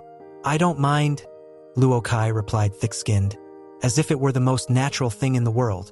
Before the awkward conversation could escalate, a suffocating demonic aura surged through the hall. Everyone stiffened, their expressions turning serious. A demon? Here? The sect disciples prepared to defend their master as the doors burst open. Yet, when the source of the aura revealed itself, the entire room froze in collective disbelief. It wasn't just a single demon, it was an entire group of familiar faces. Leading them was an imposing figure, radiating an aura of power so strong it made the air around him hum. Luo Qinchua stared at them, completely speechless. Why are all of you here? And who is that terrifying demon? Thanks for watching, guys. Comment Flamingo and subscribe for the next part. Suddenly, a powerful demonic aura swept through the room, startling everyone. They immediately assumed a dangerous demon had arrived, but the source turned out to be a group of familiar people. Luo Qinchua stared at them in disbelief. Why are all of you here? And who brought that terrifying demon? The group included several core disciples from the Star Extreme sect. They explained that they had come under orders and would now be staying at the Star Soul sect. Luo Qinchua was even more baffled. Why would you all come here too? Decisively, she rejected their decision. You are the future of the Star Extreme sect. It's far too risky for you to stay here. If something happens to the core disciples, what will the Star Extreme sect do? You should all hurry back. Her words were met with silence. Finally, Chen Haoyu spoke up. It's not up to us. The sect master said that wherever junior brother Ifeng is, we must be there as well. Luo Qinchua froze. Who is this junior brother? I wasn't aware of any new members joining. It's Ifeng, they replied.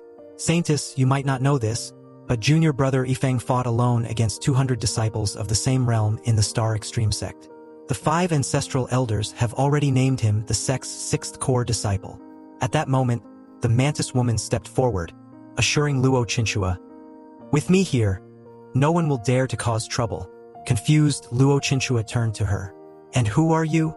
Before the mantis woman could respond, her face flushed with embarrassment. Chun Haoyu explained on her behalf. She is the bloodthirsty mantis, a demon who has already crossed 2 heavenly Tao thunder tribulations. She's at the peak of the 9th layer in the tribulation crossing realm. Junior brother Yifeng caught her casually on the way here. With her around, we can ensure our safety. Hearing this, Luo Chinchua could already imagine the chaos surrounding her disciple. She turned to Luo Kai with suspicion. Uncle Luo, don't tell me you're here because of my prodigal disciple as well? Luo Kai stammered, struggling to respond. His reaction only confirmed her suspicions. What on earth has my disciple been doing? Luo Chinchua wondered. First old Xia from the Tianyu auction house showed up, then her uncle Luo, and now 5 prodigies from the Star Extreme sect, and to top it all off, he'd even tamed a peak 9th layer tribulation crossing realm demon. What else is he planning to bring here? Just then, Chun Haoyu discreetly pulled her aside and whispered, Saintess, you can't blame junior brother Yifeng. Although he's your personally taught chief disciple, the ancestral elders have now given him the title of honorary elder. Even your father would have to address him as Elder E. Luo Chinchua was utterly stunned. When did the Star Extreme sect create this position? And how did Yifeng get it? Chun Haoyu gestured for her to lower her voice and explained. The sect master said Elder E bought the position, but we don't know how much he paid. The sect master insisted on keeping it confidential. Luo Chinchua felt numb. Just how prodigal was her disciple? At that moment, her jade communication pendant rang. Recognizing it was her sister, she sighed. Why are you calling me now? A playful voice came through the pendant. Sister, what do you call the master of my master? Grandmaster, right? Luo Chinchua frowned. You haven't contacted me in months. And this is the first thing you ask? If he's your grandmaster, he's naturally mine too. Lu Yao Yao grinned on the other end. Well then, sorry sister. Your chief disciple is now my grandmaster. I'm giving you a heads up, he probably hasn't returned yet, so don't blame him. Lu Yao Yao said, practically glowing with smug satisfaction. On the other end of the jade communication, Luo Chinchua's expression darkened. With a trembling hand, she crushed her jade pendant in frustration. But Yao Yao's voice continued undeterred, as if mocking her from beyond. Oh, by the way, my master Huayun has also become his disciple. He started his own prodigal sect, and made my master his chief disciple. I'll be visiting with her soon to see Grandmaster. Make sure to prepare some delicious food for me, sister. Luo Chinchua froze. For a moment, her brain refused to process the absurdity of what she had just heard. Then boom!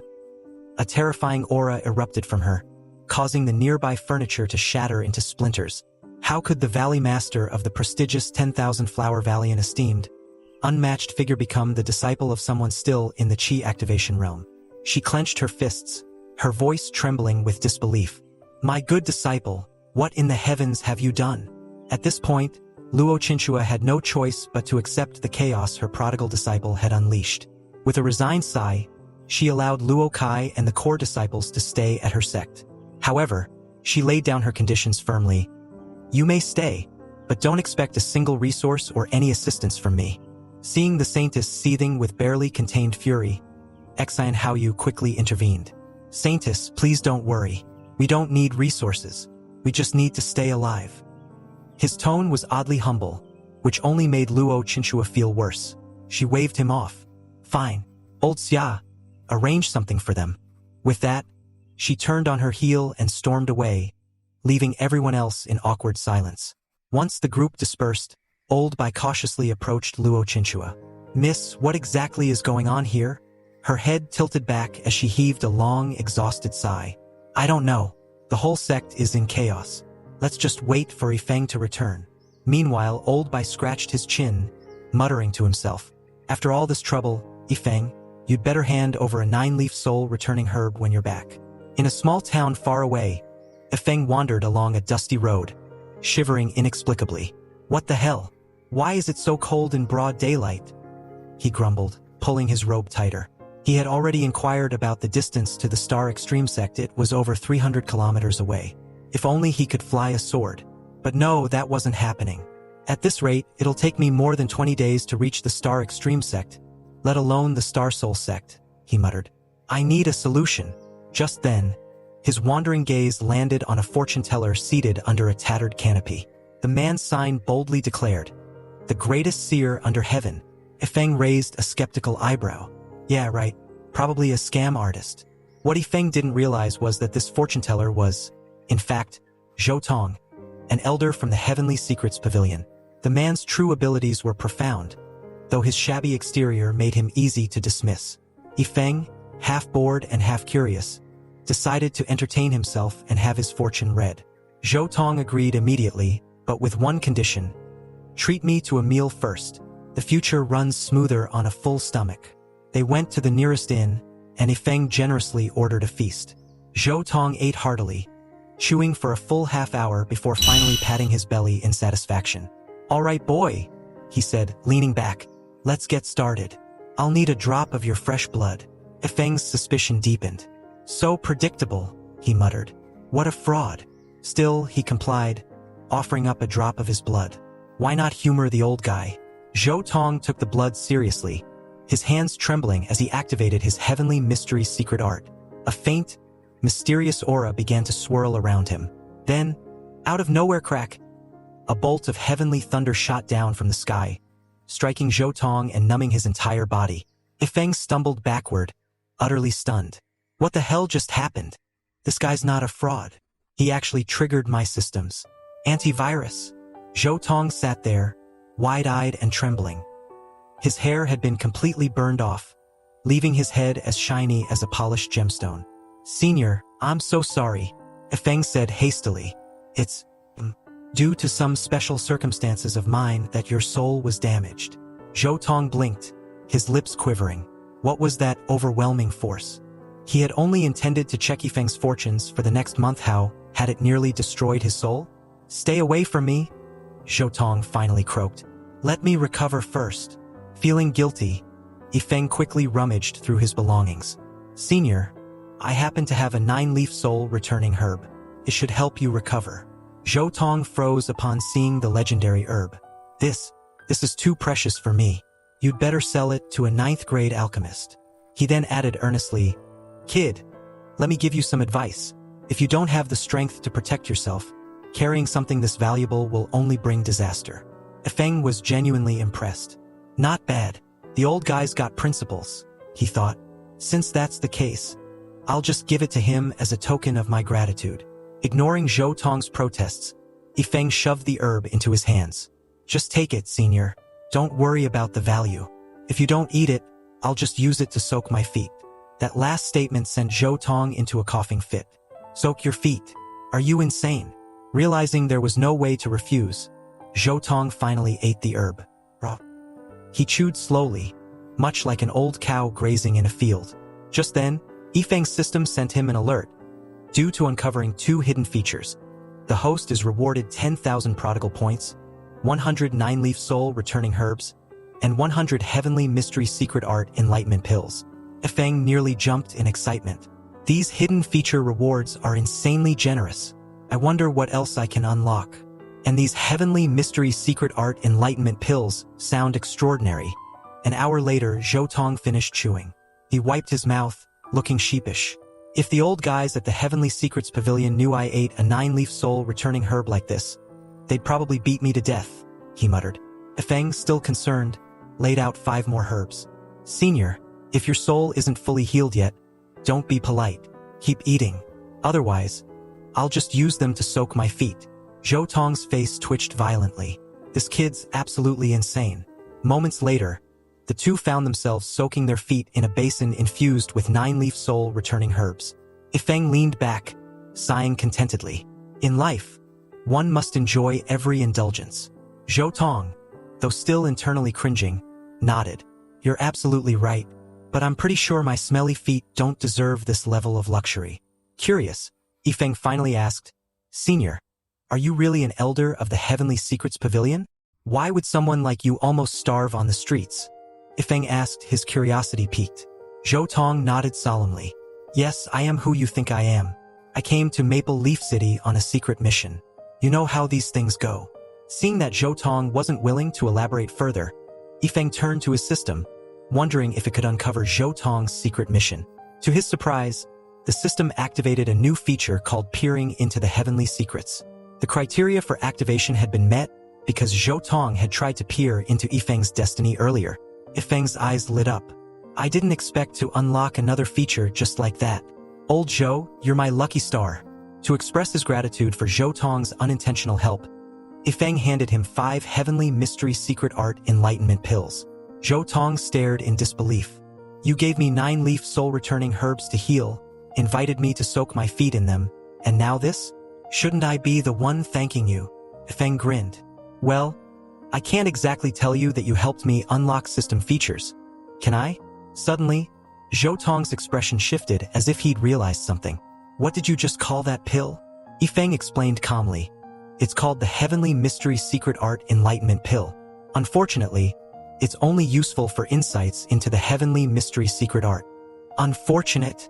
Zhou Tong looked incredulous. Do you even understand how profound and difficult it is to comprehend the Heavenly Mystery Secret Art? You won't even find one practitioner out of tens of billions who can grasp it. Seeing Zhou Tong's reaction, Ifeng smiled slyly and held out one of the pills. Old Zhou, would you like to try one? If I said no, I'd definitely be lying, Zhou Tong admitted eagerly. He swallowed the pill without hesitation. As Zhou Tong began to meditate, Ifeng activated his peering into the Heavenly Secrets feature, curious about Zhou Tong's secret mission.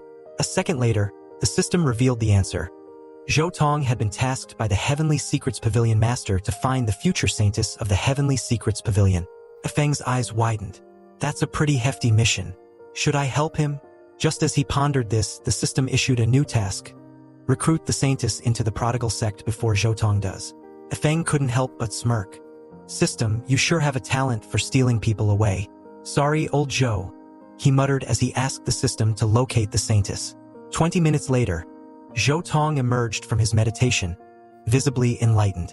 He looked at Ifeng expectantly. Young friend, how many more of these pills do you have? I can represent the Heavenly Secrets Pavilion and purchase all of them. Ifeng shook his head. Although I have more, I can't sell them to you. Why not? Zhou Tong asked, puzzled. I'm saving them for Yiling Shu, Ifeng replied nonchalantly. Hearing this, Zhou Tong froze, his face paling. How do you know the name of the saintess? Ifeng shrugged casually. Let's make a deal. Yiling Shu can be a disciple of both the Heavenly Secrets Pavilion and my prodigal sect. You train her, and I'll provide the resources. Impossible. Zhou Tong immediately rejected the idea. A saintess of the Heavenly Secrets Pavilion cannot join another faction. Realizing Ifeng's intentions, Zhou Tong secretly resolved to find Yiling Shu before him. Meanwhile, Ifeng chuckled to himself. Old Zhou, you've fallen right into my trap. Too bad for you, the Heavenly Secrets Pavilion miscalculated. Yiling Shu hasn't even arrived in this region yet. All you can do is waste time while I steal the lead. Following the system's guidance, Ifeng arrived alone at the location where the saintess was destined to appear. As he waited, he sighed. If only Li Fei were here, I could at least get a back massage. I wonder what my second disciple in the prodigal sect will be like. Moments later, a beautiful young woman with an elegant yet unyielding aura appeared before him. Ifeng's eyes brightened immediately. There was no doubt this had to be Yiling Shu. He smiled to himself. It seems the future disciples of my prodigal sect are all destined to be beautiful women. Poor Li Fei, he's going to be the eternal junior disciple. Holding a rose in hand, Ifeng approached Yiling Shu with confidence. My name is Ifeng, sect master of the prodigal sect. Fate has brought us together today, and I wish to take you as my disciple. Would you be willing? Hearing the name prodigal sect, Yiling Shu tried to stifle her laughter but ultimately failed, bursting out into a melodious laugh that left Ifeng slightly embarrassed. What's so funny? Ifeng asked, though he continued with his pitch. Are you deeply impressed? Impressed, Yiling Shu repeated between chuckles. I never imagined anyone would name their sect something so childish. And Sect Master E, aren't you only at the Qi activation realm? Strength isn't everything when founding a sect. But I have to ask, what makes you think you can take me as your disciple? For your information, I'm already at the 8th level of the Foundation realm. Unexpectedly, Ifeng frowned slightly. That's it? Your cultivation is rather low, he remarked, leaving Yiling Shu stunned. My senior sister is at the 9th level of the Tribulation Crossing realm, Ifeng explained. The gap is indeed large, but don't feel too inferior. Our sect doesn't emphasize strength. Yiling Shu stared at him in disbelief. You, at the Qi activation realm, are looking down on me? And you're claiming to have a senior sister at the 9th level of the Tribulation Crossing realm? Do you think I'm stupid? If it weren't for your good looks, I wouldn't even be talking to you right now. Seeing her dismissive attitude, Yifeng pressed on. Join the prodigal sect, and all your cultivation expenses will be covered by me. Why are you ignoring me? Is this some kind of push-pull strategy? Yiling Shu rolled her eyes, her expression turning speechless. Push-pull strategy? What is there about you, a big fool, that's worth my effort? Sure, you're good-looking, but that's the only reason I'm humoring your nonsense. Otherwise, I'd have squashed you by now. Noticing his overconfidence, Yiling Shu decided to play a trick on him. Since you claim to have unlimited resources, if you can provide 100 million top-grade spiritual stones, I'll acknowledge you as my master if you can provide what I've asked for. Yiling Shu declared with a confident smirk. If not, well, I won't be polite. The scene was uncannily similar to when Luo Chinchua had taken on her disciple. If Luo Chinchua were to learn about this exorbitant price for a disciple, she'd likely be furious after all. The starting prices of these negotiations seemed to start at 100 million. Yifeng responded nonchalantly, your scope is far too small. You really fall short compared to your senior sister. As he spoke, he sneaked a glance at a particular part of her figure, his expression full of mischief. With an air of ease, Yifeng handed over exactly what Yiling Shu had demanded. Consider this a meeting gift, he said with a knowing smile. Yiling Shu was rendered speechless. Small? How is my scope small? But her thoughts quickly shifted when she examined the storage ring. Her eyes widened in astonishment. Inside, as promised, was a dazzling pile of top-grade spiritual stones. Yiling Shu was conflicted. What should I do? Should I really join this so-called prodigal sect? But this master is so weak, it's honestly embarrassing. Maybe I should just take the stones and run. But then another thought struck her. No, that would create a mental demon. It's not worth it. She then recalled Yifeng's earlier statement. Could there really be a senior sister at the peak of the 9th level of the Tribulation Crossing realm? If someone that powerful is willing to stoop so low as to join his sect, why am I even hesitating? Curious, Yiling Shu asked. Since you say the scope is so different, how much did my senior sister ask for initially? Yifeng replied casually, the same amount, 100 million. Yiling Shu pouted. That's not much different. But, Yifeng added with a sly grin, your senior sister asked for top-grade spiritual crystals. Yiling Shu's jaw dropped. She was utterly stunned. No wonder he said the scope was different. Top-grade spiritual crystals were far more valuable than spiritual stones. Are you serious? She asked incredulously. 100 million top-grade spiritual crystals? Without hesitation, Yifeng pulled out another storage ring and handed it to her. See for yourself, he said confidently. Inside the ring was, indeed, 100 million top-grade spiritual crystals. Yiling Shu froze, her mind racing.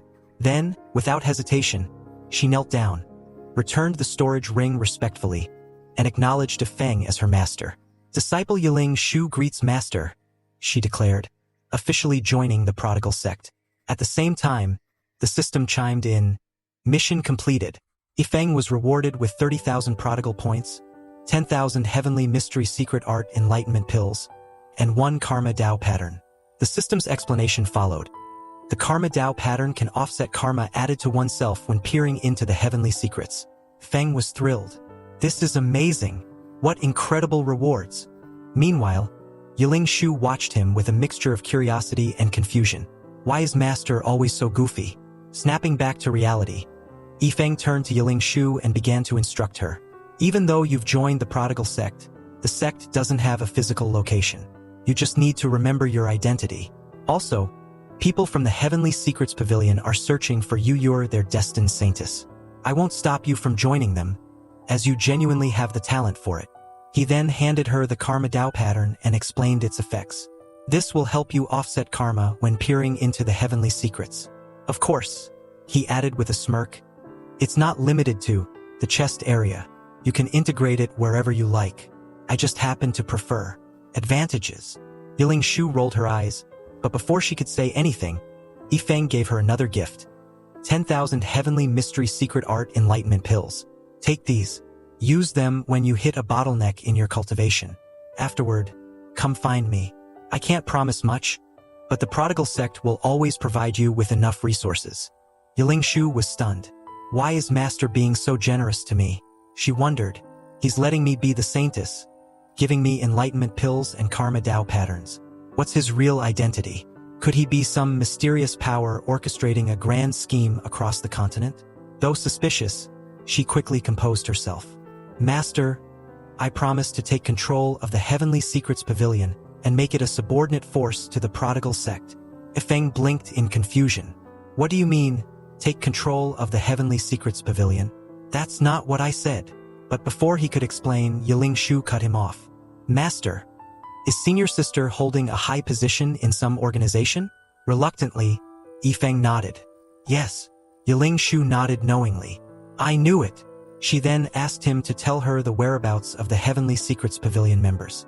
I'll stage a coincidental meeting and infiltrate their ranks to become the saintess. Don't worry, Master, I'll handle it perfectly. Ifeng sighed in exasperation. Can you let me explain? This is a huge misunderstanding. But Yiling Shu simply smiled. Master, you don't need to explain. I understand everything. Please trust me. Ifeng was flabbergasted. What do you mean, understand everything? I'm recruiting a disciple, not casting for a spy thriller. Do I owe you an Oscar or something? Meanwhile, Zhou Tong was still in town, pretending to be a fortune teller. Ifeng brought Yiling Shu to see him and pointed. Do you see that old fraud over there? He's an elder of the Heavenly Secrets Pavilion. Yiling Shu's eyes sparkled with excitement. Is he the world's greatest diviner? Master, I'll consult him immediately and make him realize who I am.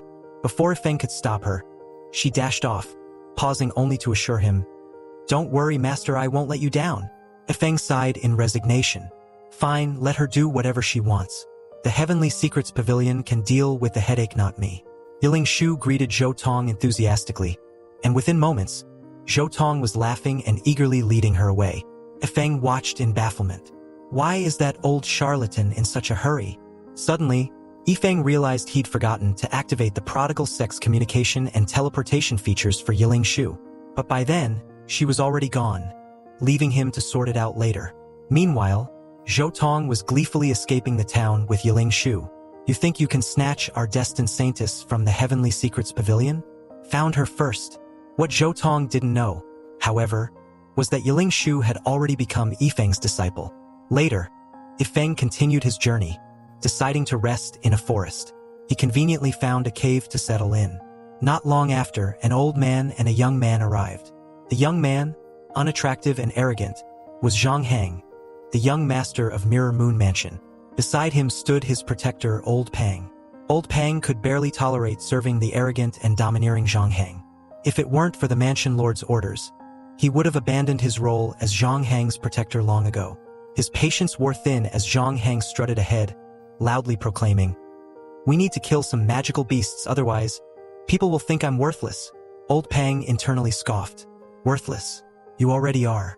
Zhang Hang, only at the Spirit Sea realm, couldn't possibly defeat any magical beasts. Old Pang resisted the urge to slap some sense into him, knowing full well he couldn't act on his impulses. As they approached the cave where Ifeng was resting, the sight before them left them both stunned. Ifeng had casually made a luxurious bed out of top-grade spiritual stones. Zhang Hang's jaw dropped in admiration. Why didn't I think of that? Old Pang, however, felt nothing but frustration. Of all the things to emulate, why would anyone choose wastefulness? Driven by his greed, Zhang Hang turned to Old Pang and ordered, "Kill him! I want that spiritual stone bed." Old Pang hesitated. Ifeng, even while asleep, seemed extraordinary. There was a chance he had a powerful protector lurking nearby. "Young master," Old Pang tried to dissuade him. "This man might not be as simple as he looks." But Zhang Hang wouldn't hear it. "Stop making excuses. Just do it." Left with no choice, Old Pang launched a massive palm strike at the sleeping Ifeng. Just as the strike was about to connect, several beams of golden light shot out, slicing through the attack and instantly obliterating both Zhang Hang and Old Pang. The one responsible was Divine Tycoon's guard number 1. Annoyed that the two fools had dared to disturb his master's rest, the guard didn't hesitate to end their lives. However, something unusual caught his eye: a tiny insect hovering nearby.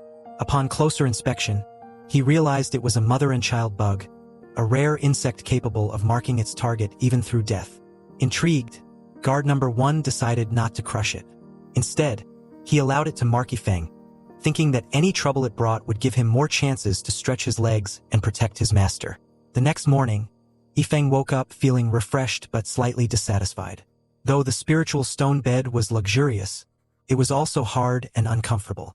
Maybe I should request a blanket from the system, he mused. Checking his system interface, Yifeng noticed that the day's extravagant item was a set of 10,000 6th grade 9th order Heavenly Thunder talismans. Each talisman packed the power of a full-strength attack from someone at the 9th level of the Purple Mansion realm.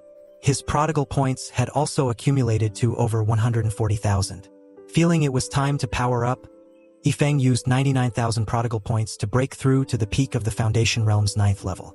As the breakthrough process began, a massive surge of spiritual energy flooded the cave. It was as though Yifeng's body had turned into a black hole, frenziedly absorbing natural energy from the surroundings. Within his spiritual sea, a 9-petaled lotus platform began to take shape, condensing from pure spiritual energy. When the lotus fully unfolded, an explosive aura erupted from Yifeng, signaling his successful breakthrough to the peak of the Foundation realm's 9th level. Elated by his rapid progress, Yifeng grinned. Breaking through 2 major realms in quick succession felt incredible, though he lamented the lack of witnesses to such an earth-shattering event. Stepping out of the cave, his mood quickly soured when he stumbled upon the lifeless bodies of Zhang Hang and Old Pang. The sight sent a chill down his spine. What happened here? I just took a nap, and now there are 2 dead bodies. Upon examining the corpses, Yifeng found evidence of an instant kill. Suspecting that Divine Tycoon's guard had acted, he was about to dismiss the incident when he noticed the strange insect hovering nearby. After a moment of thought, he decided not to dwell on it and gathered his belongings to continue his journey. Meanwhile, at the Star Soul sect, Luo Chinchua was dreaming. In her vision, she stood alongside Yifeng at a grand wedding. Yifeng slipped a 99-carat diamond ring onto her finger and declared, "Master, I entrust everything to you. Will you marry me?" Looking tenderly at Yifeng, Luo Chinchua replied, "I accept your proposal." Even Luo Woming appeared in the dream, wiping away tears of joy as they discussed having enough children to form a soccer team. Suddenly, Luo Chinchua woke up with a start, shouting, "I don't agree." She sighed in relief, realizing it had all been a dream. But before she could fully relax, she saw Yifeng and her sister, Luo Yao Yao, standing next to her. "Wife, what's wrong?" Yifeng asked with concern. "What are you shouting about, sister?" Luo Yao Yao added. Confused, Luo Chinchua fell back asleep, only to wake again moments later with her mind full of question marks. Later that night, a massive explosion rocked her living quarters. Rushing to the scene, Luo Chinchua found herself in the middle of what seemed like chaos. The core disciples, alarmed by her disheveled appearance, asked what had happened. Luo Chinchua waved them off, explaining that the explosion was merely part of an illusion created by her inner demons. Still shaken, she decided to temporarily move into the disciples' quarters. "Make room for me. I'll be staying here for the next few days," she announced. Though bewildered, the disciples dared not question her decision. Meanwhile, Yifeng, tired from his journey, longed for a carriage. Almost as if on cue, a merchant caravan appeared in the distance. Yifeng quickly approached and greeted the caravan leader, Meng Tanyu. "Who are you, and why are you blocking our path?" Meng Tanyu asked coldly. "I'd like to join your caravan," Yifeng began, but Meng Tanyu cut him off. "Do you think I'd let a complete stranger join our caravan?" she retorted before signaling her group to move on. Yifeng felt slightly frustrated but didn't blame her. If I were in her shoes, I wouldn't let a stranger join either. Resolving to form his own merchant caravan once he reached the next town, he let them go without argument. However, moments later, Meng Tanyu returned. Her young master, Wang Xiaofei, had taken an interest in Yifeng and offered him a chance to join the caravan on one condition. "If you can defeat me, you're in," Wang Xiaofei challenged, stepping forward. Introducing himself as the young master of the Chunhai Commerce Association, Wang Xiaofei proudly proclaimed his cultivation at the peak of the Divine Repository realm. Yifeng, unimpressed, internally mocked him. "This guy? Peak of the Divine Repository realm? He doesn't look fit to run a lemonade stand, let alone a commerce association." However, Yifeng remains polite on the surface, introducing himself and casually mentioning his cultivation level at the peak of the Foundation realm. Wang Xiaofei, puffing himself up with arrogance, sneers, "I'll give you 3 moves, any moves." Let's see what you've got. Irritated, Yifeng narrows his eyes and thinks, this young punk is even more of a show-off than me. Fine, if you insist on being humiliated, I'll oblige. Not teaching you a lesson would be a disservice to my protagonist status. With that, Yifeng calmly pulls out an extravagant product, a batch of 6th grade 9th stage Heavenly Thunder talismans.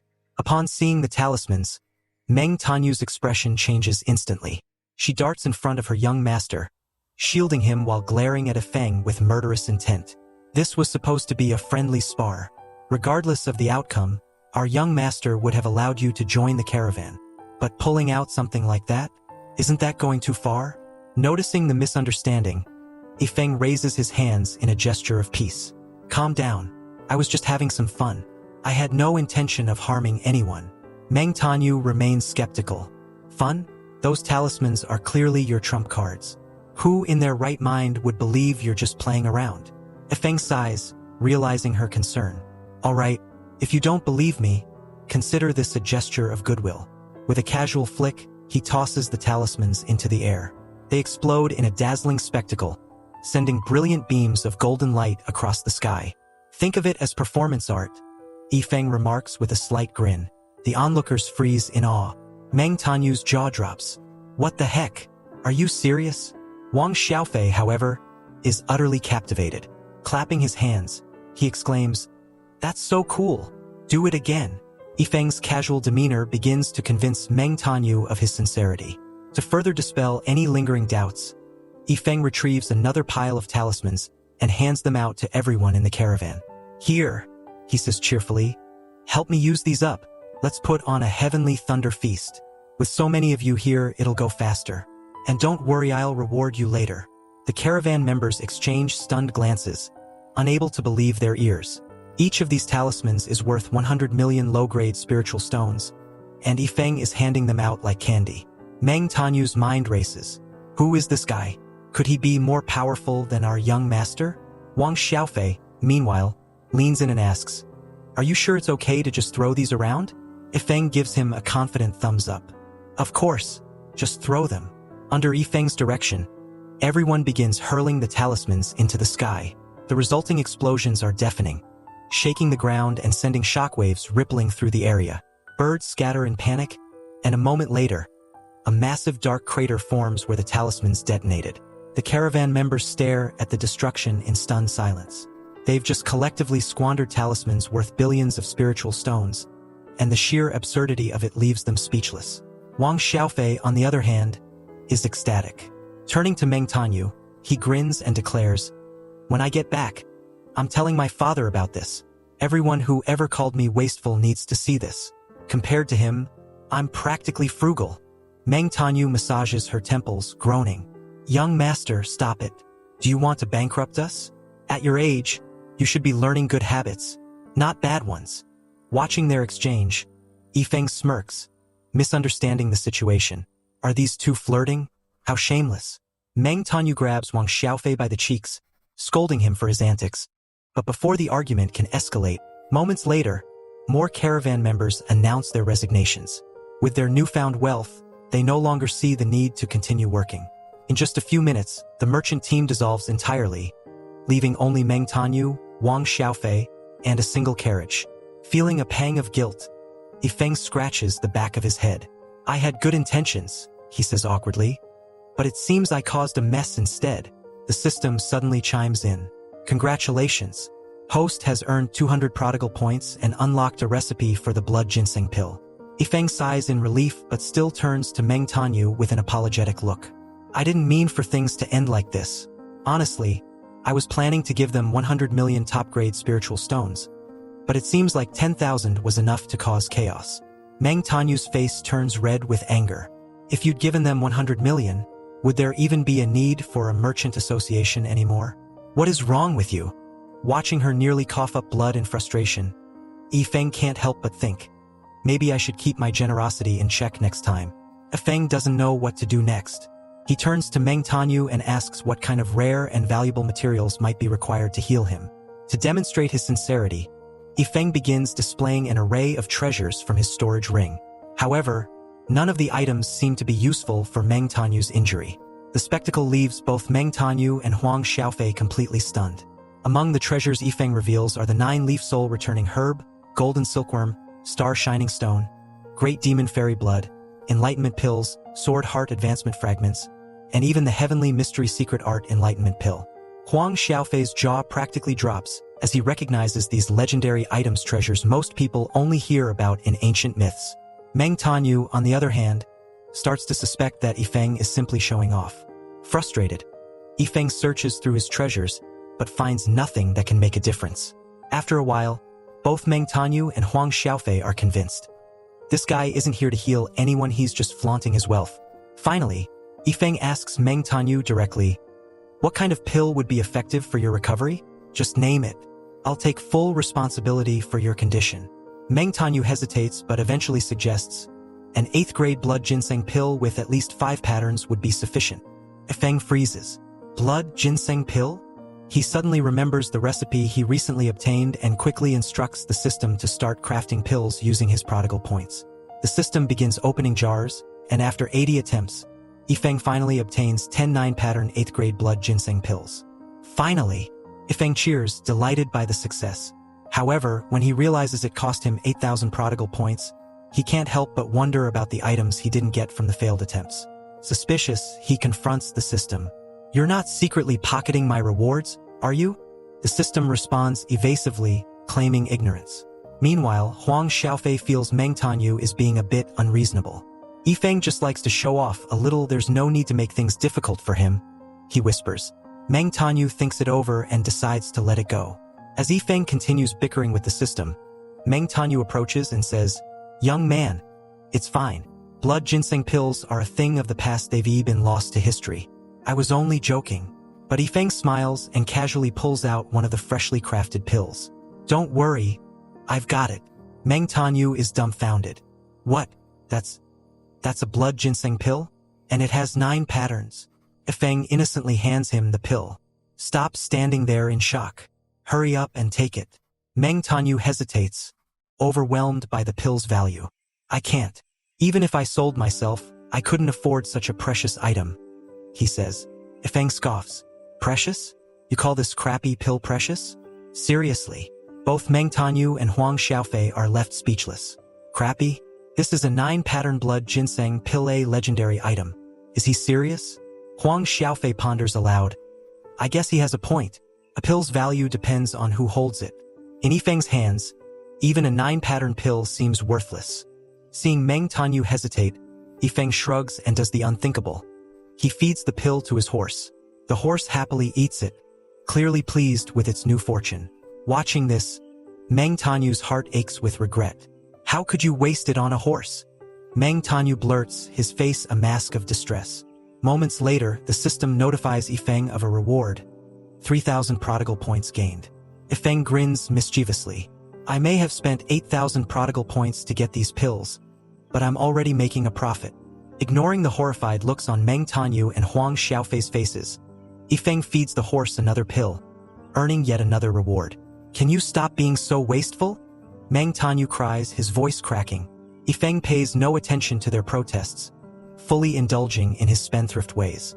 After feeding a few more pills to the horse, he turns back to Meng Tanyu with the last one in hand. "Do you still want it, or should I give it to the horse again?" Yifeng teases. Tears nearly stream down Meng Tanyu's face as he stammers, "Stop wasting them.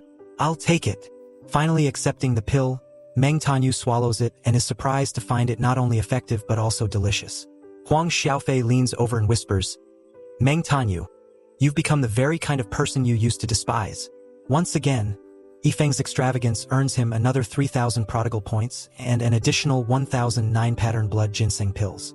Looking at the massive pile of pills, Yifeng wonders what to do next. He realizes that Meng Tanyu's injuries weren't severe, which is why his actions counted as wasteful. Glancing at Huang Xiaofei, Yifeng smirks and asks, "Are you craving some of these too?" Revealing another handful of pills, Yifeng assures him, "Don't hold back. I've got plenty of these worthless pills." Eventually, the 3 of them climb into the carriage, casually consuming the legendary pills like snacks. At this moment, Huang Xiaofei is completely awestruck. "Big brother Yifeng," he says earnestly, "I'll do anything you ask from now on. Just say the word. Yifeng laughs and accepts his loyalty. Good, from now on, you're my little brother. Moved by Yifeng's generosity, Meng Tanyu also promises to explain everything to Huang Xiaofei's father when they return, ensuring he won't be scolded for his wastefulness. Watching the two men swear their loyalty, Yifeng feels satisfied. Not bad. This spendthrift lifestyle really has its perks. Yifeng wonders if something significant is about to happen. But then both Meng Tanyu and Huang Xiaofei unexpectedly start crying. Meng Tanyu laments, Huang Xiaofei, you really haven't been wasteful enough. You've had it tough these past 10 years. It's because the Commerce Association president's perspective is too narrow. Yifeng is utterly speechless. I thought you guys were about to confess something profound. Not this. Later, Yifeng grows curious and asks, what exactly makes the blood ginseng pill so valuable? Meng Tanyu explains, the pill is renowned for its incredible healing properties. The ingredients and crafting process aren't particularly difficult, but the formula has been lost to history, which makes every existing pill unbelievably precious. Hearing this, Yifeng rummages through his belongings and casually pulls out a crumpled piece of paper. You mean, this formula? I have it. He hands the formula to Meng Tanyu, leaving him stunned. Though Meng Tanyu isn't an alchemist and can't decipher the formula, his trust in Yifeng grows immensely. Huang Xiaofei, ever the skeptic, asks, is the formula genuine? Yifeng confidently responds, of course. I'll even hand it over to your guild. Huang Xiaofei's face lights up. Thank you so much, Big Brother Yi. But, can I ask one thing? Yifeng smirks. What is it? Could we send 10% of the profits from selling blood ginseng pills to your sect as a token of gratitude? Yifeng agrees without hesitation. Finally, a steady income stream for Star Soul sect, still in its infancy.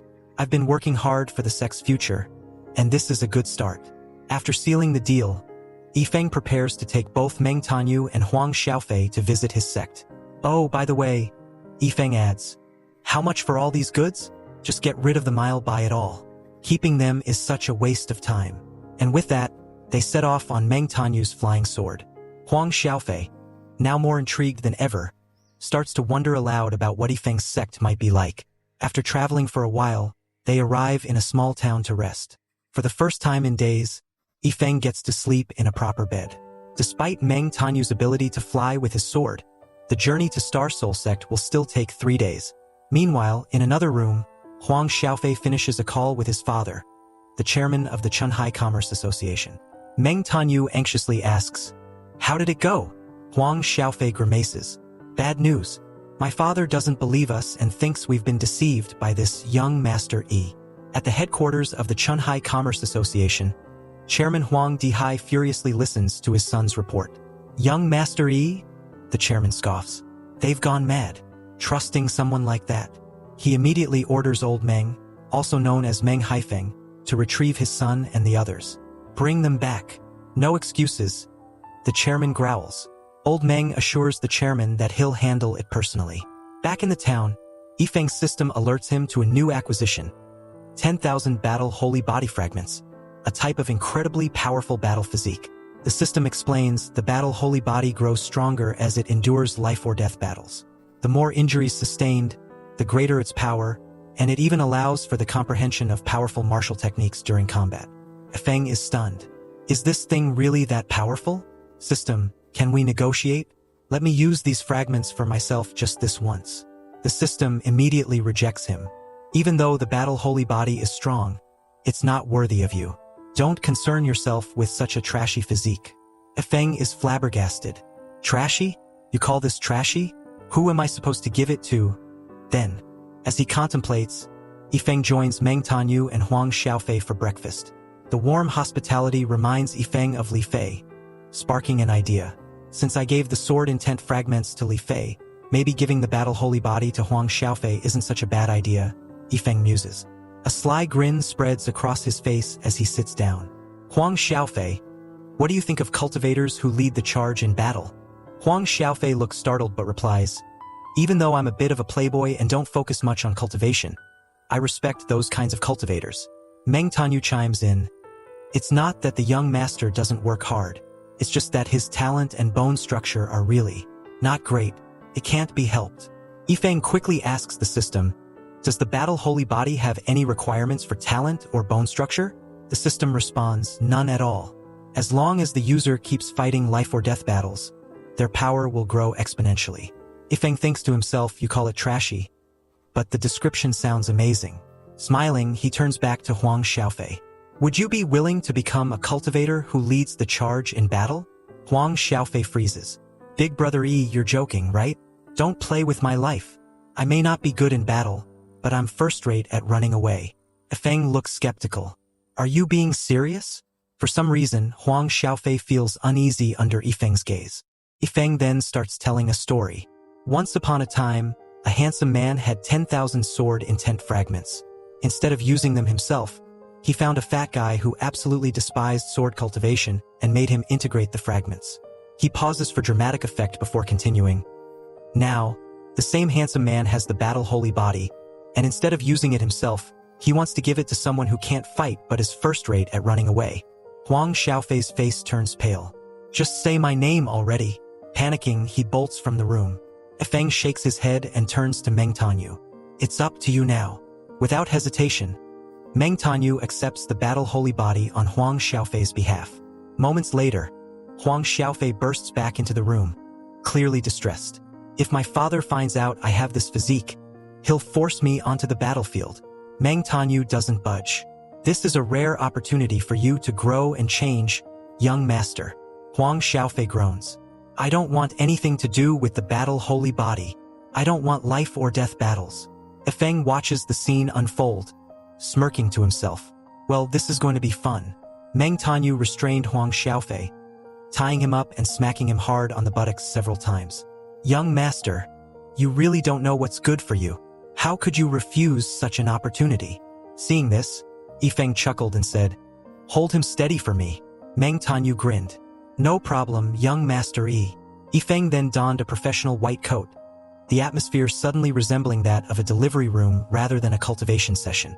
Meng Tanyu comforted Huang Xiaofei, saying, Young master, just bear with it. This is a once-in-a-lifetime opportunity, you must grasp it. Ifeng began extracting the battle holy body fragments, pressing them one by one into Huang Xiaofei's forehead. After 10,000 integrations, Huang Xiaofei finally fainted from exhaustion. Meng Tanyu's face filled with concern. Is this normal, Dr. E? Ifeng waved him off casually. Relax, everything's going smoothly. Let's observe for now. Just then, the sky outside turned blood red, and Huang Xiaofei's body underwent a startling transformation. His entire form radiated a golden glow, turning him into a small golden figure. The strange phenomenon left both Ifeng and Meng Tanyu speechless. Is this the power of the battle holy body? Meng Tanyu muttered, both awestruck and worried. He couldn't help but wonder if his young master, who was naturally lazy and disliked both cultivation and combat, could truly make use of such a powerful physique. At this moment, Ifeng's daily wasteful products refreshed, earning him 1,000 prodigal points and 3 ninth-order Inyang Maze Array banners. Inspecting the Maze Array banners, Ifeng discovered their abilities. By releasing spiritual power, the banner could trap even someone at the peak of the Tribulation Crossing realm in a maze for up to 10 hours. A single-use item, but extremely powerful. Ifeng grinned. You call the battle holy body trash, you stingy system? This phenomenon is mind-blowingly awesome. Huang Xiaofei soon regained consciousness, rubbing his head. Is it done, brother E? Why don't I feel any different? You really wasted this physique on me. Before Ifeng could respond, Meng Tanyu cut in. It won't go to waste, young master. After we send young master E back to his sect, I will personally request permission from the president to train you. From now on, all of your duels will be life or death battles. If you slack off or cut corners, I won't hold back. If you die, I'll follow you. Meng Tanyu's resolve was unwavering, and Ifeng couldn't help but let out a silent sigh of condolence. Huang Xiaofei, you're on your own now. As they continued their journey, Ifeng noticed something odd. Huang Xiaofei had been silent ever since Meng Tanyu's scolding. For an entire day, he seemed lost in thought, retreating into a state of self-imposed isolation. That night, they arrived at an open meadow and decided to rest there. As Ifeng prepared to relax, Huang Xiaofei suddenly spoke up, tears in his eyes. Manager Meng, start instructing me now. Even Ifeng was stunned. What's going on? Isn't Huang Xiaofei afraid of dying? Meng Tanyu was moved, You've finally come to your senses. Yifeng shook his head and decided to leave them to their own devices. If Huang Xiaofei has decided to do this, he must have his reasons. Let's see what this maze array banner can do. Yifeng set up the maze array banner, and a golden barrier rose around them, ensuring that no one could disturb their training. He handed them 100 blood ginseng pills for healing and told them, "Fight freely. No one will bother you in here." Meng Tanyu expressed his gratitude, and the pair began their training. To Yifeng's surprise, Huang Xiaofei seemed like a different person, actively engaging in combat and even enjoying the process. However, Meng Tanyu easily outmatched Huang Xiaofei, using his superior skills to discipline the young master. Meanwhile, old Meng, the trusted servant of Huang Xiaofei's father, arrived nearby. Hearing the sounds of fighting, he was shocked to see his son Meng Tanyu and Huang Xiaofei locked in battle. What's going on? Why are they fighting like this? To his disbelief, their combat style had devolved into hand-to-hand combat. Have they gone mad? Are they being mind-controlled by this young Master Yi? Old Meng tried to rush in but was blocked by the maze array. He shouted in frustration, but the array not only blocked physical entry, it also muffled sound. Inside the array, Huang Xiaofei and Meng Tanyu continued their training, revitalized by the blood ginseng pills. Old Meng collapsed outside the array, completely drained. These two have really lost their minds. And why are they wasting blood ginseng pills like they're candy? The next morning, Yifeng woke up feeling refreshed. However, he was shocked to see that the two were still fighting. Did they go at it all night? He then noticed old Meng glaring at him from outside the array. The older man's eyes were filled with fury, as if silently cursing Yifeng. Why is this old man looking at me like that? Yifeng wondered. Is he here to cause trouble? Just as the first maze array was about to expire, Yifeng quickly activated a second one, trapping old Meng for another 10 hours. Old Meng's rage reached its peak. This young master, he must be the puppet master behind all of this. Ignoring the commotion, Yifeng called Meng Tanyu and Huang Xiaofei to prepare for departure. Under old Meng's furious gaze, Yifeng made a stylish exit, even turning back to flash him a cheeky hand gesture. "Idiot!" Yifeng muttered under his breath. Old Meng was left shaking with anger. The image of Yifeng's smug face burned into his mind. As they traveled, Yifeng's system refreshed his wasteful products for the day. 10,000 nine-stripe blood ginseng pills. Yifeng stared at the reward, baffled. More elixirs? How the hell are we supposed to use all of these? Suddenly, an idea struck him. Why do we have to eat them? What if we just toss them like spiritual stones? He asked the system. Would throwing them on the road and letting monsters or passers-by pick them up count as wasteful? The system confirmed that it would. Delighted, Yifeng turned to Meng Tanyu and Huang Xiaofei. Let's eat breakfast first. Spreading a cloth on a rock, Yifeng laid out a massive pile of blood ginseng pills. This is today's breakfast. Dig in. Both Meng Tanyu and Huang Xiaofei were dumbfounded, having grown sick of blood ginseng pills from the previous day.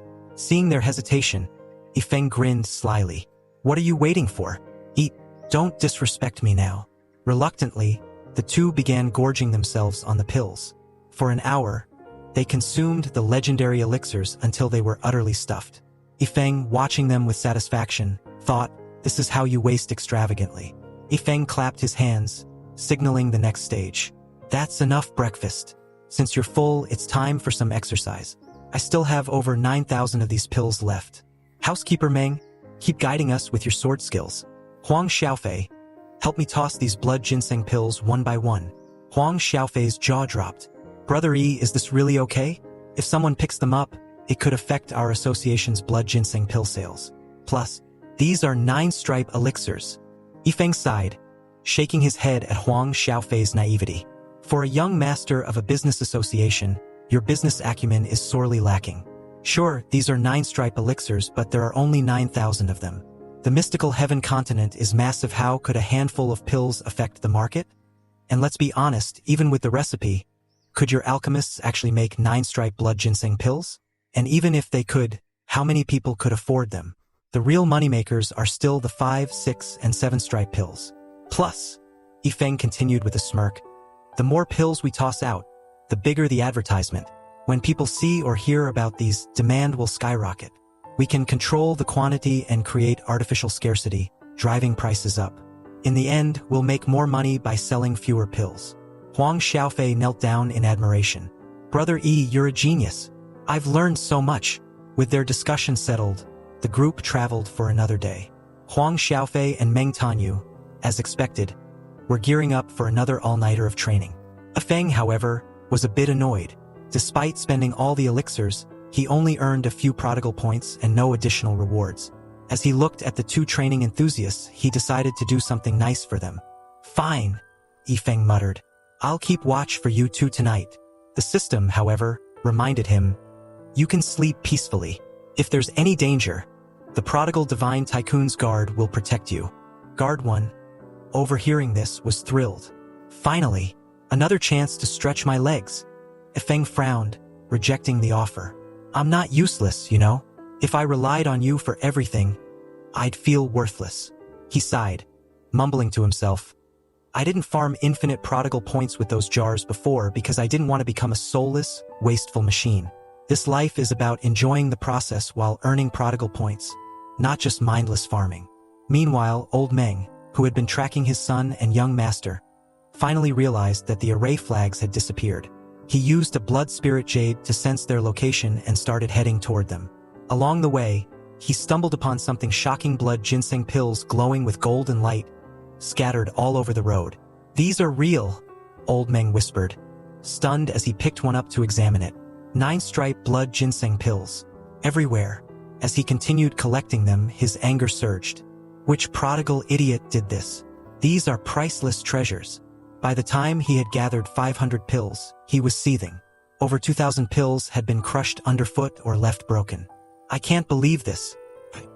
I can't pick up any more. This is driving me insane.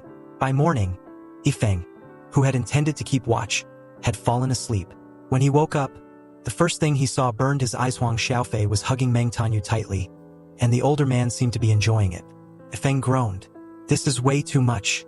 If that old guy arrives now, their passion would be interrupted. No sooner had he spoken than old Meng appeared behind him, his face a picture of fury. At that moment, the positions shifted. Meng Tanyu was now at the back, and Huang Xiaofei at the front, locked in another embrace. Old Meng's eyes filled with tears. Finally, I've caught up to them. Feng noticed the old man and smirked. Without hesitation, he cast another maze array, trapping old Meng for another 10 hours. Listen here, you old turtle, Feng taunted. If you keep chasing us, I'll trap you forever. Old Meng's anger erupted. You little rascal. No matter where you run, I'll kill you. Huang Xiaofei, oblivious to old Meng's predicament, reported on his progress with the battle holy body. Brother E, after 2 nights of training, I've merged with 1% of the battle holy body. Once fully merged, it'll show its true power. Feng nodded approvingly. Good job. Let's keep moving. No rest tonight. If all goes well, we'll reach the Star Soul sect by morning. Huang Xiaofei was confused. Brother E, don't you usually care about getting a good night's sleep? Meng Tanyu reassured him. If young Master E made this decision, he must have a reason.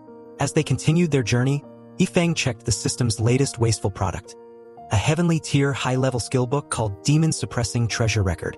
Feng's eyebrows shot up. A heavenly tier skill book? This is a first. It's probably one of the best on the mystical heaven continent. Now, how do I squander it? Throwing it away seemed too unoriginal. Tearing it up felt equally uninspired. With a ding, inspiration struck. Feng turned to Huang Xiaofei with a mischievous grin. You probably haven't had a bowel movement in a few days, right? Huang Xiaofei looked confused. Brother E, as cultivators, we purify impurities with spiritual power. We don't need to, relieve ourselves like ordinary people. Feng was dumbfounded. What kind of ridiculous setting is this? He smirked, leaning closer. No, you do need to go. Right now. Huang Xiaofei froze, feeling a chill run down his spine. Could Brother E be into that sort of thing? Should I agree? He's done so much for me. What's a little discomfort? After a long mental struggle, Huang Xiaofei finally relented. Brother E, I suddenly have a stomachache. Feng chuckled sinisterly, further fueling Huang Xiaofei's suspicions. But to his surprise, Feng handed him the skill book. Here, use this as toilet paper. Huang Xiaofei stared at the book, completely dumbfounded. So after all that, it's just about going to the restroom? They found a secluded spot, and Huang Xiaofei reluctantly followed Yifeng's instructions. As he opened the skill book, he froze, utterly shocked by what he saw. This skill book is unbelievable. Thanks for watching, guys. Comment Flamingo and subscribe for the next part. The moment Huang Xiaofei entered a state of enlightenment, a golden beam of light shot into the sky, startling Meng Tanyu. What's going on? Is this the legendary state of enlightenment? When did my young master become so capable? He then turned to Yifeng, his face a mixture of awe and confusion. Young Master Yi, what exactly is the book you gave to the young master? Yifeng waved him off dismissively. Don't make such a big deal out of it. It's just a heavenly tier high-level skill book. I thought it would make good toilet paper for Huang Xiaofei. Meng Tanyu's jaw dropped, and without a second thought, he fell to his knees, bowing deeply. Young Master Yi, our gratitude is beyond words. We will remember this kindness forever. Yifeng was baffled. Why are you kneeling? What's going on? Before he could make sense of the situation, his prodigal points began to plummet at an alarming rate. What's happening now? Can someone explain? Yifeng demanded. Just then, an excited Huang Xiaofei ran over, holding the skill book. Brother Yi, I've finished going to the restroom. Yifeng's face turned dark as storm clouds. Without hesitation, he snatched the skill book and crushed it to pieces. The system appeared with a deadpan message. Mission failed. Today's prodigal item was not squandered properly. 50,000 prodigal points have been deducted. Yifeng froze in disbelief. 50,000? His eyes filled with despair as he realized he had just been robbed of almost all the prodigal points he had painstakingly accumulated over the past few days. He barely had 60,000 points to begin with, and now he was left with scraps. Pain, Yifeng muttered, slumping to the ground. This is true pain. He wanted to cry, to scream, even to run headfirst into a tree. Huang Xiaofei, seeing Yifeng's broken expression, knelt down in panic. Brother Yi, I'm sorry. I must have done something wrong. Please forgive me. Yifeng rubbed his temples, utterly drained. What exactly do you think you did wrong? Huang Xiaofei hesitated before speaking in a trembling voice. Brother Yi, you said the holy battle body doesn't need skill books to comprehend its power just fighting. But I lacked self-control and got lost in the skill book you gave me. I didn't even fully comprehend it. This must have been a test you set for me, and I've failed you. Meng Tanyu, hearing this, was stunned. So that's how young Master Yi thinks. How foolish of me. I even doubted his methods earlier, thinking he had ruined the young master's opportunity. It's me who is short-sighted. Without hesitation, Meng Tanyu also knelt down, bowing his head. Young Master Yi, please punish me for my ignorance. Yifeng stared at the two of them in utter disbelief. What the heck is wrong with you two? Why are you like this? I'm just trying to waste resources. Why are you adding drama to everything? Manager Meng, why are you even here, playing out your own subplot? He waved them off, unwilling to argue further. Fine. Stop daydreaming and let's get moving. Huang Xiaofei, thinking Yifeng's tone meant forgiveness, immediately vowed, Brother Yi, I'll never disappoint you again. I'll become your sharp weapon and clear all your enemies in the future. Yifeng groaned, picking up a rock and chucking it at Huang Xiaofei. Enough. Stop talking nonsense. I just want to slack off in peace, don't ruin my life. Despite Yifeng's protests, Huang Xiaofei remained adamant. Whether you need me or not, Brother Yi, I'll practice hard for you. Yifeng's patience finally snapped. Shut up already. Meanwhile, old Meng, who had been trapped in the maze array for another 10 hours, finally broke free. Furious, he resumed his pursuit. Yifeng, still sound asleep, remained blissfully unaware of old Meng's approach.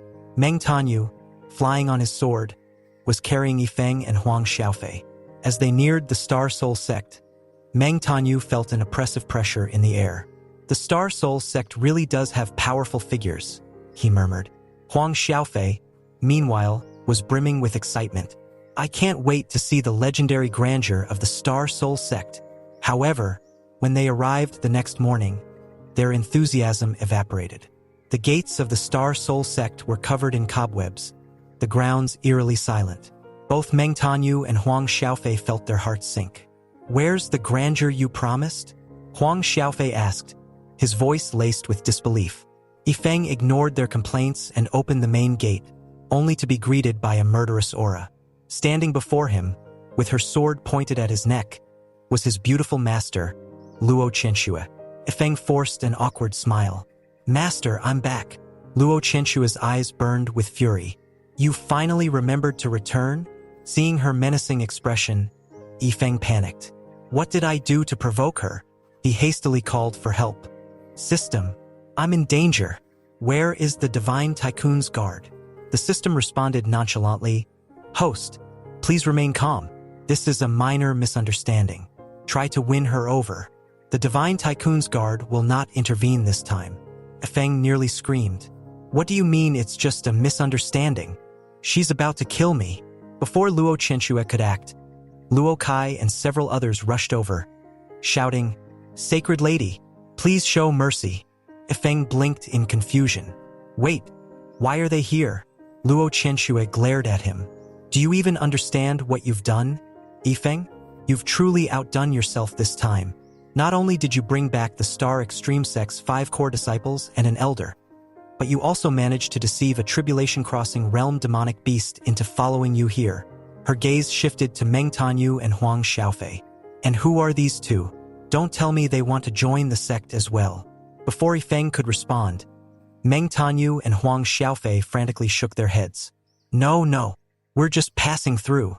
Hearing this, Luo Qianxue finally lowered her sword. "Good.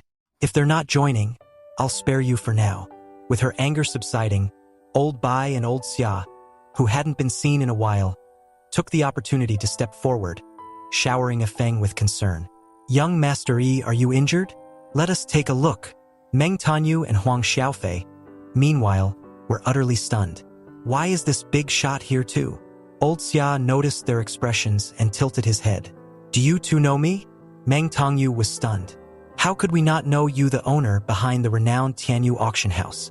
Why would someone of your status be in such a small sect?" Huang Xiaofei also found the situation perplexing. At this moment, Yifeng stepped forward to introduce the two. "They are from the Chunhai Commerce Association, young Master Huang Xiaofei and Chief Steward Meng Tanyu. The reason they've come back with me is to discuss some important business matters with you, Master." Luo Qianxue, however, assumed they were merchants here to sell products. She addressed them directly, explaining, "The Star Soul sect has only been established for less than a month. We simply don't have the financial resources to purchase large amounts of cultivation resources.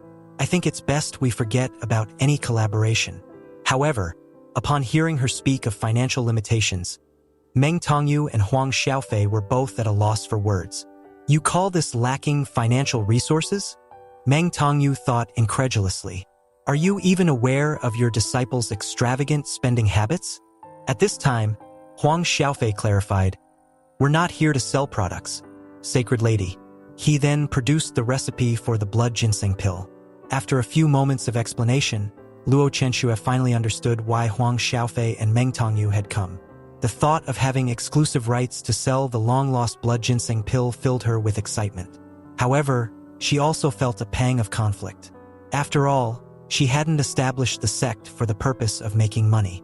Was this taking her further from her original vision? Sensing her hesitation, Yifeng stepped in. "Master," he began dramatically, "when I saw junior brother Wu Feng crying in his chair because he had no money, I decided to take action. If I could find a business association to partner with, wouldn't I be doing something good for the sect? And now, here is the Chunhai Commerce Association. So please, Master, don't refuse this opportunity. It's our duty to restore the glory of the Star Soul sect. Praise me, Master." Luo Qianxue's expression darkened, her frustration building. "Anything that involves this wasteful disciple of mine is bound to go wrong," she thought angrily. "How many years will it take for me to reach the tribulation-crossing realm and ascend for my revenge if this keeps up?" Just then, the system sent Yifeng a notification. "Old Meng will arrive at the Star Soul sect in 3 minutes." Yifeng's face lit up with delight. "Thank goodness I set up that cosmic alert feature in advance. As expected, the old man is finally coming for me." Turning to Little Blood, who was standing nearby at the tribulation-crossing realm, Yifeng issued instructions. "The moment you see an old man in a gray robe, Go and stop him. But remember, don't kill him. Just rough him up a bit. Little Blood nodded eagerly. Understood. She then began showing off her aura in front of the core disciples, much to Yifeng's mild exasperation. Meanwhile, not far from the Star Soul sect, Old Meng had indeed arrived. He muttered to himself, "That kid definitely doesn't have any more high-level formation flags left. This time I will kill him. Otherwise, my name isn't Meng Haifeng." This was, without a doubt, the most humiliating experience of his life as a tribulation-crossing realm expert. Being trapped by a junior for 3 full days was bad enough, but what awaited him next was about to be even worse. At this point, Old Meng was nearing the brink of insanity after being trapped for 3 days. To make matters worse, he was now facing off against Yifeng's subordinate. Suddenly, Little Blood approached him from behind at lightning speed, her movements barely detectable. Old Meng was taken aback, astonishment flashing across his face. Sensing her intent, Old Meng quickly warned, "Back off! I don't want to hurt you." Yet, who was Little Blood to heed such warnings? "Hurt me?" she said, her tone dripping with disdain. "You're hunting my master, yet you think your 4th-level tribulation-crossing realm is enough to threaten me? You're overestimating yourself."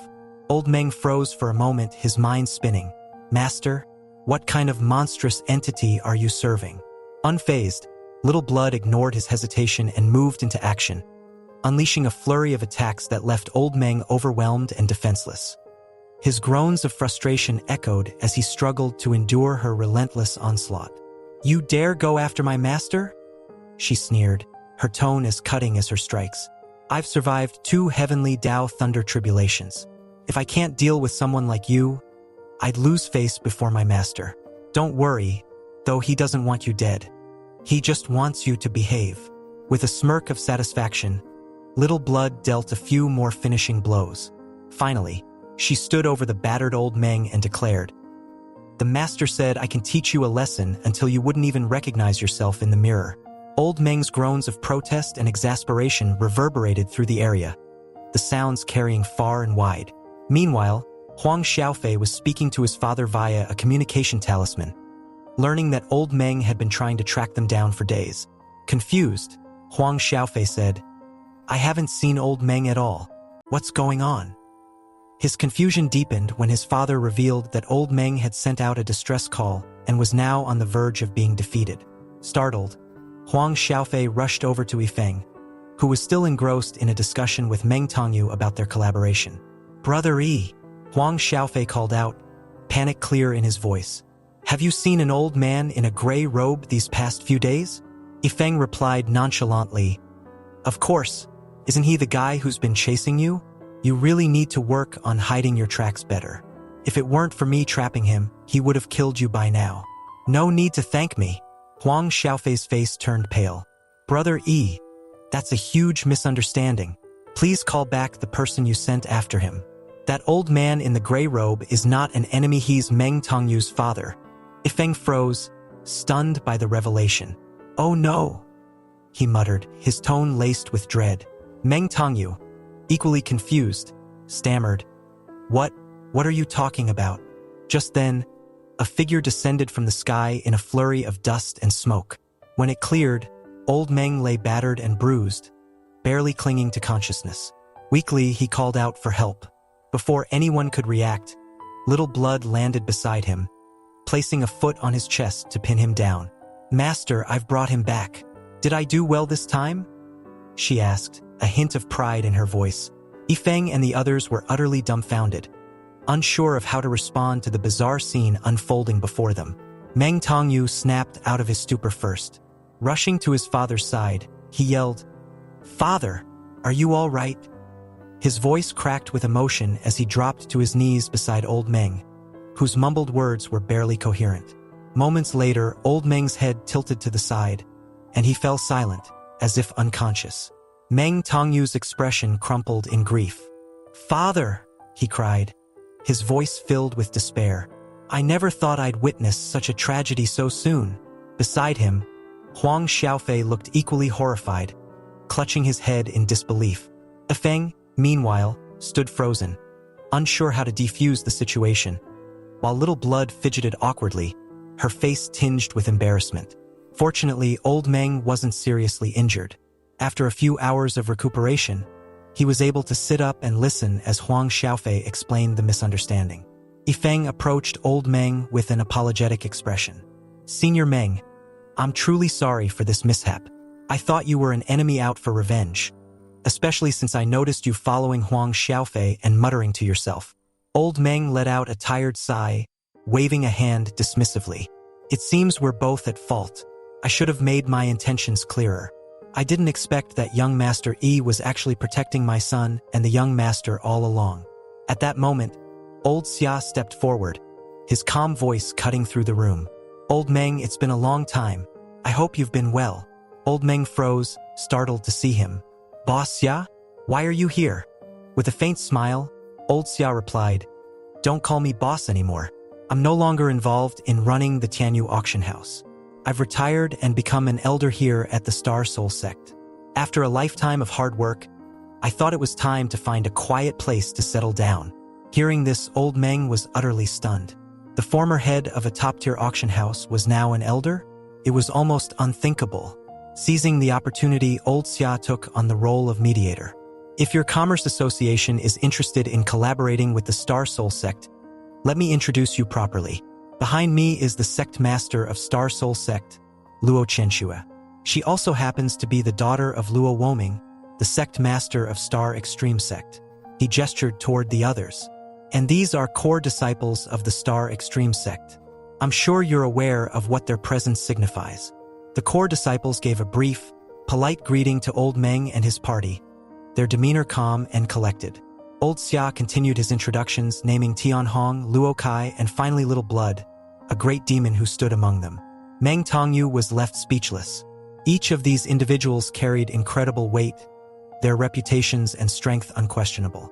As small talk began to fill the guest room, everyone seemed to forget something, or rather, someone. Outside the room, Wu Feng, who had been eavesdropping, sighed in dismay.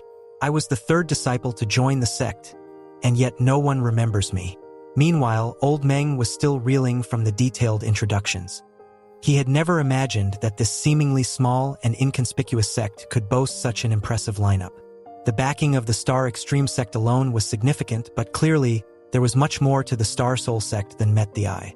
Just then, a powerful presence carrying a tremendous sword aura appeared. Old Meng's eyes widened in surprise. Another extraordinary figure? Meng Tongyu and Huang Xiaofei were equally astonished, wondering if this was yet another heavyweight or perhaps one of Yifeng's fellow disciples. However, as the golden yellow figure drew closer, Meng Tongyu and Huang Xiaofei were utterly dumbfounded. It wasn't a person at all, it was a little yellow dog. The small dog trotted confidently toward Yifeng and leaped into his arms, happily licking his cheeks. Yifeng, equally overjoyed, embraced his pet warmly. Old Bai and Luo Kai exchanged helpless glances, muttering under their breath, "Why does this dog get all the good stuff? If only we weren't human."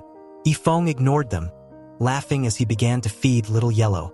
In an instant, a crimson sword aura erupted into the sky, the sheer force of it leaving everyone stunned. Little Yellow had broken through to the Sword Heart realm and even reached the Sword Embryo Protoform Stage A level that many sword cultivators could only dream of. Old Meng stared in disbelief, questioning his life choices. Even a dog has achieved this much. How can we call ourselves cultivators when we're inferior to a dog? Huang Xiaofei couldn't help but secretly admire Yifeng once more. Indeed, Brother Yi's possessions are never ordinary. He even gave me the battle holy body. I should have known this dog would be extraordinary too. Luo Chenxue, meanwhile, was struggling to contain her annoyance. She told herself to remain calm. This is just another example of my prodigal disciple's wastefulness. If he wants to squander his resources, so be it. But if the great ancestral elder finds out about this, he'll lose his temper for sure. Luo Kai, on the other hand, felt vindicated in his decision to come here. He had already been amazed by Yifeng's extravagant use of the great demon's body, but this surpassed even his wildest expectations.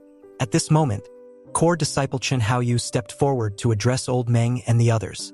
"This is just standard behavior for our junior brother," he explained with a hint of pride.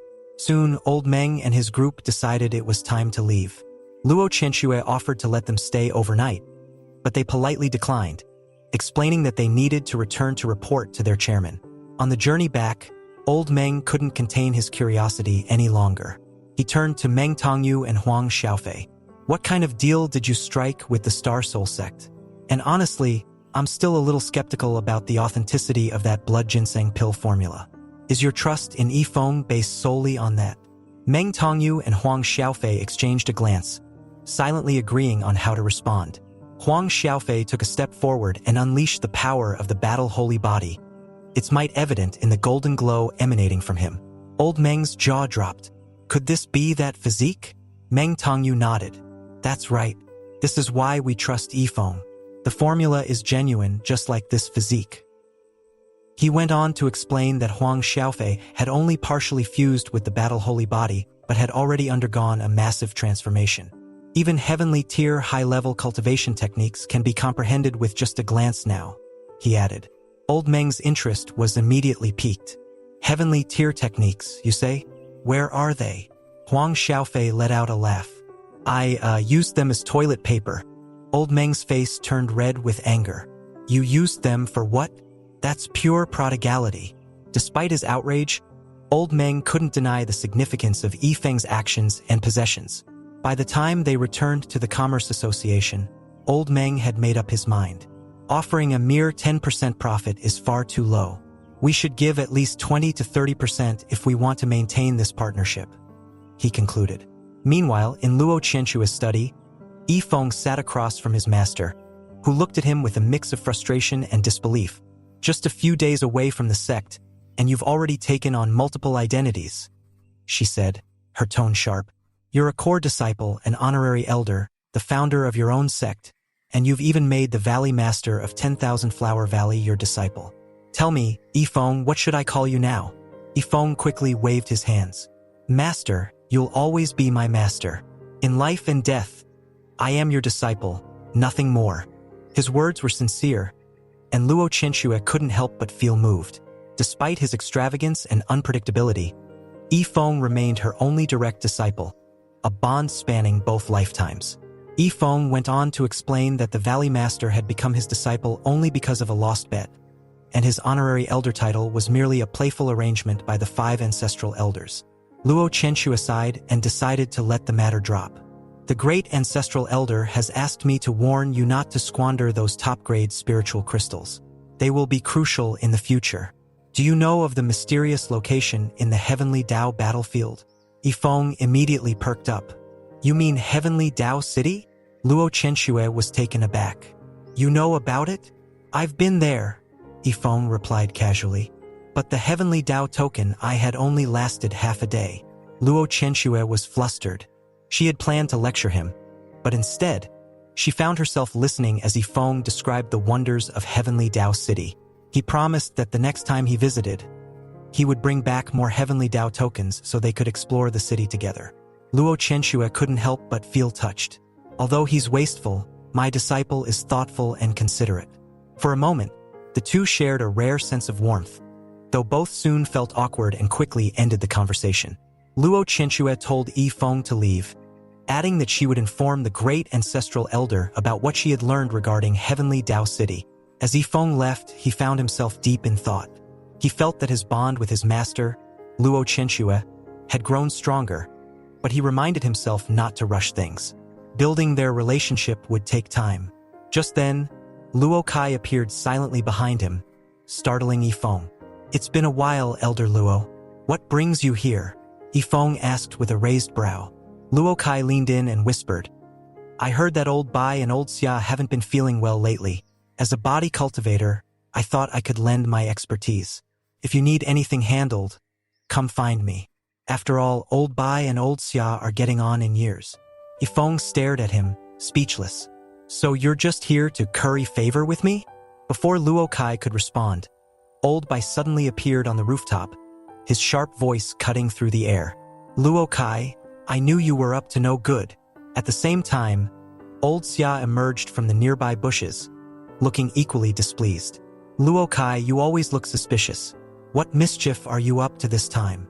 Luo Kai, caught off guard, stammered. How long have you two been hiding?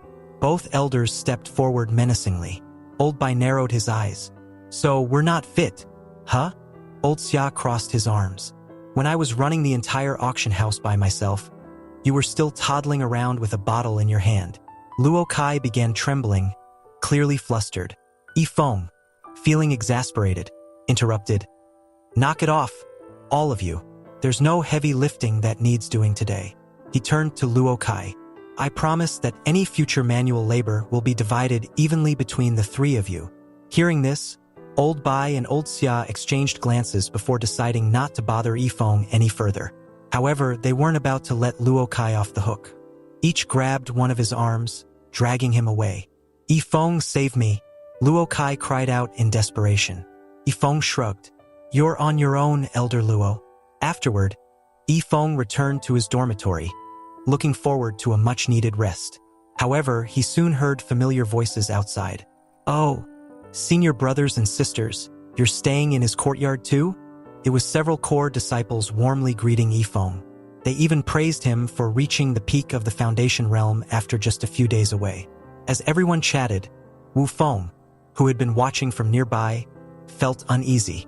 I need to show my face, or senior brother might forget about me. Determined, he walked over and greeted Yifeng. Senior brother, how many minutes did it take you to break through? Did you go straight from the Qi activation realm to the Foundation realm? His question earned skeptical looks from the core disciples. Brother Wu Feng, have you fried your brain while practicing alchemy? Even if junior brother Yifeng is strong, leaping across two major realms in one go is impossible. Exactly. Even breaking through two minor realms at once would be incredibly difficult, especially since the Foundation realm involves creating a spiritual lotus. To their surprise, Yifeng smiled and said, Finally, someone who understands me. Wu Feng, you really get me. You have no idea how agonizing it was that no one witnessed the scene when I broke through. If only those two bystanders hadn't died. Wu Feng was stunned but quickly thought, as expected, I understand senior brother best.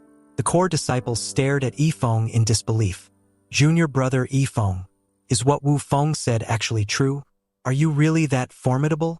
They surrounded Yifeng, bombarding him with questions about how he had achieved such consecutive breakthroughs. They even asked if he could teach them to do the same. To change the subject, Yifeng turned to Wu Feng. Didn't you once consume 2,000 clear, mysterious pills? Why haven't you broken through to the Foundation realm yet? Wu Feng's expression turned sheepish. Senior brother, the pills worked wonders for me at the merging spirit realm, allowing me to attain a pure constitution. But as for breaking through to the Foundation realm, my master told me to wait for your return. Building the spiritual lotus is a critical step for cultivators, and she thought I'd need your guidance. Yifeng nodded thoughtfully. I see. I don't have anything that can help you right now, so just wait a bit longer. The core disciples, overhearing their conversation, were filled with envy. Why couldn't we have met junior brother before reaching the Foundation realm? Then we could have had a pure constitution too. Suddenly, Xiao Tian spoke up. We're all at the 9th level of the Purple Mansion realm, yet we still haven't refined our lotuses to ascend to the original spirit realm. Xiao Tianming chimed in. We still have one more chance to refine our lotuses at the original spirit realm. It's better not to rush our breakthroughs. Just then, Yifeng's system announced a new task. Lead your fellow disciples to participate in the Sunlit Sect's Mystic Realm Grand Competition. You must achieve 2nd place. 1st place is not allowed. Success will earn spendthrift points. Failure will result in deductions. Yifeng was baffled. What's this all about? Why do we have to get 2nd place? The idea of ensuring they didn't accidentally end up in 1st place seemed tricky. What if their competitors forfeited, pushing them to the top by default? He turned to his senior brothers and sisters. Do you know anything about the Sunlit Sect's Mystic Realm Grand Competition? Chen Haoyu looked puzzled. How do you know about this, junior brother? Du Tianyu explained. The Sunlit Sect did send us an invitation a few days ago, but the Saintess turned it down after hearing about it. Hearing this, Yifeng decided to ask his master for more information. He went to Luo Qianshua's room and asked directly, Master, has someone from the Sunlit Sect sent an invitation? Luo Qianshua confirmed. Yes, the Sunlit Sect is the only first-class sect in the area. They've invited dozens of surrounding sects to participate in their Mystic Realm Grand Competition. Participating sects must contribute resources to a shared secret realm, but they get to keep whatever they find. It seems fair on the surface, but the secret realm is controlled by the Sunlit sect. They're already familiar with its layout, so other sects are at a clear disadvantage. Yifeng's eyes lit up. Master, I'm very interested in participating. However, Luo Chenxue immediately refused. The sect can't afford to participate. We're already struggling financially. As soon as she said it, she regretted her words. How could I forget? This disciple of mine is practically a walking treasury. Lack of resources is the least of his concerns. Yifeng smiled. Master, are you lacking resources? I can contribute some. Luo Chenxue felt her face heat up in embarrassment. It wasn't every day that a disciple offered resources to their master. Yifeng began listing his contributions. 50 enlightenment pills, 59 leaf soul-returning herbs, 3 golden silkworm star-shining stones, and 100 drops of great demon fairy blood.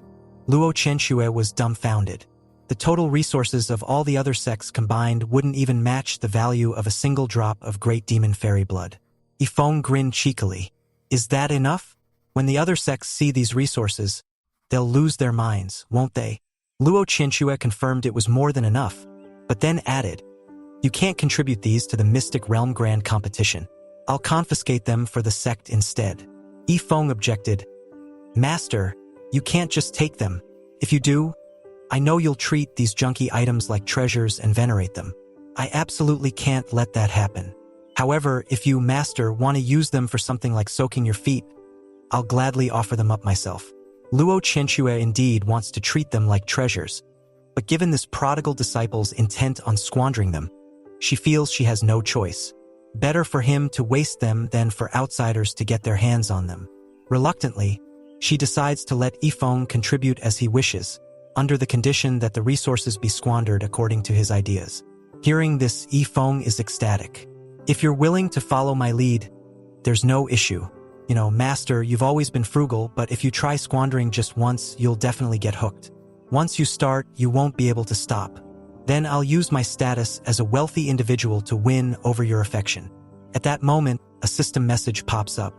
Host, weren't you planning to send these resources to the Mystic Realm Grand Competition? Yifeng responds confidently, What's the Mystic Realm Grand Competition compared to my precious master? The system has no choice but to concede. Fair point. You make a fair point.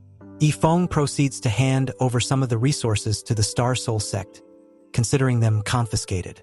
Luo Chenxue asks, How should we squander the enlightenment pills? Yifeng suggests, Master, give 2 to each person and feed the rest to the dog. Hearing this, Luo Chenxue is visibly annoyed but holds her tongue. She then asks, And what about the soul-returning herbs? Yifeng continues, Use them for foot soaks. As usual, give 2 stalks to each person and use the rest for the dog's bath. At this point, Luo Chenxue can't hold back anymore. A powerful aura disrupts the scene. Yifeng is startled and quickly suggests, Master, maybe we should just put these resources toward the Mystic Realm Grand Competition after all. He realizes he may have overestimated his master's tolerance. Upon hearing this, Luo Chenxue regains her composure and goes back to being cheerful. No need. Let's distribute them according to your plan. Now, what shall we do with the remaining 3 golden silkworm star-shining stones? Yifeng, thinking for a moment, says he wants to use them to forge blades. Luo Chenxue is taken aback. Has he finally turned over a new leaf? Just as she's about to approve forging some daggers, Yifeng blurts out that he wants to make knives and hopes to cultivate a field of spiritual grass for the sect.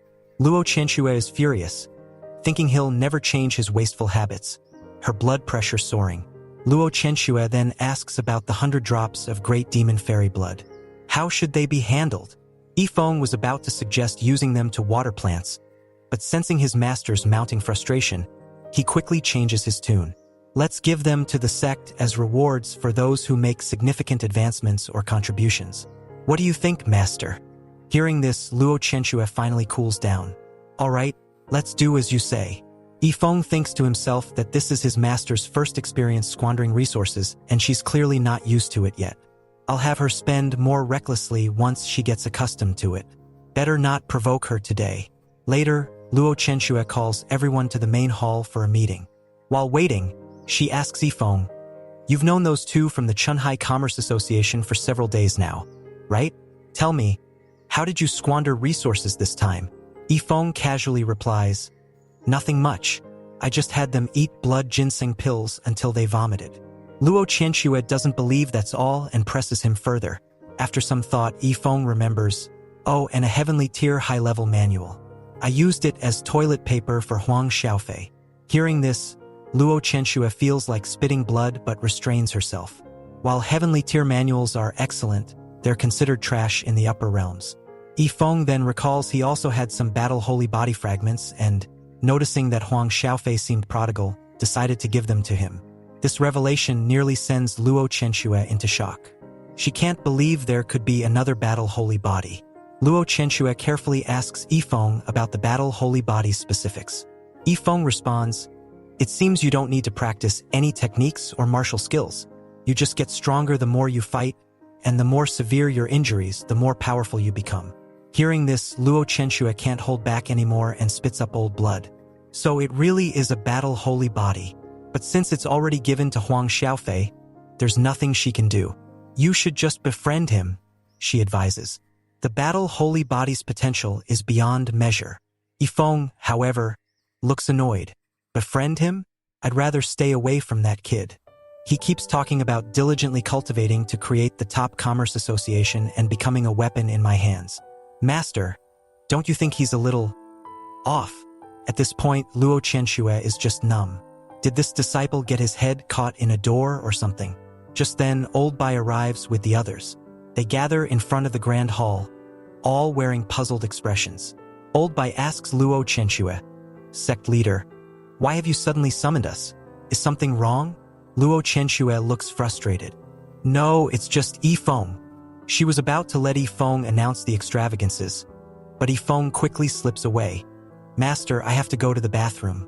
The rest is up to you." Luo Qianxue is left dumbfounded. She's never been wasteful herself. Yifeng knows this, but he believes that only by personally experiencing it will she understand how satisfying it is to be wasteful. At this point, Luo Qianxue is frozen, still thinking wastefulness is disgraceful. If it weren't for Yifeng being her direct disciple, she would have taught him a lesson long ago. Her face turns red with embarrassment as she begins the announcement. "The reason I've gathered everyone here today is for one thing, to be wasteful." The crowd is incredulous. "Sect leader, you're actually going to be wasteful too?" Even the dog barks twice, as if saying, "Sect leader, you're awesome." Seeing the dog, Luo Qianxue suddenly has a moment of clarity. That's right. If Yifeng can be wasteful even on a dog, why should I worry? Besides, Yifeng will foot the bill in the end. With that thought, she begins to tap into her hidden nature. She takes out all the resources, announcing that they were contributions from Yifeng. The crowd erupts into cheers, showering her with praise. Luo Qianxue distributes the resources, enlightenment pills for everyone, 2 each and 2 9-leaf soul-returning herbs each. At this point, core disciple Du Tianyu raises a question. Doesn't that leave 28 of each remaining? How will those be allocated? Luo Qianxue looks exasperated. How else? They're all for the dog. The crowd is dumbfounded. They're even less important than a dog. Finally, Luo Qianxue presents the great demon fairy blood. This won't be wasted. You can earn it through hard cultivation or making great contributions. Any objections? Luo Kai is the first to agree. Absolutely no objections. Sect leader is wise. His primary reason for being present is the great demon fairy blood, and he's thrilled to have a chance to earn it. If there are no objections, then this meeting is adjourned, Luo Qianxue declares, handing the resources to Old Bai for distribution. Everyone is very satisfied with the meeting, some even jokingly wondering about year-end bonuses. Luo Qianxue, however, is staring at the golden silkworm's star-shining stone, wondering how to craft it. She's never worked with such a rare material before. Suddenly, she remembers an acquaintance who might be able to help. Thanks for watching, guys. Comment Flamingo and subscribe for the next part. Over in Purple Phoenix City, a young girl is busy crafting. Despite her frail appearance, she is a skilled blacksmith. Xiao Xiao. a freelance cultivator, and an acquaintance of Luo Qianxue. At that moment, Luo Qianxue arrives. Chu Xiaoxiao looks up in surprise. Sect leader Luo? What brings you here? I've come to request some crafting help for my sect, Luo Qianxue replies. However, Chu Xiaoxiao immediately reaches out and pinches Luo Qianxue's cheek with a mischievous grin. Long time no see. Let me feel if you're still the same icy, aloof Luo Qianxue. Apart from my father and me, who even talks to you? You really need to work on your personality. Feeling proud, Luo Qianxue retorts. My direct disciple can tolerate my personality just fine. This immediately piques Chu Xiaoxiao's interest. Direct disciple? Male or female? How old? What are their measurements? Last I heard, you were with that Wu Feng. Turns out he isn't your top disciple after all. You've been keeping this hidden gem to yourself, haven't you? Pouting slightly, Luo Qianxue replies, well, you never asked. Enough about him. He's just wasteful. Now, do you have time to help me craft some kitchen knives and hoes? Chu Xiaoxiao is eager to gossip but decides to focus on the task at hand. Knives and hoes? Those are simple. I can handle them in a few days. But my grandfather is currently preparing to craft an extraordinary weapon, so we're quite busy. Just then, a voice booms. We have time. It's Chu Xiaoxiao's grandfather, Chu Hongshan. He strides in, chuckling. That weapon can wait. Helping Luo Qianxue with her knives and hoes comes first. Turning to Luo Qianxue, Chu Hongshan makes small talk. How are those 5 old codgers? Are they doing well? Luo Qianxue politely responds, the 5 ancestral elders are in good health. Chu Hongshan then instructs Chu Xiaoxiao to craft the mundane items for Luo Qianxue. It won't take much time anyway, he says. However, Luo Qianxue hesitates before adding, it's not just about crafting ironware. I have a small additional request.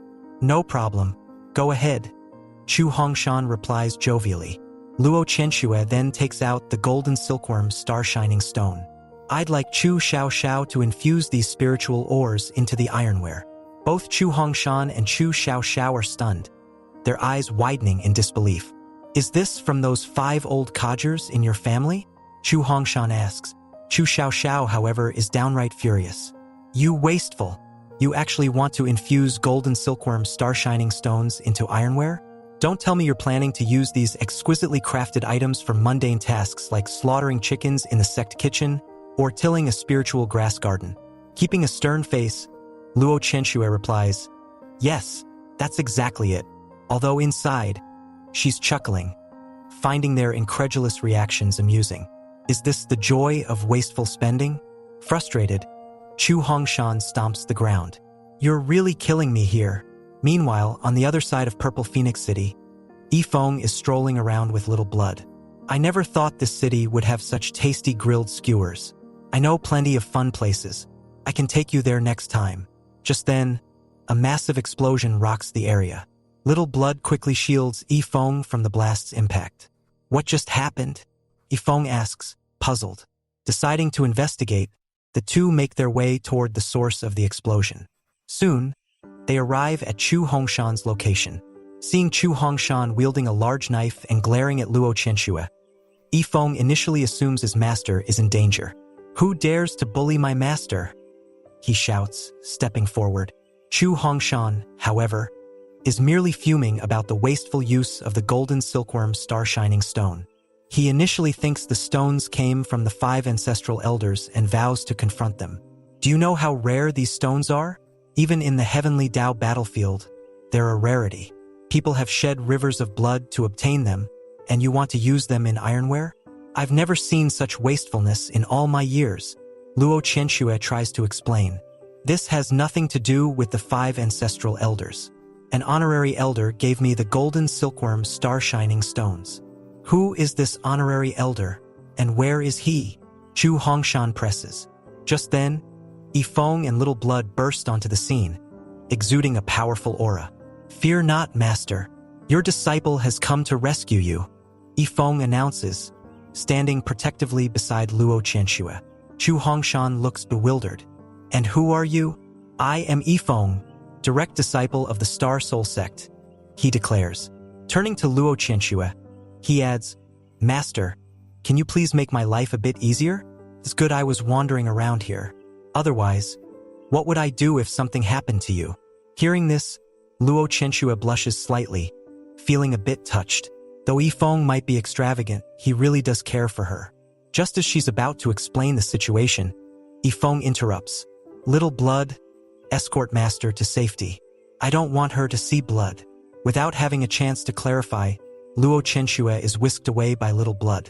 Now only Yifeng, Chu Hongshan, and Chu Xiaoxiao remain. How dare you, old geezer, try to steal from my master and even think about harming her? Who the hell gave you the courage? Yifeng shouts. Chu Xiaoxiao is furious. How dare you insult my grandfather like that? She's about to make her move when Chu Hongshan stops her. To her surprise, Chu Hongshan says, to be honest, I quite like this guy. Grandfather, he insulted you, and you're still protecting him? Chu Xiaoxiao exclaims. Chu Hongshan replies calmly, if you had a disciple as dedicated to protecting you as he is, I'd be very happy. At this moment, Little Blood returns, reporting to Yifeng that Luo Chenshua has been taken to a safe location and a barrier has been set up. Yifeng praises her for a job well done. Chu Hongshan then speaks. I admit your magical beast is strong, but have you ever considered what you would do if I were stronger than it? Yifeng smirks. Would you like to bet? Chu Hongshan raises an eyebrow. Bet on what? I bet you won't be able to hurt me, no matter how hard you try. Yifeng responds confidently. Intrigued, Chu Hongshan leaps into the air, his fist charged with tremendous power. Let's see how you handle my full strength. A thunderous roar echoes across the field as Chu Hongshan's punch is blocked not by Yifeng, but by a single finger. A skinny figure materializes behind Yifeng, tearing through space. The figure, a new member of the Divine Tycoon's guard, smiles. Finally, it's my turn to act. With a casual flick, he sends Chu Hongshan flying. Moments later, another figure appears, a one-armed man exuding a terrifying aura. My lord, shall I annihilate this entire city? He asks Yifeng. Yifeng is speechless. Are you here to protect me or destroy the city? The one-armed man erupts with overwhelming power. The atmosphere grows tense. The one-armed man, exuding murderous intent, speaks coldly. So, you're the ones who wish to harm my lord? Don't worry, I won't kill you outright. First, I'll strip the flesh from your bones, leaving only your heads intact. Then, I'll make you consume the flesh of your kin, piece by piece. Hearing this, Chu Hongshan and Chu Xiaoxiao feel a chill run down their spines. Chu Xiaoxiao hurriedly clarifies, Wait, we're not enemies. I'm your master's best friend, and he's my grandfather. We would never harm her. If you don't believe me, you can ask her yourself. Yifeng, startled by this revelation, gestures to Little Blood. Go confirm this with my master, but don't bring her back. I don't want to scare her. Little Blood nods and vanishes. A few minutes later, Little Blood returns, holding a voice recording stone. Luo Chenshua's voice echoes from it, confirming that Chu Hongshan is indeed Grandpa Chu. The one-armed man still seethes with rage. Misunderstanding or not, he dared to raise his hand against you, my lord. For that, he must die. Yifeng glares at him. What exactly are you trying to do? Are you questioning my judgment? The one-armed man stiffens and stammers. My lord, you are too kind. Such mercy invites disrespect. Yifeng's face darkens. Are you trying to tell me how to handle my affairs? A wave of suppression radiates from Yifeng, intensified by the system. The one-armed man trembles under the pressure. Realizing his mistake, he drops to his knees and pleads, Please, my lord, spare me. I won't dare to disobey again. Yifeng's voice is cold and unyielding. I'll give you one chance. If you cross the line again, there will be no mercy. Yes, my lord, I will reflect on my actions. The one-armed man says, bowing low. Yifeng waves him away, and the man retreats to rejoin the Divine Tycoon's guard, visibly shaken. Turning to the system, Yifeng quietly asks, What should I do if the Divine Tycoon's guard becomes uncontrollable? The system's reply is blunt. No mercy. Eliminate them if necessary. Yifeng sighs, realizing the burden of managing such powerful yet dangerous subordinates. The system refuses to elaborate further on the guard's nature, leaving Yifeng to speculate about their mysterious origins and unique personalities. After collecting himself, Yifeng steps forward and apologizes to Chu Hongshan and Chu Xiaoxiao. I'm sorry for the misunderstanding. To make up for it, I'd like to offer you 5 pieces of golden silkworm star shining stone as compensation. I also ask that you keep what happened today a secret. Chu Xiaoxiao is puzzled. Who are you exactly? And why are you so close to Luo Qianxue? If you don't explain, I'll tell her everything. Before she can say more, Chu Hongshan quickly covers her mouth and assures Yifeng, don't worry, we won't say a word about this to anyone. Relieved, Yifeng signals to Little Blood. Bring my master here. Once Little Blood leaves, Chu Xiaoxiao pulls away from her grandfather. Why did you stop me, Grandpa? We should get to the bottom of this. Chu Hongshan shakes his head. It's better not to meddle. This guy clearly isn't ordinary. He won't harm Luo Qianxue. Let's just focus on making those knives and hoes. Chu Xiaoxiao frowns but reluctantly agrees, still feeling uneasy about Yifeng's connection to Luo Qianxue. She resolves to keep an eye on him when they visit the Star Soul sect, vowing to ensure that Yifeng doesn't bring harm to her friend. A moment later, Luo Qianxue arrives, looking puzzled. What's going on here? Yifeng quickly says, It's a misunderstanding, Master. All of this was Little Blood's fault. She thought you were in danger, so I came to protect you. Little Blood silently takes the blame, not daring to contradict Yifeng. Before Luo Qianxue can question further, Yifeng makes a swift exit with Little Blood, leaving her standing there. Chu Hongshan approaches Luo Qianxue, a sly grin on his face. Your disciple is quite something. Changing the subject, Chu Hongshan casually asks, by the way, earlier you said those golden silkworm star shining stones were given by an honorary elder. But since when does Star Extreme Sect have honorary elders? Luo Qianxue hesitates, unsure how to explain. Eventually, she admits, the honorary elder is actually my direct disciple. The golden silkworm star shining stones were a gift from him. Chu Hongshan is stunned. Wait, are you saying that kid, Yifeng, is the honorary elder? Yes. Luo Qianxue replies awkwardly. And why would the Star Extreme Sect recognize him as an honorary elder? Chu Xiaoxiao asks, equally baffled. Because, Luo Qianxue sighs, he's rich. He contributed 100 million top-grade spiritual crystals to the sect. With that kind of wealth, the 5 ancestral elders agreed without hesitation. Chu Hongshan nearly chokes on his own breath. 100 million spiritual crystals? Are you sure you don't mean spirit stones? It's spiritual crystals, Luo Qianxue confirms. Chu Hongshan feels dizzy. I see. That explains it. Chu Xiaoxiao interjects. Wait a minute. Does this mean you have to call Yifeng Elder Yi? How did it come to this? Luo Qianxue, trying to maintain composure, replies, because he's rich, that's all there is to it. After a moment of silence, Chu Hongshan gets a sudden idea. You know, I've always treated you like my own granddaughter. How about this? Chu Xiaoxiao and I will join your sect. What do you think? Luo Qianxue is speechless. Not this again. My Star Soul sect already has more elders than disciples. Am I running a retirement home? Chu Hongshan persists. Look, your sect is newly established and you lack powerful figures.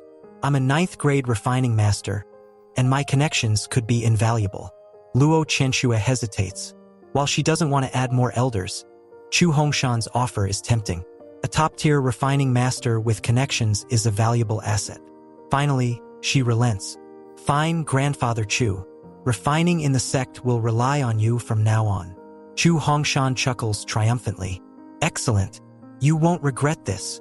Chu Xiaoxiao, on the other hand, feels utterly bewildered. Did I just get bundled and sold off? Meanwhile, in Earthsealed City, the top warriors of Mirror Moon Manor are mobilizing.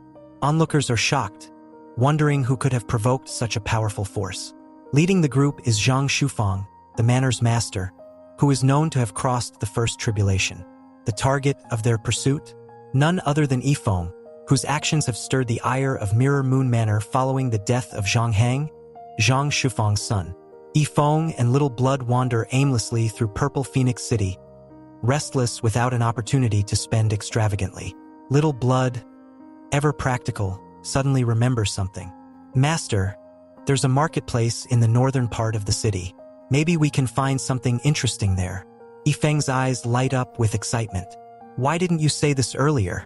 Lead the way. The two soon arrive at the bustling marketplace in the northern district, where the air is filled with the energetic voices of merchants hawking their goods. Many of the items are rare finds from the Heavenly Tao battlefield, ranging from martial arts manuals to all kinds of mysterious artifacts. There are even brothels mixed in among the stalls. This place truly has everything. As they walk through the market, Yifeng feels overwhelmed by the enthusiasm of the merchants, though he's also a little annoyed by their overly aggressive sales tactics. Suddenly, his system sends him an alert. A Heavenly Tao token is nearby. Purchase it immediately. Yifeng's excitement surges. A Heavenly Tao token? That's incredibly important. Where is it? His eyes scan the crowded stalls, and soon, he spots a worn-out token lying amidst a pile of junk. The vendor, a man named Li Xiaoming, sees Yifeng's interest and immediately labels him a sucker. This token? Ah, this is no ordinary item. Li Xiaoming enthusiastically begins his pitch. I risked my life on the Heavenly Tao battlefield to obtain it. It's a rare treasure beyond measure. Yifeng impatiently interrupts. Enough with the nonsense. How much? Taken aback by Yifeng's directness, Li Xiaoming quickly names a price. 3 million low-grade spirit stones, he says, internally worrying that he might have asked for too much since the token is only worth about 50 low-grade spirit stones, shipping included. To his shock, Yifeng doesn't even blink. He pulls out a storage ring containing exactly 3 million low-grade spirit stones and hands it over. The sword array autonomously attacks any intruders, while the cauldron can refine divine pills using spiritual grass and energy from the heavens. Thrilled, Yifeng heads back to the Star Soul sect. Upon arrival, he hears Old Bai lecturing some disciples. Why are you tired? The training hasn't changed in years. Maybe you should reflect on whether you're putting in enough effort, Old Bai says sternly. Nearby, Luo Kai and two other elders are overseeing the training, their eyes glinting with approval. Yifeng watches the scene with a smile, feeling a sense of peace at least until he thinks about how to squander next. Yifeng watches the scene unfold, utterly confused. What's going on here? He mutters to himself as he notices the disciples being pushed to the brink of exhaustion during training. Suddenly, the core disciples and even Lin Wufeng swarm toward him, their faces filled with desperation. Junior brother, you're finally back. Save us. These three elders have gone mad. The core disciples surround him, tugging at his robes. If you don't help us, we're going to die. Yifeng struggles to free himself, bewildered. First, let go of me. What is going on here? Before he can get a clear explanation, the three elders Old Bai, Old Xia, and Luo Kai approach with bright smiles, their eyes sparkling. Yifeng, you're finally back, Old Bai says with a hearty chuckle. Shall we arrange some training for you? Alarmed, Yifeng instinctively takes a step back. Stay away from me. I don't want to train. But to Yifeng's shock, Old Bai and Old Xia suddenly begin serving him tea and massaging his shoulders, acting completely subservient. Luo Kai looks at them, completely puzzled. Weren't you planning to put him through some training? What are you two doing? Old Bai laughs and waves him off. Oh, Luo Kai, you're still too naive. Do you know who this kid is? He's a god of wealth. How could we possibly make him suffer? Instead of torturing him, we'd rather pamper him. Old Xia nods in agreement. Luo Kai, go play in the mud somewhere. You're clearly out of your depth here. Realizing he's been played, Luo Kai feels a surge of frustration. So this is how you two want to play, huh? Fine, watch this. Ignoring them, Luo Kai scoops Yifeng up into the air, much to the core disciples' delight. Elder Luo is being fair. They cheer, believing he's about to make Yifeng train alongside them.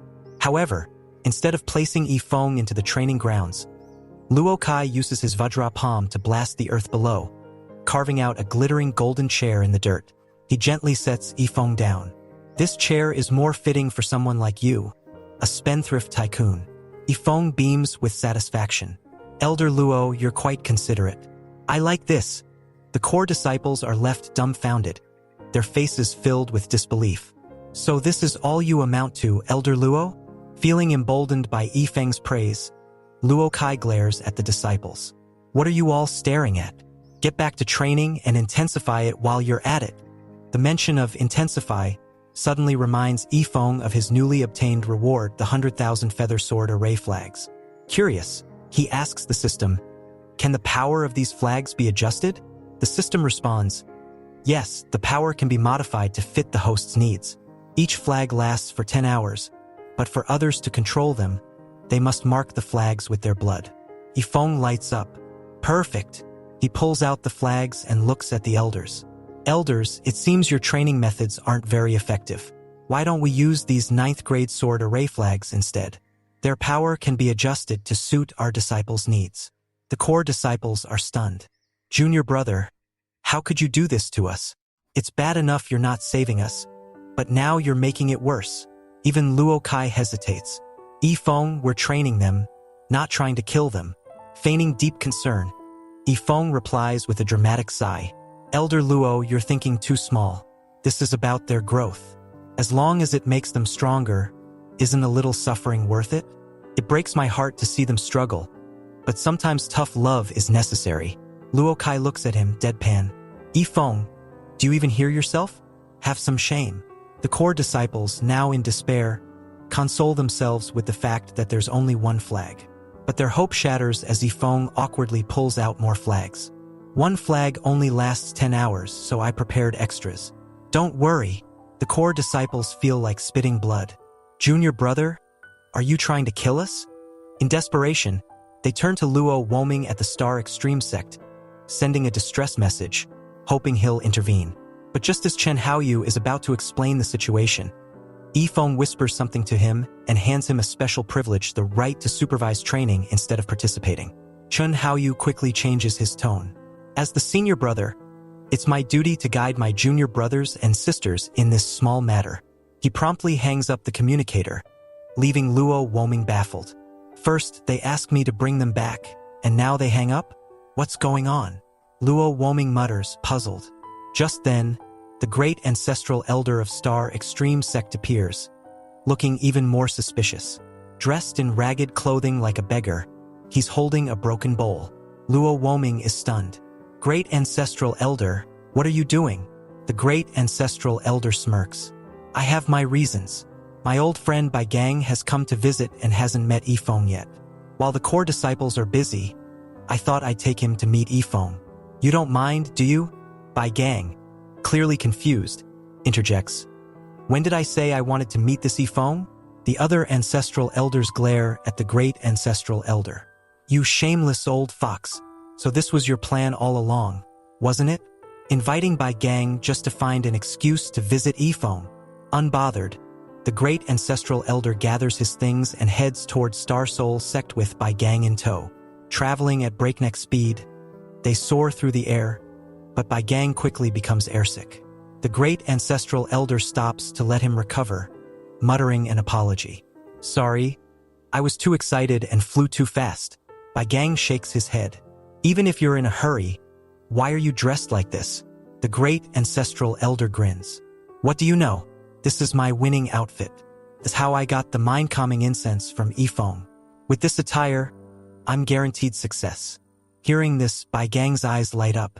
Really? Why didn't you say so earlier? Do you have another outfit like this? Get me one. The two old men continue their journey in high spirits, dressed like beggars. Meanwhile, back at Star Soul sect, the core disciples are suffering under the relentless sword array flags. Chen Haoyu, exempt from the torment, supervises their training with a smug expression. Whenever a flag runs out of power, he immediately places another. Wu Feng, desperate for a reprieve, tries to cling to Yifeng. Senior brother, you're so good to me. You wouldn't make me go back to training, would you? Yifeng looks at him with mock seriousness. Don't get the wrong idea. I called you over to ask something. Once I'm done, you're going right back to training. Wu Feng's face falls. Senior brother, don't you love me anymore? Yifeng smirks. Love you? I just need your alchemy expertise. Before Wu Feng can protest, Old Xia steps in and kicks him back into the training array. Go back to training. With our 9th grade alchemist here, any questions can be answered. Yifeng turns to Old Xia, reluctantly handing him the 9 dragons burning sky cauldron. I'll leave it to you then. Hearing the cauldron's description, its ability to refine countless spiritual grasses and produce supreme divine pills, Old Xia is stunned. He stares at the artifact in disbelief. Is this thing for real? Old Xiao scoffs, muttering under his breath. Refine thousands of spiritual grasses? Do you take me for a fool? At the very least, it would have to be a heavenly tier furnace cauldron to manage something like that. Do you even know how rare those are? There are only 5 across the entire mysterious heaven continent. And you're trying to tell me you have something that surpasses that? I had to struggle for years just to get my hands on an earth-tier cauldron. He pauses, narrowing his eyes. Burning spiritual energy between heaven and earth? That's impossible unless the cauldron has a cauldron spirit. And I've never even heard of such a thing. And divine pills? That's nothing but a myth. Yifeng listens patiently, full of confidence. Hearing you say all this, Old Xiao, only convinces me further that this furnace cauldron surpasses even the heavenly tier. Watch carefully. Before Old Xiao can protest, Yifeng releases the 9 dragon souls contained within the furnace. The sky immediately transforms into a sea of roaring flames, suffused with a terrifying aura. Dragon silhouettes coil through the heavens, their ferocious presence dominating the atmosphere. Nearby, Luo Chenxue rushes over, startled by the sudden phenomenon. Her eyes widen as she witnesses the dragon spirits in the sky. Dragon souls?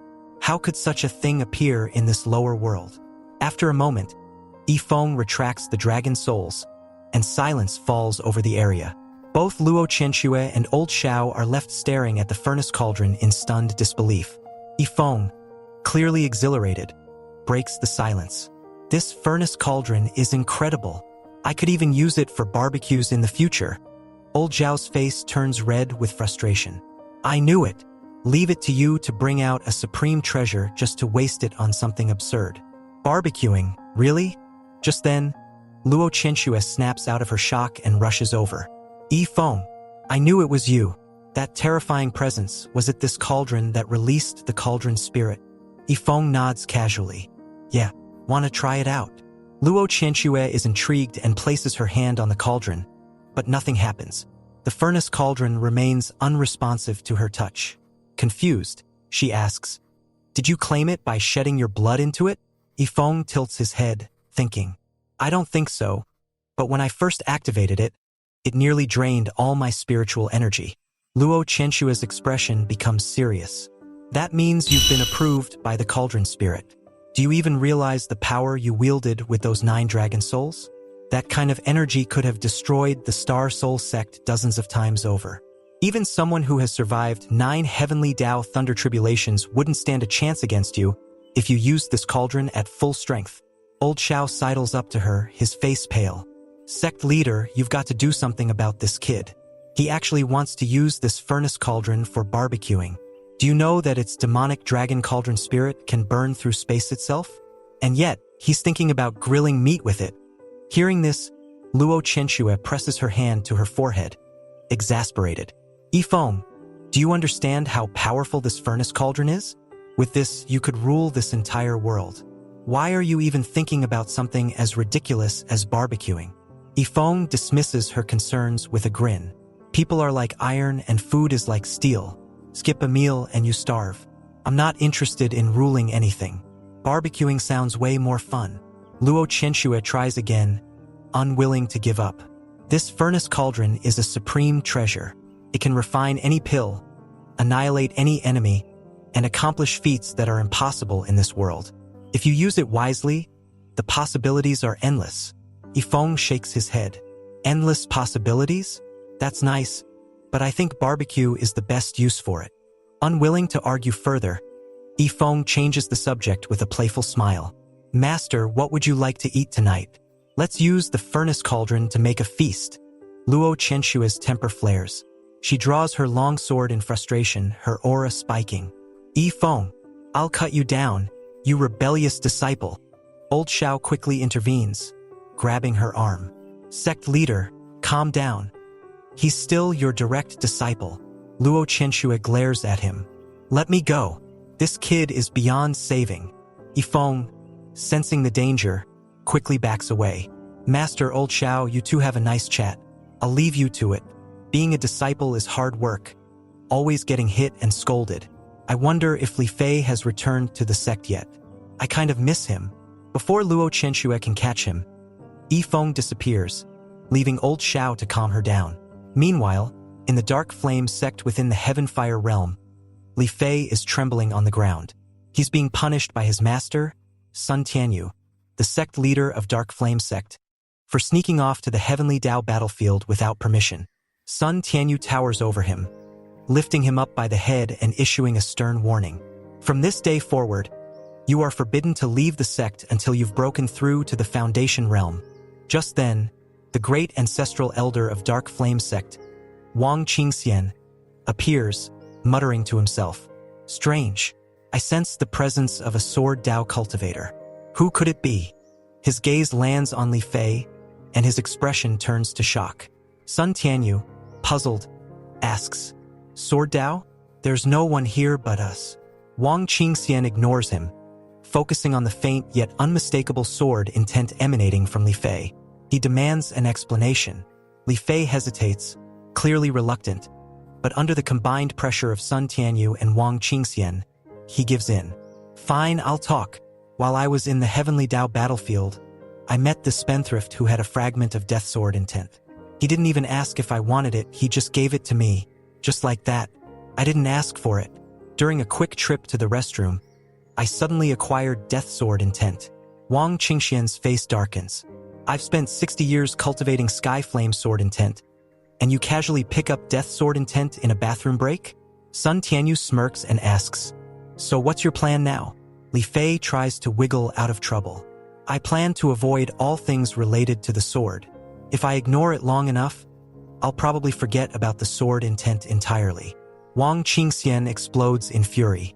You want to forget Death Sword intent? Do you even realize its value? He proceeds to drag Li Fei off, declaring that he will personally guide him in the ways of the sword. Sun Tianyu watches with a satisfied smile. It seems the great ancestral elder has taken a liking to you. Good luck, Li Fei. Back at Star Soul Sect, Yifeng wakes up to discover that today's extravagant system reward is 10 heavenly tier furnace cauldrons. He stares at the notification, utterly speechless. What am I supposed to do with all these alchemy furnaces? How am I supposed to go broke like this? Just as he's pondering his next move, Luo Chenxue bursts into his room, looking frantic. Why Yifeng? She yells. Still groggy, Yifeng sits up. Master? What's going on? Couldn't you have just knocked? She scolds him fiercely. How could you leave the 9 dragons burning sky cauldron in the yard like it's trash? Yifeng sighs, realizing she's worked up over the cauldron again. Master, it's just an old furnace. You're making a big deal out of nothing. Her face flushes with anger, but she doesn't argue further. Instead, she storms off, muttering to herself, out of sight, out of mind. As she leaves, old Xiao spots her and asks if she's going to buy medicinal herbs. Luo Chenxue snaps back. No, I'm buying spiritual ore. Why are you being so nosy? Thanks for watching, guys. Comment Flamingo and subscribe for the next part. Fine, I'll go out and buy some elixirs instead. Luo Chenxue grumbles, her patience clearly running thin. Old Xia, ever observant, catches her vexed expression. He immediately deduces the root cause. It's Yifeng. Again. Of course, it's Yifeng. It's always Yifeng. Realizing it's about that time for Yifeng's regular bout of wasteful shenanigans, old Xia wastes no time and hurries toward Yifeng's residence. Luo Chenxue, watching his retreating figure, feels utterly exasperated. Is everyone in this sect deliberately trying to make my life harder? She mutters, clutching her forehead in frustration. Meanwhile, over at Yifeng's place, old Xia finds him mid-digging operation. Hold on, old Xia exclaims. Why should a young man like you be doing manual labor? Let me handle this. Yifeng pauses, leaning on his shovel, looking at old Xia as if he's grown a second head. Why aren't you using spiritual energy? He asks, genuinely confused. Old Xia grins. Using spiritual energy wouldn't make it manual labor, would it? I need the exercise, he replies, flexing dramatically, as though he's preparing for some bodybuilding competition. Curious, old Xia peers into the half-dug hole. What's the purpose of this hole anyway? Yifeng straightens up and gestures for him to step aside. Let me explain, he says, pulling out something that instantly makes old Xia's jaw drop, a heavenly tier furnace cauldron. What in the world? Old Xia gasps, his disbelief palpable. Is that really a heavenly tier furnace cauldron? What are you planning to do with it? Feeling just the tiniest bit guilty, Yifeng scratches his head. Well, I was planning to use it as a toilet. Old Xia freezes. His expression morphs from disbelief to sheer, unadulterated insult. The mental image of Yifeng desecrating a heavenly tier furnace cauldron, an object revered by alchemists everywhere as a latrine, is too much for him to handle. That's it. I've had enough. I'm putting an end to this madness, Old Xia declares, steam practically coming out of his ears. He clenches his fists, ready to act, but before he can lose his mind entirely, Luo Chinchua arrives on the scene. Elder Xia, please calm down, she says, stepping between them. He's my direct disciple, after all. Old Xia whirls around to face her. Sect Master, don't stop me. I must end this wasteful brat. He's insulting my profession. Yifeng watches the exchange with a smug grin. This feels familiar. Isn't it usually the other way around, with Old Xia stopping his master from scolding him? He decides it's best to make himself scarce and calls over his junior disciple, Wu Fang. When Wu Fang arrives, all bright-eyed and eager, Old Xia smirks, clearly hoping Wu Fang's reaction will back him up. Wait till he hears what his senior brother is planning, Old Xia thinks. But Wu Fang, entirely unfazed, cheerfully chimes in, "Oh, the toilet idea? Yeah. Senior brother gave me a heavenly tier furnace cauldron too, for my yard's water tank." Old Xia looks like he's about to pass out. "What?" he sputters. "You knew?" Wu Fang shrugs nonchalantly. "Of course. It's just senior brother being, well, senior brother." Old Xia's spirit crumbles. "Like master, like disciple," he mutters darkly. "You've picked up all of his bad habits, haven't you? You're both driving me insane. Get out of my sight, both of you." Though he shouts for them to leave, it's actually Old Xia who storms off in a huff. However, as he returns to his own yard, a surprise awaits him. Chu Hongshan is there, pointing at a pristine heavenly tier furnace cauldron standing proudly in the corner. "Elder Xia, since when do you have a heavenly tier furnace cauldron?" Chu Hongshan asks, bewildered. Old Xia rushes over, and to his shock and delight, it's true. A note is attached to the cauldron, reading, "For Elder Xia, a gift." Tears well up in Old Xia's eyes. "He didn't forget me after all," he whispers, his voice trembling with emotion. Chu Hongshan raises an eyebrow. "Don't cry all over it," he warns. "It's still a furnace cauldron, not your long-lost child." After regaining his composure, Old Xia smiles. "Well, since you're here, Elder Chu, feel free to study it. You've always wanted to craft one, right?" Chu Hongshan's eyes light up. "You're serious? Take it," Old Xia says magnanimously. "If you don't, I'll just use it as another water tank." Chu Hongshan, though baffled by the sudden change in attitude, doesn't need to be told twice. He carts the furnace cauldron off to his yard, excited to study it. But when he arrives, he finds 7 more heavenly tier furnace cauldrons lined up in a row. "What the hell is going on?" Chu Hongshan mutters, utterly dumbfounded. When did these things become so common? At that moment, Yifeng appears behind him, grinning mischievously. "Elder Chu, how's the research going?" Chu Hongshan glares at him. "Why are you here?" "Elder Chu," Yifeng begins. His tone is smooth as butter. "You're a weaponsmith. Surely, you know how to squander resources creatively, right?" Chu Hongshan narrows his eyes. "What are you up to this time?" Yifeng beams. "I'm suggesting you wield this furnace cauldron in battle. It's perfect, it can smash enemies and serve as a shield. Think about it, Elder Chu. The ultimate offensive and defensive weapon." Chu Hongshan stares at him in disbelief. No one in their right mind would use a heavenly tier furnace cauldron like that. Yifeng shrugs. "You're lost then." Gathering the rest of the furnace cauldrons, he heads back to the grand hall, leaving one behind for Chu Hongshan. Back in the hall, Yifeng makes a grand announcement. "Master, elders, and everyone else, I'm entrusting these heavenly tier furnace cauldrons to you all. Use them wisely as weapons, of course." Luo Chinchua pinches the bridge of her nose. "Where are you even getting these?" And why is the dog getting one as a doghouse? Obviously, Yifeng replies matter-of-factly. The dog needs a place to rest. Plus, when it gets stronger, it can carry the cauldron into battle. Imagine that an ultimate dog warrior. Luo Chinchua doesn't even know how to respond. The mental image of a muscle-bound dog wielding a furnace cauldron is too much to process. But before anyone can argue further, a deafening roar echoes from outside. Zhang Shufeng's voice booms. Star Soul Sect, hand over the murderer who killed my son. Or today, I will annihilate you. Luo Chinchua's face darkens. Everyone follow me, she orders. Let's meet the enemy. As the group prepares to face Mirror Moon Manor, Yifeng cheerfully pipes up, Master, don't forget your cauldron. Luo Chinchua glares at him, torn between exasperation and resignation. This is her life now. A beautiful master leading a sect of lunatics wielding cauldrons. Zhang Shufeng sneered cruelly. No hurry. I won't let a single person from this sect escape. I want them all to die in fear. He was oozing confidence, completely unaware of the storm he was about to unleash upon himself. Just then, Old Xia and the other elders stepped out, each lugging a massive cauldron. The sight was ridiculous enough to make the Mirror Moon Manor crowd burst into laughter. What's wrong with these lunatics? Who drags cauldrons into battle?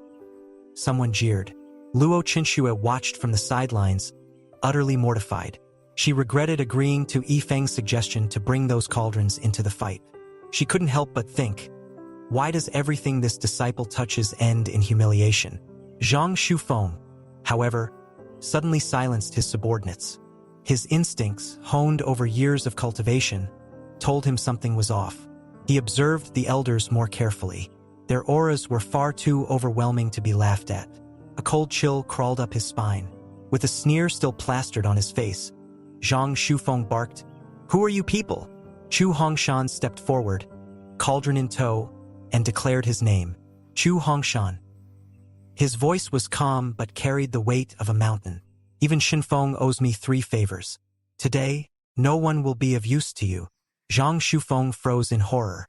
His face paled as recognition dawned. Chu Hongshan, how is this possible?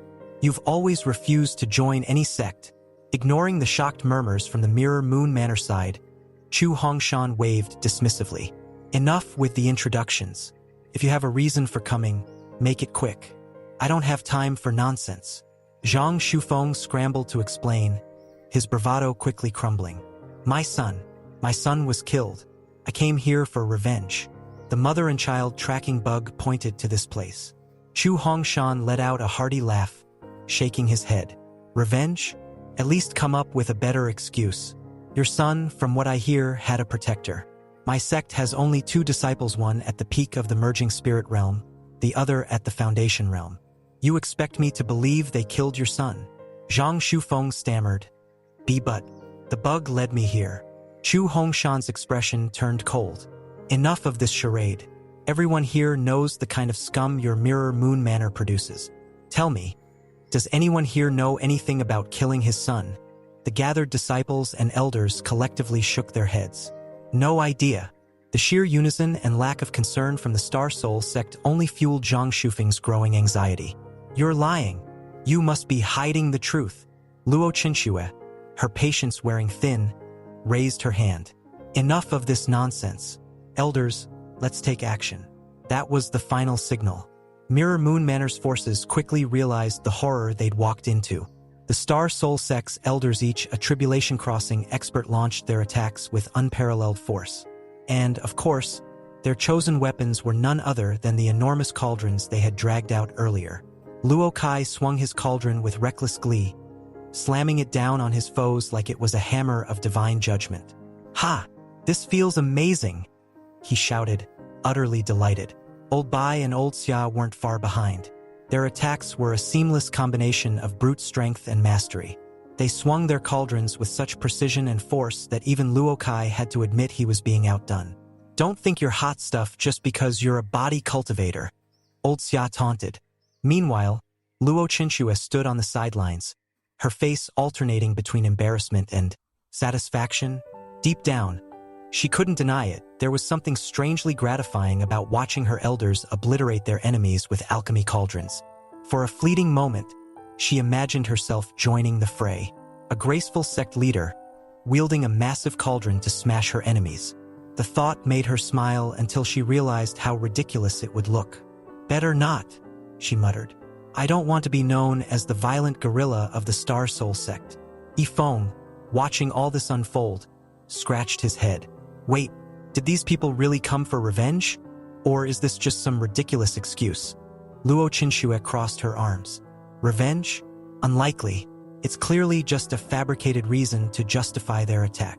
At that moment, the sky turned an ominous shade of crimson, and blood rain began to fall.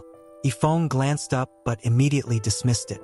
"Probably unrelated to me," he mumbled. The system, however, had other ideas. "Host, I recommend using the Heaven's Secret function to check if this incident is connected to the Divine Tycoon's guard in the cave." Yifeng groaned. "Why bother? You've practically already told me it's related. Just admit it and save me the trouble." Up above, the battle reached its climax. With a single, devastating strike, Chu Hongshan ended Zhang Shufeng's miserable existence. The once proud leader of Mirror Moon Manor was reduced to nothing but ash in the wind. After the battle, Yifeng casually approached Luo Qinxue. "Master, about that. I think I might have killed his son." Luo Qinxue nearly dropped her sword. "What?" Yifeng awkwardly scratched the back of his head. "It's true. I was napping, and somehow he died." The elders returned, dragging the remains of Zhang Shufeng's body behind them. "Sect Master, it's done. Mirror Moon Manor was trash anyway. We've punished evil and upheld justice," Old Xia declared proudly. "Let's pay a visit to their manor in a few days and finish the job," he added. Luo Qinshue's face turned pale. "We've massacred their leader, their sect is in ruins, and now you want to uproot them completely? Do you want the Star Soul sect to be labeled a demonic sect? What will people say about me? That I'm some evil demoness?" Yifeng raised an eyebrow. "The system? Is this how you portray my sect?" The system's response was as cheeky as ever. Following this battle, the Star Soul sect eradicated a major scourge of the cultivation world. Everyone praised its righteous deeds. "Shut up," Yifeng snapped. "Are you narrating some cheap novel now?" Luo Qinxue, utterly drained, sighed. She was a sect master, yet her life felt like a never-ending comedy of errors. Yifeng, sensing her frustration, decided to change the topic. "Master, when's the Secret Realm competition?" "In 7 days," Luo Qinxue replied. "Take resources and go with your junior brothers. Pick an elder to lead the group." "I won't be going." Yifeng tilted his head. "You're really avoiding this, huh? What could be so important?" Curious, he used the Heaven's Secret function to investigate her secret. The system warned him it would consume all 3 chances for the day, but Yifeng shrugged it off. What he learned stunned him. Luo Qinxue was the reincarnated saintess of the Celestial Heights Boundless Sanctuary. She had been betrayed and ambushed in her past life but managed to preserve her soul and reincarnate. Her sole goal was revenge to rise back to the Celestial Heights and settle old scores. Yifeng, though initially impressed, was quickly thrown off by the system's mischievous follow-up. "Oh, by the way, she had a Tao companion."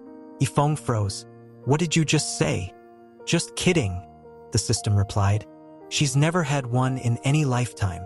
Annoyed, Yifeng kicked at the air. "Damn system, don't scare me like that." Thinking about Luo Qinshue's tragic past, Yifeng's expression softened. "Someday, I'll take the Star Soul sect to the Celestial Heights and crush those who wronged my master. No one bullies my wife." Ding! Congratulations to the host for confirming a Tao companion. Reward: 100 million marrow cleansing elixirs. Yifeng rolled his eyes. "Seriously, system? Couldn't you have given that reward earlier?" The system responded cheekily. "Next time you get a Tao companion, I'll be quicker." Yifeng shook his head, muttering, "I only have my master in my heart." As he gazed at the massive pile of elixirs, his first thought was, time to give one to the dog. Yifeng held the marrow cleansing elixir in his hand, deep in thought. "You know," he muttered to himself, "how is it that I have a dog that gets more attention than my junior brother? Wu Feng's going to cry when he hears about this. But rather than waste the elixir, Yifeng decided to put it to good use. I'll share it with Master and the others, he concluded, feeling quite generous for someone whose idea of extravagance knew no bounds. As Yifeng was mulling over the logistics of distributing the elixirs, Little Blood strolled by. Without a second thought, Yifeng grabbed her clothes and tore off a large piece of fabric. Little Blood froze, wide-eyed and stunned. What are you doing? Why are you ripping my clothes? Completely unfazed, Yifeng casually replied, I need something to hold the elixirs. Little Blood looked like she was about to explode. Then why didn't you tear the clothes off one of the old guys? Yifeng waved her off, looking mildly disgusted. Because their clothes smell terrible. Little Blood seethed with rage but bit her tongue. Those weren't just clothes, they were worth 2 million top-grade spirit stones. The same clothes that survived countless battles without a scratch had now been shredded to pieces by none other than her wasteful master. She couldn't even summon a retort. How do you argue with someone who thinks your expensive wardrobe is just wrapping paper for elixirs? Later, Yifeng casually gathered the elders and, with his trademark nonchalance, dumped a pile of marrow-cleansing elixirs in front of them. Chu Hongshan and Luo Kai, the new arrivals, blinked in confusion, unaware of the impending pain that came with consuming these pills. However, Old Bai and Old Xia, veterans of Yifeng's eccentricities, immediately tensed up. Their expressions said it all. They'd been here before and had the scars to prove it. Meanwhile, Yifeng turned his attention to the system. Hey system, all of today's squandering products have been used. Where's my reward? The system, as unflappable as ever, replied, Host, 1 furnace cauldron remains unused. Yifeng blinked. Oh right, I almost forgot. He grabbed a heavenly tier furnace cauldron and marched off without further explanation, leaving the elders staring after him in bafflement. What is he planning to do now? They murmured. Moments later, Yifeng arrived in front of Zhang Shufeng's lifeless body. With zero ceremony, he slammed the cauldron down onto the corpse, muttering something about wasting his precious squandering time. The elders, witnessing this scene, were stunned. It was rare, no, unheard of to see Yifeng genuinely angry. Was it because they were too slow in consuming the elixirs? Chu Hongshan, however, had a sudden epiphany, recalling the chaotic events involving Yifeng's Divine Tycoon's guard. Panicking at the idea of further provoking him, the elders immediately dove into the pile of marrow-cleansing elixirs. Taste? Pain? None of that mattered anymore. They shoveled the pills into their mouths with all the desperation of soldiers trying to appease an angry general. Meanwhile, as Yifeng finally used up the cauldron, the system chimed in. Congratulations, host! Squandering complete. Rewarding 1,000 squandering points and a Twilight Mystic robe. Yifeng's lips curled into a grin. A robe? For master? Perfect. The system launched into an enthusiastic explanation. The Twilight Mystic robe is crafted from the rarest Twilight Mystic crystals. Warm in winter, cool in summer, soft to the touch, and impervious to all attacks. Truly a garment of unparalleled quality. Yifeng's grin widened, a drop of blood trickling from his nose. I need to deliver this to Master immediately. The system, sensing the moment, issued a new task. Deliver the Twilight Mystic robe to Master Luo Chenxue. Successful delivery will earn 500,000 squandering points. Yifeng's jaw dropped.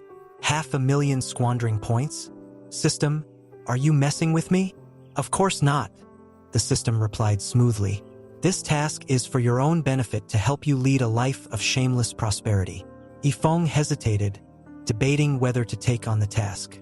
She's still my master, not my wife. Yet, before he could overthink, Luo Chenxue appeared nearby, her icy aura cutting through the air. Yifeng, what are you doing? Without thinking, Yifeng blurted out, Wife, you're back already? The air froze. Luo Chenxue stopped in her tracks, her eyes narrowing dangerously. What did you just say? The elders, mid-pill consumption, choked in unison, their heads snapping toward Yifeng. They weren't about to miss this drama. Realizing his slip-up, Yifeng stammered, Master, I meant master. It was just a misunderstanding. Luo Chenxue's cold smile didn't bode well. A misunderstanding, you say? Care to explain? Her aura surged, making Yifeng break out into a nervous sweat. "Master, please let me explain," he pleaded. The elders, despite the tension, couldn't help but gossip among themselves. "This kid has guts," calling her wife. When did he win over the sect leader? But Luo Qianxue wasn't in the mood for idle chatter. She pointed to the garment in Yifeng's hands. "And what, pray tell, is that?" Yifeng gulped. "This? Master, this is a twilight mystic robe, crafted from the rarest twilight mystic crystals. It's practically indestructible." Luo Qianxue's sharp gaze softened slightly as she sensed the robe's extraordinary aura. Twilight mystic crystal? Even her former boundless sanctuary only had one piece. "This really is twilight mystic crystal," she muttered, amazed. For a moment, she wondered if Yifeng was the reincarnation of a celestial superior. Her awe clashed with her embarrassment. On one hand, the robe was incredibly tempting. On the other hand, Yifeng had just called her wife. In the end, the twilight mystic crystal's allure won out. She snatched the robe, but not before warning him. "Don't you dare call me wife again." Yifeng, ever the opportunist, grinned mischievously. Master gave in. "Maybe I should push my luck." Grabbing her hand, he declared, "Let's compromise. I'll call you wife, and you can call me whatever you like." Luo Qianxue blushed furiously. "That's not happening. If you call me wife again, I'll strip you of your position as my direct disciple." Not missing a beat, Yifeng invoked his honorary elder status. "As an honorary elder, I forbid you from stripping me of my disciple status." Luo Qianxue glared. "You dare threaten me?" When that failed, Yifeng pulled out his trump card, his grandmaster status. Cornered, Luo Qianxue sighed in defeat. "Fine, call me whatever you want." Then, with a bright red face, she stormed off. Yifeng watched her go, absolutely delighted. Being thick-skinned is the way to win a wife. One twilight mystic robe, and she's already softened. Next time, maybe I can score a kiss. And after that, the bridal chamber. He chuckled to himself, already daydreaming about future victories. But his daydreams were cut short by a sudden realization. Wait, where did the marrow-cleansing elixirs go? And the elders? Somewhere, the elders were likely still choking down the pills, all to avoid Yifeng's wrath. Just as Yifeng reached the sect's main hall, Chu Xiaoxiao stormed in, glaring daggers at him. "Yifeng, what have you done to my sister Luo Qianxue?" Chu Hongshan quickly pulled her back, but Yifeng just smirked. "Say what you want directly. I'm in a great mood today." Chu Xiaoxiao huffed. "I'd rather starve to death or be struck by heavenly thunder than take anything from you." Yifeng found her antics dull. "She's way more irritable than Master." Yifeng strolled into the hall with his usual mischievous grin, glancing at his beautiful master sitting gracefully in the main seat. "Still maintaining your dignity, huh? Wife, you must be furious now," he muttered to himself, chuckling under his breath. "But don't worry when you ascend one day and face danger.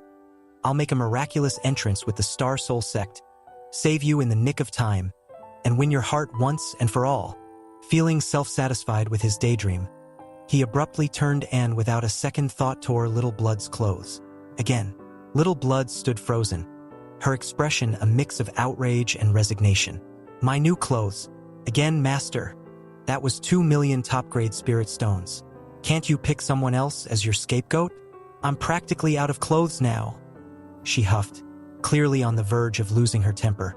Yifeng ignored her complaints and turned to the table, where a small mountain of marrow-cleansing elixirs was displayed. "Everyone, feast your eyes on these beauties. These pills are way stronger than any clear, mysterious pills. They'll give you a pure, impurity-free spirit body." As he made his grand announcement, the dog sauntered over with an eager gleam in its eyes. Without missing a beat, Yifeng kicked it away. "Get lost, you stupid dog. You'll eat last." For once, everyone in the room found this moment oddly satisfying. The better-treated-than-human era seemed to have come to an end. Chu Xiaoxiao, ever skeptical, leaned toward Luo Qianxue and whispered, "We shouldn't eat these. Who knows what kind of scam he's trying to pull this time." But Luo Qianxue, her eyes fixed on the elixirs, hesitated. "It's the lure of a pure spirit body. My only goal is to become stronger. I can't turn down this opportunity." she replied resolutely, her mind made up. Chu Xiaoxiao, clearly unconvinced, grabbed a pill and decided to test it herself. This can't be that amazing, she muttered as she popped it into her mouth. A few moments later, her face turned pale, and she immediately spat it out. This is disgusting. What kind of poison is this? Yifeng frowned. Poison? Impossible. Let's see for ourselves. He turned to the dog and force-fed it one of the pills. The dog chewed it reluctantly before freezing in place, its face twisted in agony. Then it began vomiting uncontrollably before collapsing in a stiff heap. Come on, you lazy mutt. Don't play dead now, Yifeng shouted, grabbing another handful of elixirs. For the next half an hour, he continued feeding the dog more pills, turning it into a bloated, pig-like creature. Don't act ungrateful, Yifeng scolded. If it weren't for me wanting to train you, you wouldn't be getting any of these good things. At this point, Yifeng turned to the system. Hey system, everyone's physique is different. How do I figure out how many pills they need for a pure spirit body? The system's response was as cold as ever. All beings are equal. Just consume 100,000 pills per person to achieve a pure, impurity-free physique. Yifeng's eyes nearly popped out of his head. 100,000? Are you sure that won't kill them? Meanwhile, Chu Hongshan was crying as he pinched his granddaughter's acupoints to help her digest the pills. Both he and Chu Xiaoxiao had already consumed hundreds of the elixirs, but there were no significant changes in their physiques yet. How many more do we need to eat? He wailed. Yifeng awkwardly cleared his throat. Maybe 100,000. The room fell silent. Chu Xiaoxiao shot upright, her feigned unconsciousness abandoned. What did you just say? 100,000 pills. The revelation left everyone utterly stunned. Blushing, Yifeng tried to explain. I mean, it's worth it. Think about it, a pure physique with no impurities. The core disciples groaned in despair.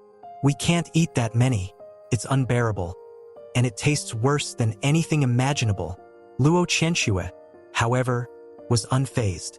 As a former saintess of celestial heights, she knew exactly how valuable a pure physique was. Only 100,000 pills to achieve this? It's a bargain, she declared, her eyes gleaming with determination. Once ascended to celestial heights, the benefits will be immeasurable. Chu Xiaoxiao, on the other hand, was on the verge of a mental breakdown. Can we please not eat anymore? My soul feels dirted after just a few, let alone 100,000. Yifeng sighed dramatically. Young people these days are so soft. To demonstrate his own resolve, he popped a pill into his mouth and immediately regretted it. His face turned green as he started vomiting violently. This stuff tastes worse than shit. Though I've never actually eaten shit, it can't be much worse than this. He glared at the system. You call this slightly unpleasant?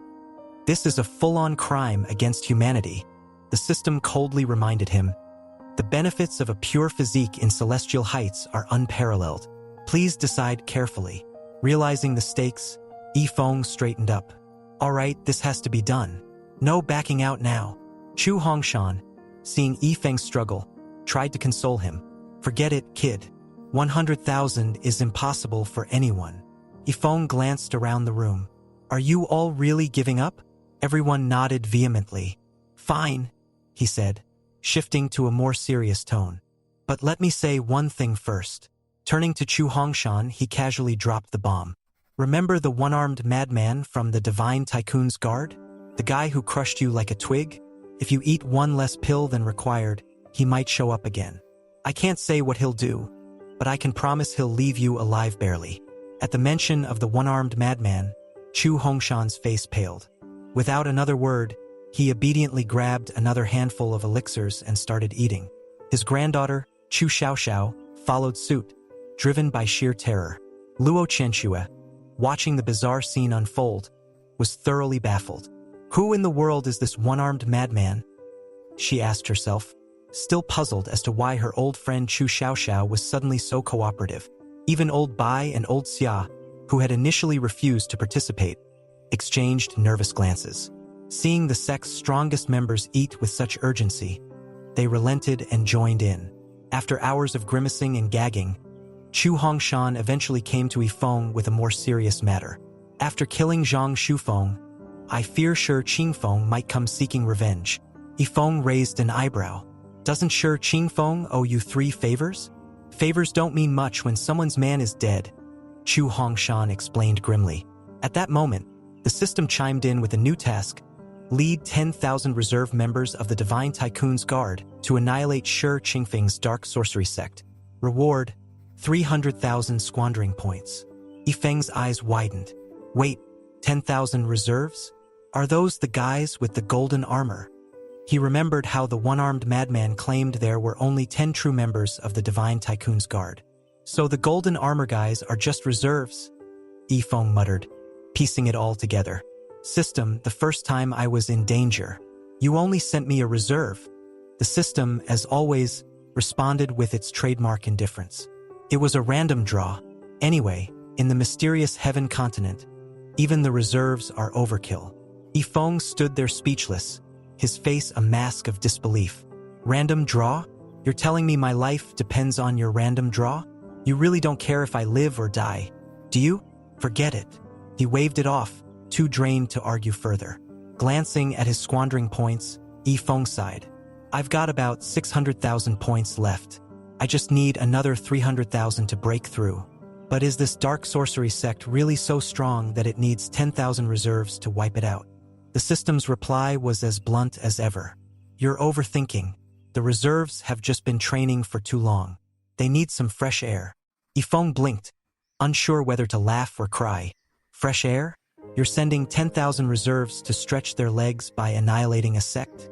Sure, why not? But a new thought hit him. Wait, I've got to go to the Mystic Realm Grand Tournament in 7 days. Is there even enough time for this side mission? No problem, the system assured him. Once the reserves finish the job, they'll tear through space to send you directly to the secret realm of the tournament. No delays. Yifeng's eyes lit up. Now that's a brilliant idea. I can sneak in, destroy all the resources, and leave just enough scraps for everyone else to take second place. Perfect plan. He rubbed his hands together, his mind already envisioning the chaos he would unleash. Without thinking, he blurted out, "Wife, isn't that a great plan?" Luo Qianxue, who happened to be nearby, froze in her tracks. Her long sword appeared in her hand like a flash of lightning. "Call me that one more time and see what happens," she warned, her voice as cold as the northern winds. Yifeng quickly switched gears. Master, I'd like to go out with Elder Chu for a bit." Luo Qianxue studied him for a moment before nodding. "Fine, do as you please." Yifeng couldn't help but feel a little dejected. "Master, aren't you worried I'll run into danger out there?" Luo Qianxue scoffed. "Why should I, a junior, worry about a grandmaster going out on a mission?" Outside the main hall, Yifeng examined Chu Hongshan's flying spiritual artifact with curiosity. "What's this thing?" Chu Hongshan explained proudly. "It's a flying spiritual artifact powered by spiritual stones. It can fly indefinitely." Yifeng's eyes sparkled. "That's amazing. I've been wondering how to spend all my extra spiritual stones. This solves everything. I won't even need to learn flying sword techniques anymore." But Chu Hongshan quickly rained on his parade. "Don't get too excited. This is only a 3rd-grade artifact. Its speed is comparable to a peak-merging spirit realm cultivator. It's better for sightseeing than serious travel." Yifeng frowned. "Too slow. Can it reach the dark sorcery sect in 7 days?" Chu Hongshan hesitated. "Are you really planning to go to the dark sorcery sect? This isn't just a casual trip." "Don't ask questions," Yifeng snapped. "Just tell me if we can get there in time." Chu Hongshan sighed. "Not with this artifact. Unless..." He trailed off, clearly reluctant to say more. Yifeng's eyes narrowed. "Unless what?" After some awkward silence, Yifeng came up with a brilliant or rather ridiculous plan. He had Chu Hongshan fly behind the artifact, pushing it to increase its speed. Soon, the flying spiritual artifact was zooming through the air like a rocket, while Chu Hongshan muttered to himself in despair. "I never thought I'd become a human booster in my old age." By nightfall, Yifeng suggested they stop in a nearby town to rest. Chu Hongshan, still reeling from his unexpected workout, could only sigh in resignation. Even during the trip, Yifeng didn't forget to remind him to keep eating the marrow-cleansing elixirs. As Yifeng strolled through the town, another thought struck him. My eldest disciple and master's sister. I should send them some elixirs too. Otherwise, I'll look like a neglectful master. He activated the sex teleportation array, targeting Hua Yumen. A spatial vortex appeared, and Yifeng stepped through only to land directly in front of Hua Yumen, who was in the middle of bathing. Master? She shrieked, grabbing whatever she could to cover herself. Yifeng, his brain short-circuiting, froze. Ah, eldest disciple, why don't you turn around? Let your master help you scrub your back. Her response was swift a flying kick aimed straight at his head. Get out, you lecher. Thanks for watching, guys. Comment Flamingo and subscribe for the next part. Yifeng strolls into the cave, his voice echoing with casual curiosity. Old man, what are you counting over there? Startled, Xiaoqin immediately tries to hide the soul spheres in his hands, his eyes widening with shock. How did you get in here? He blurts out. I just walked in. Yifeng says nonchalantly, shrugging as if it's the most natural thing in the world. Xiaoqin stares at him, utterly baffled. Impossible. This place is protected by a formation set by the Golden Will Emperor himself. How could you just walk in? Did the formation fail? Watching Yifeng leisurely pace around, Xiaoqin's hope begins to rise. Could it be? The formation that's held him prisoner for 200 years. Failed? His heart pounding, he bolts for the cave entrance. The formation has finally failed. I'm free, he shouts, his voice full of hope. But just as he reaches the boundary, a deafening bang echoes through the cave. Xiaoqin slams face first into the invisible barrier, crumpling to the ground like a discarded rag doll. Groaning in pain, he looks up at the still active formation with tears in his eyes. Yifeng watches the spectacle unfold, raising a brow. So that's what's keeping you trapped in here. Lying on the ground, Xiaoqin lets out a heart-wrenching cry. How much longer must I suffer in this wretched prison? Feeling a twinge of pity or perhaps just curiosity, Yifeng activates his peering into the heavenly secrets function. Moments later, the system presents him with the full dossier on the old man. So, you're Xiaoqin, the infamous ancient demon ancestor, Yifeng murmurs, his tone suddenly intrigued. A peak tribulation-crossing realm powerhouse who survived 9 heavenly tribulations. A soul cultivator. Huh? Xiaoqin glares at him but doesn't deny it. The system continues to fill in the blanks. Sealed here 200 years ago by the avatar of the Golden Will Emperor after offending his disciple, Ding Yi. Condemned to rot in this demon-suppressing cave until death. Yifeng's mind begins to churn with ideas, many of them ridiculous. His gaze drifts to the soul spheres Xiaoqin tried to hide earlier. A grin spreads across his face. Elder, are you familiar with soul spheres? Xiaoqin scoffs, brushing off the question. Familiar? Of course I am. I even have some right here. Interesting. Yifeng smirks and, without missing a beat, pulls out an absurdly large soul sphere from his storage. He holds it up like a trophy. But have you ever seen one this big? Xiaoqin's jaw drops. His eyes nearly pop out of their sockets. What? That size. How could such a massive soul sphere exist in the mysterious heaven continent? Without warning, Yifeng tosses the soul sphere into the air and takes a basketball-style shot at an invisible hoop. Shouting, 3 points, the sphere crashes to the ground, shattering into a million fragments. Xiaoqin screams in horror. What are you doing, you lunatic? Do you even understand how precious that is? Without proper spiritual energy protection, soul spheres are incredibly fragile. Yifeng waves him off, looking completely unbothered. Oh, come on. No matter how precious they are, it's not like you can take them with you. Better to use them for fun. He adds with a sly grin. You know, I was sealed in here too. Offended Ding Yi. Same story. Xiaoqin narrows his eyes in suspicion but can't hide his surprise. You also offended that brat? No wonder you could enter the formation. That guy's truly incompetent. It's been 200 years, and he still hasn't ascended? If I ever escape, I'll kill him myself. Yifeng nods enthusiastically. Absolutely. He's the worst. Noticing Xiaoqin's lingering frustration, Yifeng decides to up the ante.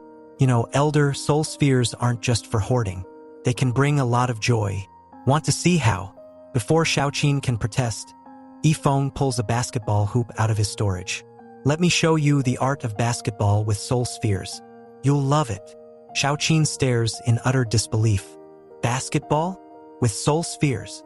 Ignoring the skepticism, Yifeng sets up the hoop and immediately starts dribbling another massive soul sphere.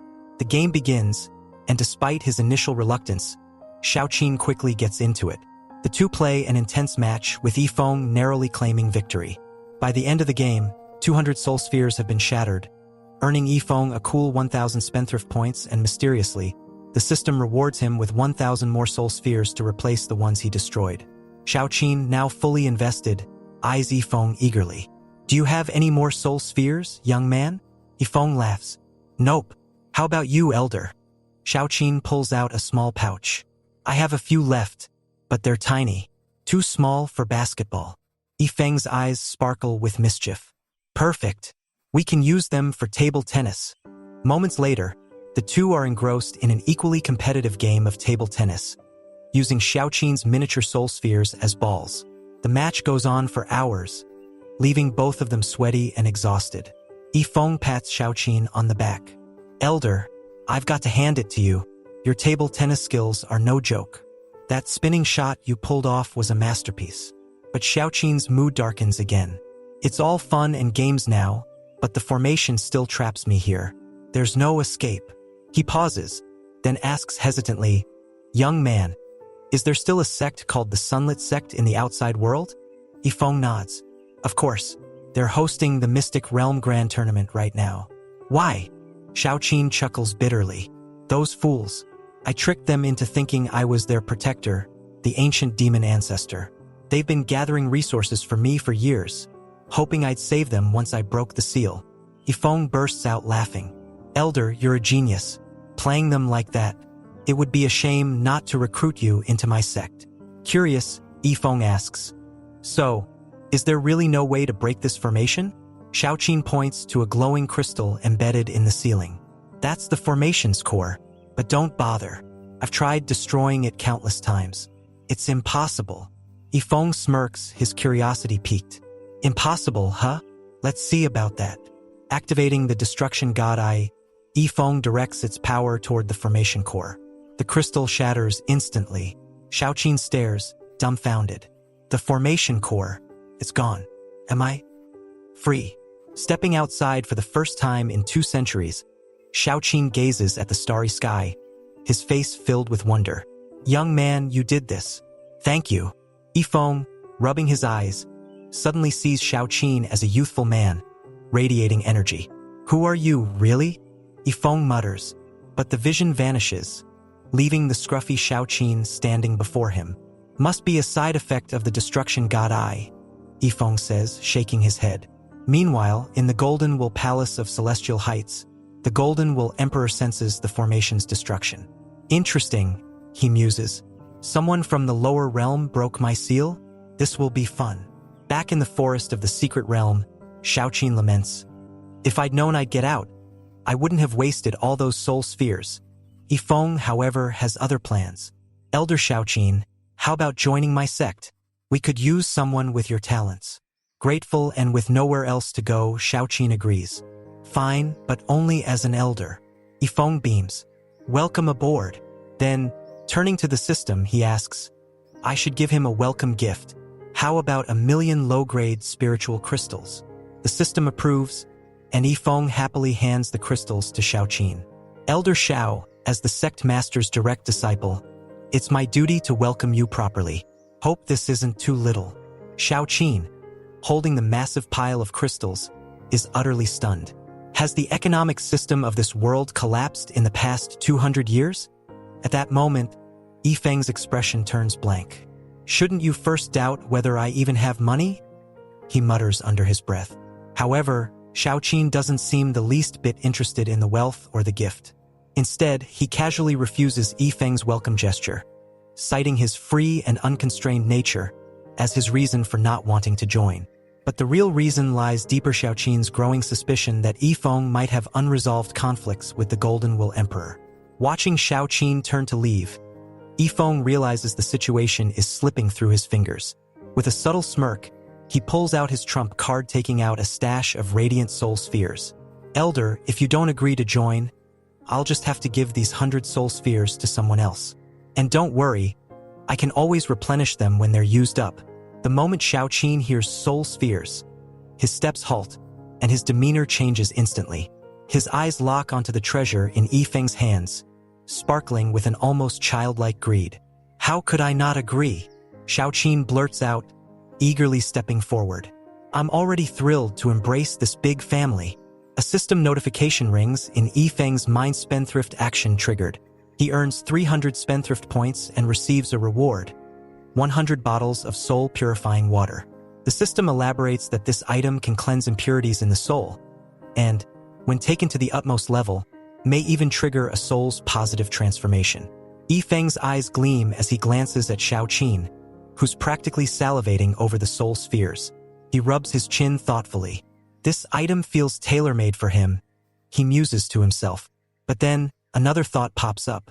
Turning to Xiaoqin, he asks, Elder Xiao, if your soul were purified to the utmost, what would happen? Xiaoqin's expression grows serious. With such a treasure, my soul would transcend all limits. I'd ascend instantly. Not even a heavenly emperor could stop me. Yifeng freezes for a moment. Oh, he clears his throat and quickly decides, yeah, better not give this to him just yet. The system immediately pipes up, accusing him, Host, you're chickening out, aren't you? As if ignoring the system, Yifeng glances at Xiaoqin and cheerfully says, All right, Elder Xiao, let's get ready to leave. Before they exit the cave, Xiaoqin notices Yifeng toss a random spirit stone to the ground. Puzzled, he asks, Why are you throwing that away? Yifeng grins. It's for the secret realm competition. Whoever finds the spirit stone wins. Xiaoqin furrows his brows, considering the implications. After all, most of the resources the Sunlit Sect sent into the secret realm are in his possession now. This entire secret realm has only one medium-grade spirit stone left. Xiaoqin thinks, barely suppressing his laughter. The Sunlit Sect is going to be furious. Soon, Yifeng and his group emerge from the secret realm. The sight of the sunset greets them, and Xiaoqin feels a wave of relief wash over him. Finally free, he thinks, but his moment of peace is abruptly interrupted by the sound of something heavy barreling toward them. The next second, a figure appears, holding a massive heavenly tier furnace cauldron. It's none other than Little Blood, who assumes Yifeng has been kidnapped by Xiaoqin. Xiaoqin, in turn, mistakes Little Blood for an attacker. The two immediately prepare to clash, but before either can make a move, Yifeng wakes up from their commotion and yells, Stop! We're all on the same side. Both Xiaoqin and Little Blood freeze, staring at Yifeng in confusion. Yifeng steps between them and quickly introduces them. Little Blood, this is Elder Xiaoqin, our sect's new elder. And Elder Xiao, this is Little Blood, my battle pet and the sect's guardian great demon. Little Blood scratches the back of her head awkwardly. So, you're Elder Xiao? My apologies for the misunderstanding. Xiaoqin, on the other hand, stares at the furnace cauldron in her hands, unable to suppress his curiosity. Is that a heavenly tier furnace cauldron? Little Blood grins. Yep, every elder in our sect gets one. It's very handy in a fight. Xiaoqin stares in disbelief. Heavenly tier furnace cauldrons are so common now. If I'd known, I should have sold mine before getting trapped. Little Blood chuckles. Oh no, Elder Xiao, it's not like that. You'll understand once you get to know our master better. Yifeng smirks, adding, The prices haven't collapsed, Elder Xiao. I'm just an exception. As they approach the Star Soul sect, Xiaoqin notices the cobweb-covered gate and can't help but feel underwhelmed. This sect looks so run down, he thinks. But his thoughts are interrupted by a sudden surge of extraordinary sword intent radiating from within the sect. Xiaoqin's eyes widen. That's Sword Heart Realm's underworld sword intent? Does this sect actually have such an incredible sword cultivator? Yifeng chuckles, clearly enjoying Xiaoqin's reaction. Let's go inside, Elder Xiao. You'll see for yourself. However, as they step through the gate, Xiaoqin is greeted by a bizarre sight. A dog, yes. A dog is practicing martial arts, releasing Sword Heart Realm level sword intent. Xiaoqin freezes, his jaw slack. I was only sealed for 200 years. How has the world changed so much? Old Bai rushes out to greet them. Yifeng, you're finally back. He then notices Xiaoqin and raises an eyebrow. Another one? Old Bai sighs internally, sensing another competitor for Yifeng's favor. Meanwhile, Xiaoqin quickly scans the sect members. To his shock, he senses 3 Tribulation Crossing realm cultivators and 2 original Spirit realm powerhouses. He glances back at the dilapidated gate, his mind reeling. Is this the standard for sects now? Are Tribulation Crossing realm experts common? His shock only deepens when Chu Hongshan appears, wielding the Thousand Souls Bloodlust banner given by Yifeng. Xiaoqin's voice trembles. That's a demonic immortal weapon. Luo Chenxue joins the scene, curious. Chu Hongshan, where did you get that demonic immortal weapon? Yifeng takes the opportunity to introduce Xiaoqin. Master, this is Elder Xiaoqin. He's a soul cultivator powerful enough to ascend at any moment. The crowd gasps. Old Bai, feeling even more outclassed, groans internally. Another one stronger than me? Why am I always outmatched? Yifeng, noticing Xiaoqin's amazement, decides to seal the deal. Spending 83,000 wasteful points, he opens jars that reveal 100 Golden Soul Holy Spirit trees. He then sends Old Bai to show Xiaoqin around the sect while calling Chu Hongshan and Luo Kai over for another extravagant plan. Luo Chenxue observes all this with a mix of amusement and exasperation. Why are you acting like the sect master? She quips. Yifeng grins. It's all the same. We'll be husband and wife soon anyway. Luo Chenxue rolls her eyes. Let him do whatever he wants. This sect is already beyond saving. Later, Yifeng heads to the elder residence area, instructing Luo Kai to demolish a courtyard. Luo Kai raises an eyebrow. Demolish it? Why? The building's perfectly fine. Yifeng explains. It's for Elder Zhao's new residence. I've prepared Golden Soul Holy Spirit trees for it. Just get to work. Luo Kai sighs, muttering, does Yifeng have a thing for collecting old men? As Luo Kai and Chu Hongshan begrudgingly start the project, Yifeng asks the system, shouldn't I compensate them for their hard work? The system agrees and rewards each elder 10 drops of great demon blood. Luo Kai, reinvigorated by the promise of demon blood, dives into the task with newfound enthusiasm. Meanwhile, Old Bai shows Xiaoqin around, casually revealing that Luo Chenxue is the daughter of the Star Extreme Sect's leader. Xiaoqin, already overwhelmed, can only think, this sect is unlike anything I've ever seen. Xiaoqian, taken aback, mutters, Star Extreme Sect's reputation precedes it. But as he recalls Yifeng's earlier offhand comment about this being a small sect, confusion overtakes him. This is a small sect, he thinks. It's practically a branch of a top-tier holy land. It might even rival the Star Extreme Sect in strength. As they stroll through the sect grounds, Xiaoqin notices old Xiao gulping down pills and immediately throwing them up moments later. Concerned, he asks, Old Xiao, why do you keep eating those pills if they make you sick? Old Xiao wipes his mouth and chuckles. Elder Xiao, have you heard of the impurity-free spirit body? Xiaoqian nods casually. I've heard of it, but as a soul cultivator, I never paid much attention. It doesn't really concern me. Old Xiao smirks. It will soon. Trust me, you'll be taking these pills too. And you'll probably notice it smells worse then. Well, worse than shit. Xiaoqian is visibly startled, but his horror escalates when they pass by a latrine shimmering with an ethereal glow. Wait a minute, he mutters, pausing. Why is there a latrine here? Cultivators don't need such things. But upon closer inspection, Xiaoqian's jaw drops. That's a heavenly tier furnace cauldron? Could this belong to Yifeng? He blurts out, disbelief etched across his face. Old Xiao nods with a grin. You guessed right, it's Yifeng's. Oh, and here's some insider news for you. Yifeng's planning to build a latrine house using gold and silkworm star shining stones. If he pulls it off, anyone using it could transcend tribulation effortlessly. Xiaoqian feels his mind fracturing under the weight of this revelation. Using a heavenly tier furnace cauldron as a latrine is bad enough. But building an entire house out of star-shining stones. He clenches his fists in frustration. I endured 18 thunder tribulations during my ascension. Why do they get it so easy? Old Xiao, sensing his spiraling thoughts, pats him on the back. Elder Xiao, take this enlightenment pill. It'll ease the shock. Consider it a welcome gift from me earned with sect points. Xiao Qian initially thinks it's a joke, but upon swallowing the pill, his eyes widen as he feels himself entering a state of enlightenment. This pill is incredible. Old Xiao grins knowingly. Of course, Yifeng gave it to us. He even used these to awaken intelligence in his dog. Xiao Qian, snapping out of his enlightened state, stares incredulously. Why don't you all stop Yifeng from this extravagance? Old Xiao's grin widens.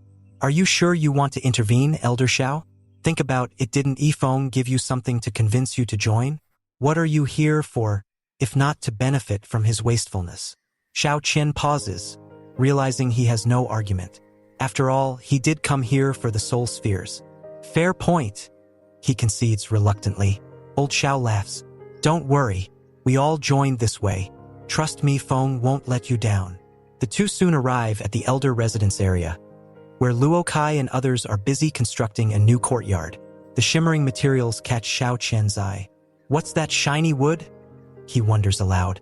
Old Xiao shrugs. I don't know. Ask them. Xiao Qian steps closer, inspecting the material. His face turns pale. These are Golden Soul Holy Spirit trees. His voice trembles as he shouts, Stop! Stop immediately! But Luo Kai and the others ignore him, working even faster upon seeing his panic. Yifeng gave us strict orders to finish this by evening. One of them mutters, Xiao Qian is on the verge of collapse. This is blasphemy. These trees are treasures for soul cultivators. You'll be condemned by the heavens for such wastefulness. Luo Kai smirks. This is for your courtyard, Elder Xiao. If anyone's at risk of divine retribution, it's you. Momentarily speechless, Xiao Qian collects himself. With a resigned sigh, he snatches Luo Kai's axe. Since it's for me, let me do it myself. Carpentry happens to be my favorite hobby. Luo Kai stares at him in disbelief. What about divine retribution? Xiao Qian grins slyly. Oh, I'm used to it. I've been struck by heavenly lightning so many times, I've lost count. Hours later, with the combined efforts of the elders, a dazzling Golden Soul Holy Spirit tree courtyard stands completed. Other sect members gather, their envy palpable. This is insane, one mutters. Is this the treatment for a soon-to-be ascended soul cultivator? Our own residences feel like slums compared to this. Luo Kai, suddenly inspired, turns to Old Bai and Zhu Hongshan. I get it now, he declares. Elder Xiao is getting special treatment because we've been slacking in our cultivation. Look at you, Elder Zhu, your power is clearly above ours.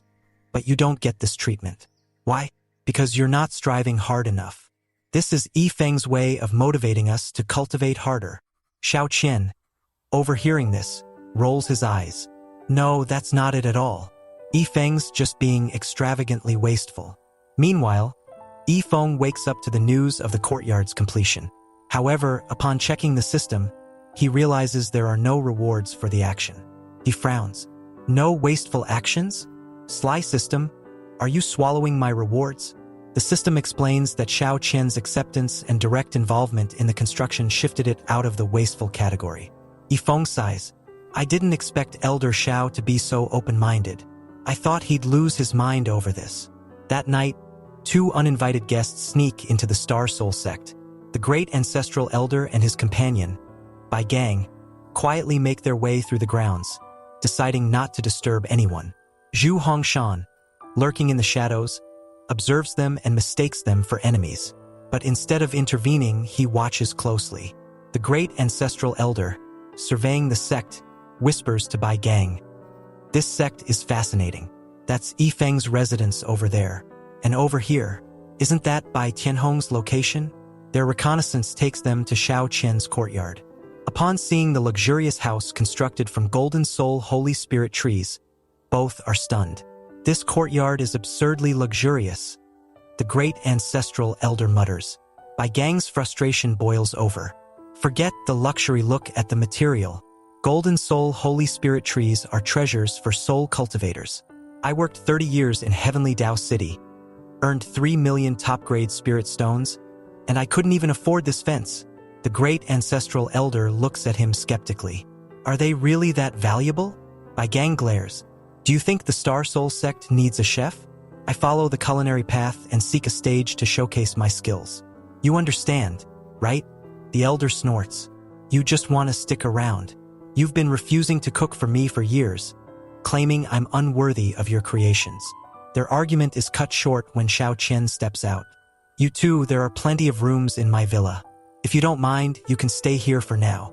The two are startled. When did he appear? They think. Xiao Qian observes them curiously. This great ancestral elder with his shabby appearance. Could he also have been sealed for hundreds of years like me? Meanwhile, Zhu Hongshan steps out of the shadows and teases the two for sneaking around in their own sect. After introducing Xiao Qian's background, the great ancestral elder feels utterly deflated. What is Luo Qianxue thinking? He wonders. The Star Soul sect was established only a few months ago, but it's already surpassing the Star Extreme sect in strength. If this continues, she might unify the entire mysterious Heaven continent. Bai Gang, however, has made up his mind. Even if the Heavenly Emperor himself comes, I'm not leaving. I'm claiming the #1 chef position here.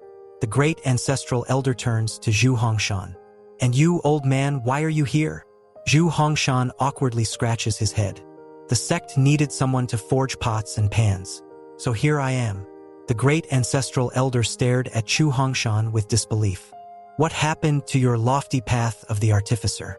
Weren't you supposed to forge heavenly tier equipment and become the #1 artificer in the mysterious Heaven continent? Zhu Hongshan shrugged, his once fiery ambitions now reduced to ashes.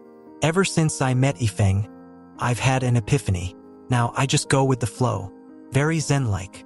The great ancestral elder narrowed his eyes, unconvinced. Zen-like? What did Yifeng give you to make you so enlightened? Zhu Hongshan tried to downplay it. Oh, not much. Just 10,000 shards of the artificer's path. No big deal. Now I can forge low-grade artifact spirits. Bai Gang, overhearing this, nearly choked on his own envy. Not much? 10,000 shards? If this is not much, I must have been born into abject poverty. He quickly sidled up to Zhu Hongshan. Old Chu, when I officially join the Star Soul sect, remember to take good care of me. Zhu Hongshan raised an eyebrow. You're planning to join as an elder too? Bai Gang shook his head. Nah, being a chef is good enough for me. Meanwhile, Xiao Qian, witnessing this absurd conversation, was utterly baffled. Wasn't this supposed to be a humble, low-profile sect? He thought. Why is it getting more flamboyant by the minute? I just hope Celestial Heights doesn't notice me here. His mind wandered nervously to the Golden Wool Emperor, still a lingering source of anxiety. The next day, Luo Qianxue hosted the great ancestral elder for tea. She was surprised to learn he and his companion had arrived in secret the previous night without notifying her for a proper reception. The great ancestral elder, unbothered by formalities, took a sip of tea before proposing, how about I resign as the great ancestral elder of the Star Extreme sect and join your Star Soul sect as an elder? Luo Qianxue's eyes narrowed as she firmly refused. You're a pillar of the Star Extreme sect. If you leave, what would happen to the other ancestral elders? They'll all follow you, and then what? My father, the sect master, will come back as well. Do you want me to inherit the Star Extreme sect so badly? The great ancestral elder scratched his head, unable to counter her logic. Luo Qianxue shook her head, exasperated. Suddenly, she asked, didn't you say you came with a friend? Where is he? Meanwhile, at Yifeng's residence, Bai Gang, now referred to as Old Bai, was already hard at work showcasing his culinary skills. Yifeng, seated comfortably, savored the dishes laid before him. This dish is made from the meat of a mighty demon ape, Old Bai explained. I've cooked it with a blend of spiritual grasses. The timing, heat, and ingredients must be precise to preserve its essence. Yifeng took another bite, his face lighting up with delight. Old Bai, having you at the Star Soul sect is fantastic. As if on cue, Yifeng's system notified him of today's extravagant purchase, a set of 7 series Dragonchant swords.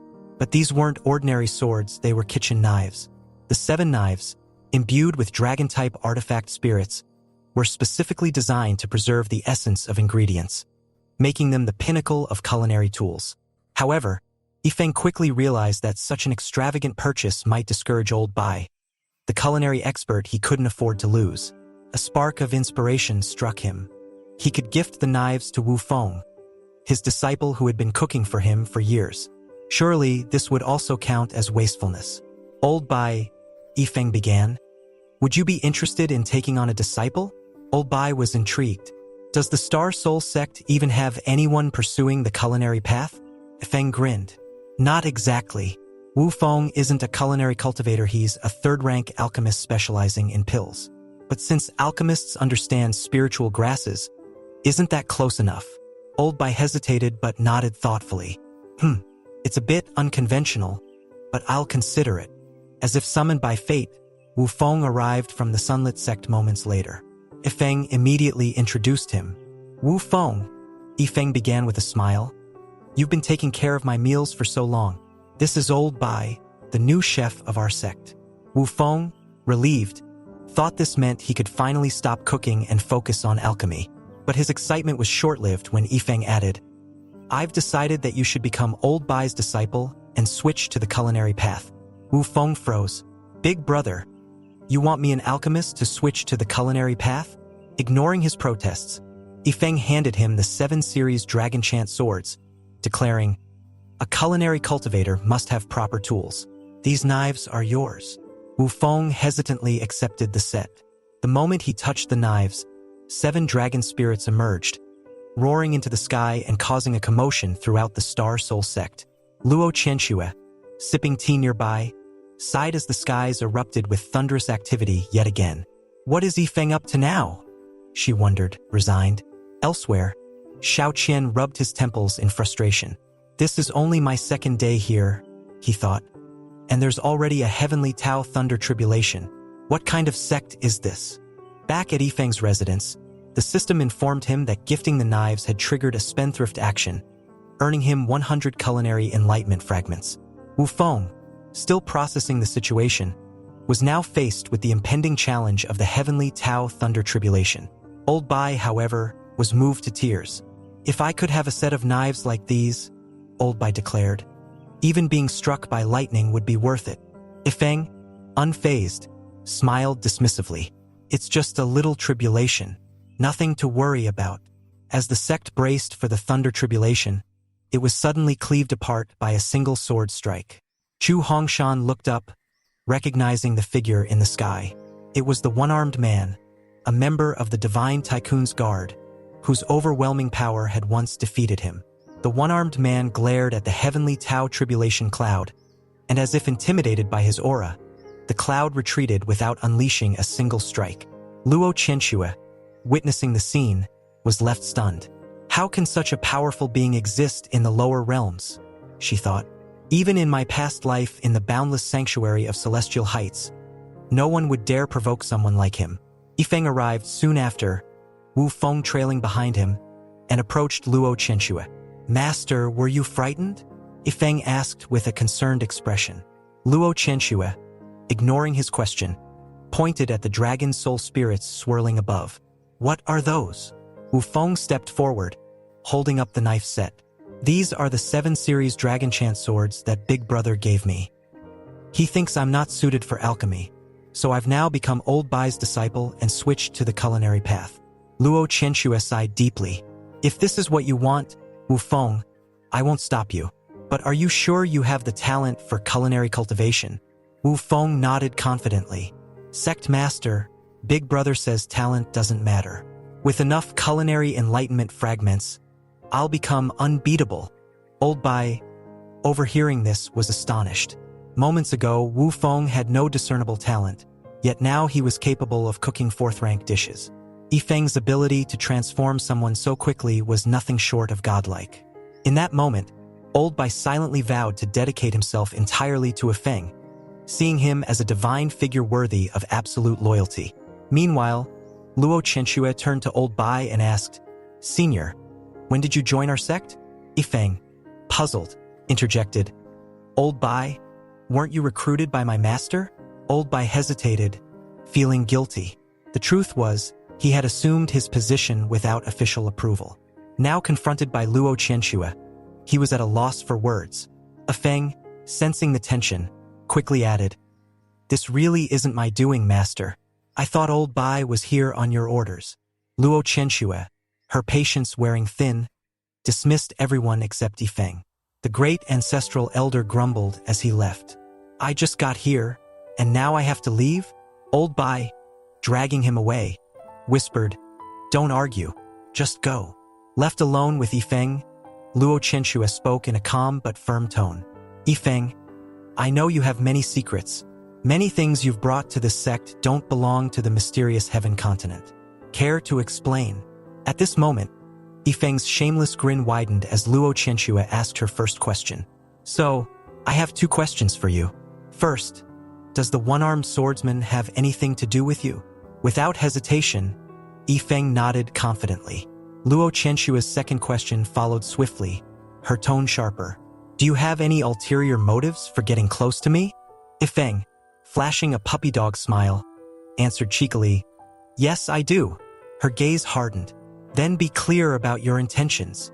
Taking the chance, Feng boldly confessed, "Because I like you, I want to marry you and grow old with you, master." Luo Qianxue's face flushed crimson as she slammed the table. "Get out!" she barked, her embarrassment morphing into anger. The system, as if watching the scene from the sidelines, decided to add its 2 cents. "Host, is that what you call liking someone? Let's be real. You're just lusting after her beauty, dreaming of bathing and sleeping with your gorgeous master. Admit it, you're despicable." Feng rolled his eyes. "What do you know, you sly system? Sweet nothings are meant to be flattering. Okay? Stop ruining the mood." Shaking off the awkwardness, Feng suggested with a grin, "Let's of old by prepare some dishes, and we can talk over a meal. Food always makes everything better." Not long after, Feng and Luo Qianxue sat before a lavishly prepared feast. As Feng devoured the delicious dishes with enthusiasm, he asked her with a knowing look, "Master, aren't you curious to know who I really am?" Although curiosity flickered in her eyes, Luo Qianxue remained cautious. She had learned long ago that some truths were better left unknown, especially when knowing too much could bring danger. "Some things are better left unsaid," she replied, her tone steady. Feng smirked. "If you won't ask, then let me tell you a little secret, master. Do you know about the boundless sanctuary?" Luo Qianxue froze, her fingers gripping the table as she slammed her palm down. Her voice trembled with equal parts excitement and disbelief. "The boundless sanctuary? How do you know about it?" Feng, as casual as ever, didn't elaborate. Instead, he leaned back in his chair, his expression unreadable. Luo Qianxue's mind raced. Could he possibly know? Does Feng know that I am the reincarnation of the boundless sanctuary's holy maiden? But Feng remained silent, only adding, "Master, I just want you to know I'll never harm you. You can trust me." To further prove his sincerity, Feng pulled out 2 Heavenly Tao tokens. "Let's take a trip to Heavenly Tao City, master. I've got these handy little tokens, and there's no better place to relax." Luo Qianxue studied him carefully. If Feng truly wanted to harm me, she thought, he could have done so countless times already. With his capabilities, I wouldn't have survived until now. She sighed softly.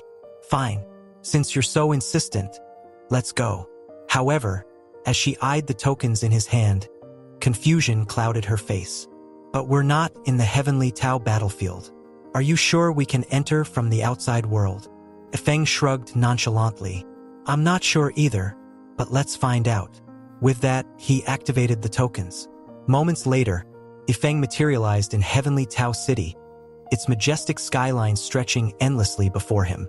He clapped his hands in satisfaction. "Master, it worked. I told you."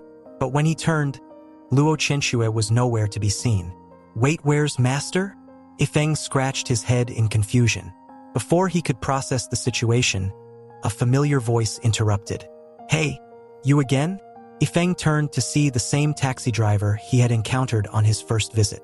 Recognizing Feng immediately, the driver scowled, clearly remembering Feng's previous lack of funds. But this time, Feng casually whipped out his Heavenly Tao card, flashing the emblem that signified an outrageous amount of Heavenly Tao points. The driver's attitude shifted instantly. He stammered, Sir, where to? Anywhere you'd like. Anywhere, Yifeng mused, climbing into the cab. I'm looking for someone, my master. Just drive and deduct the cost as needed. The driver hesitated. Sir, with all due respect, Heavenly Tao City is massive. The token only allows for a half-day stay. Even if I floor it, we can't cover the entire city. Hearing this, Yifeng abandoned the idea of searching by car and decided to activate his peering into the Heavenly Secrets function instead.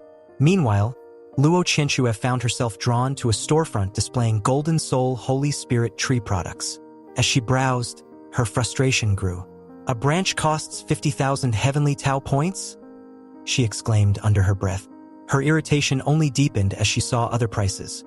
100,000 points for a piece of Golden Silkworm Star Shining Stone, 5 million points for a Sword Heart Advancement Fragment, and a staggering 20 million points for a Heavenly Tier Furnace Cauldron.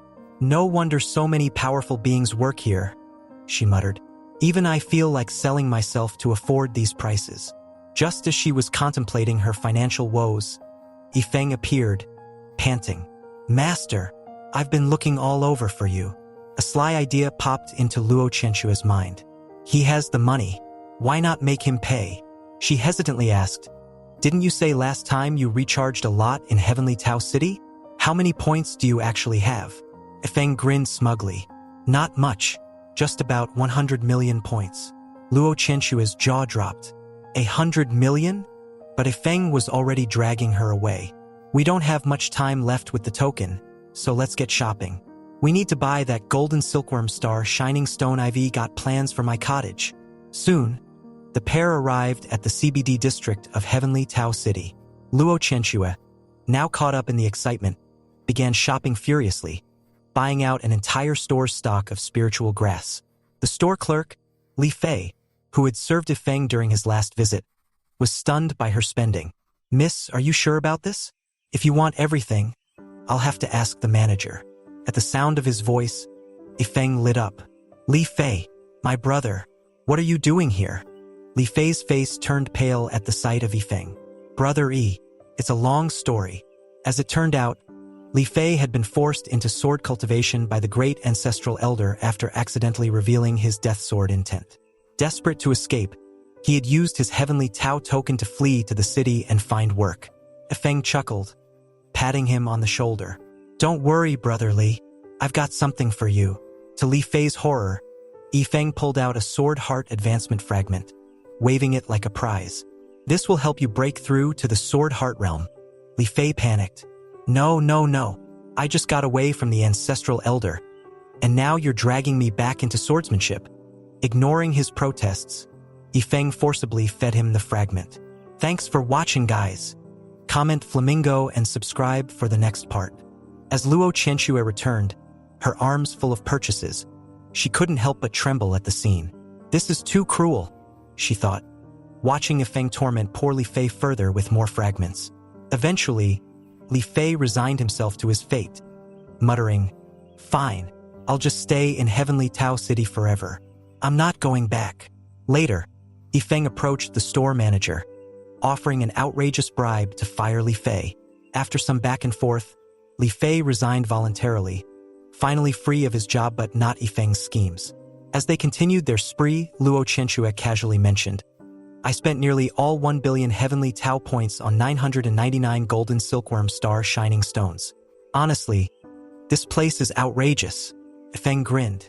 Worth every point, he thought, already planning his next extravagant project.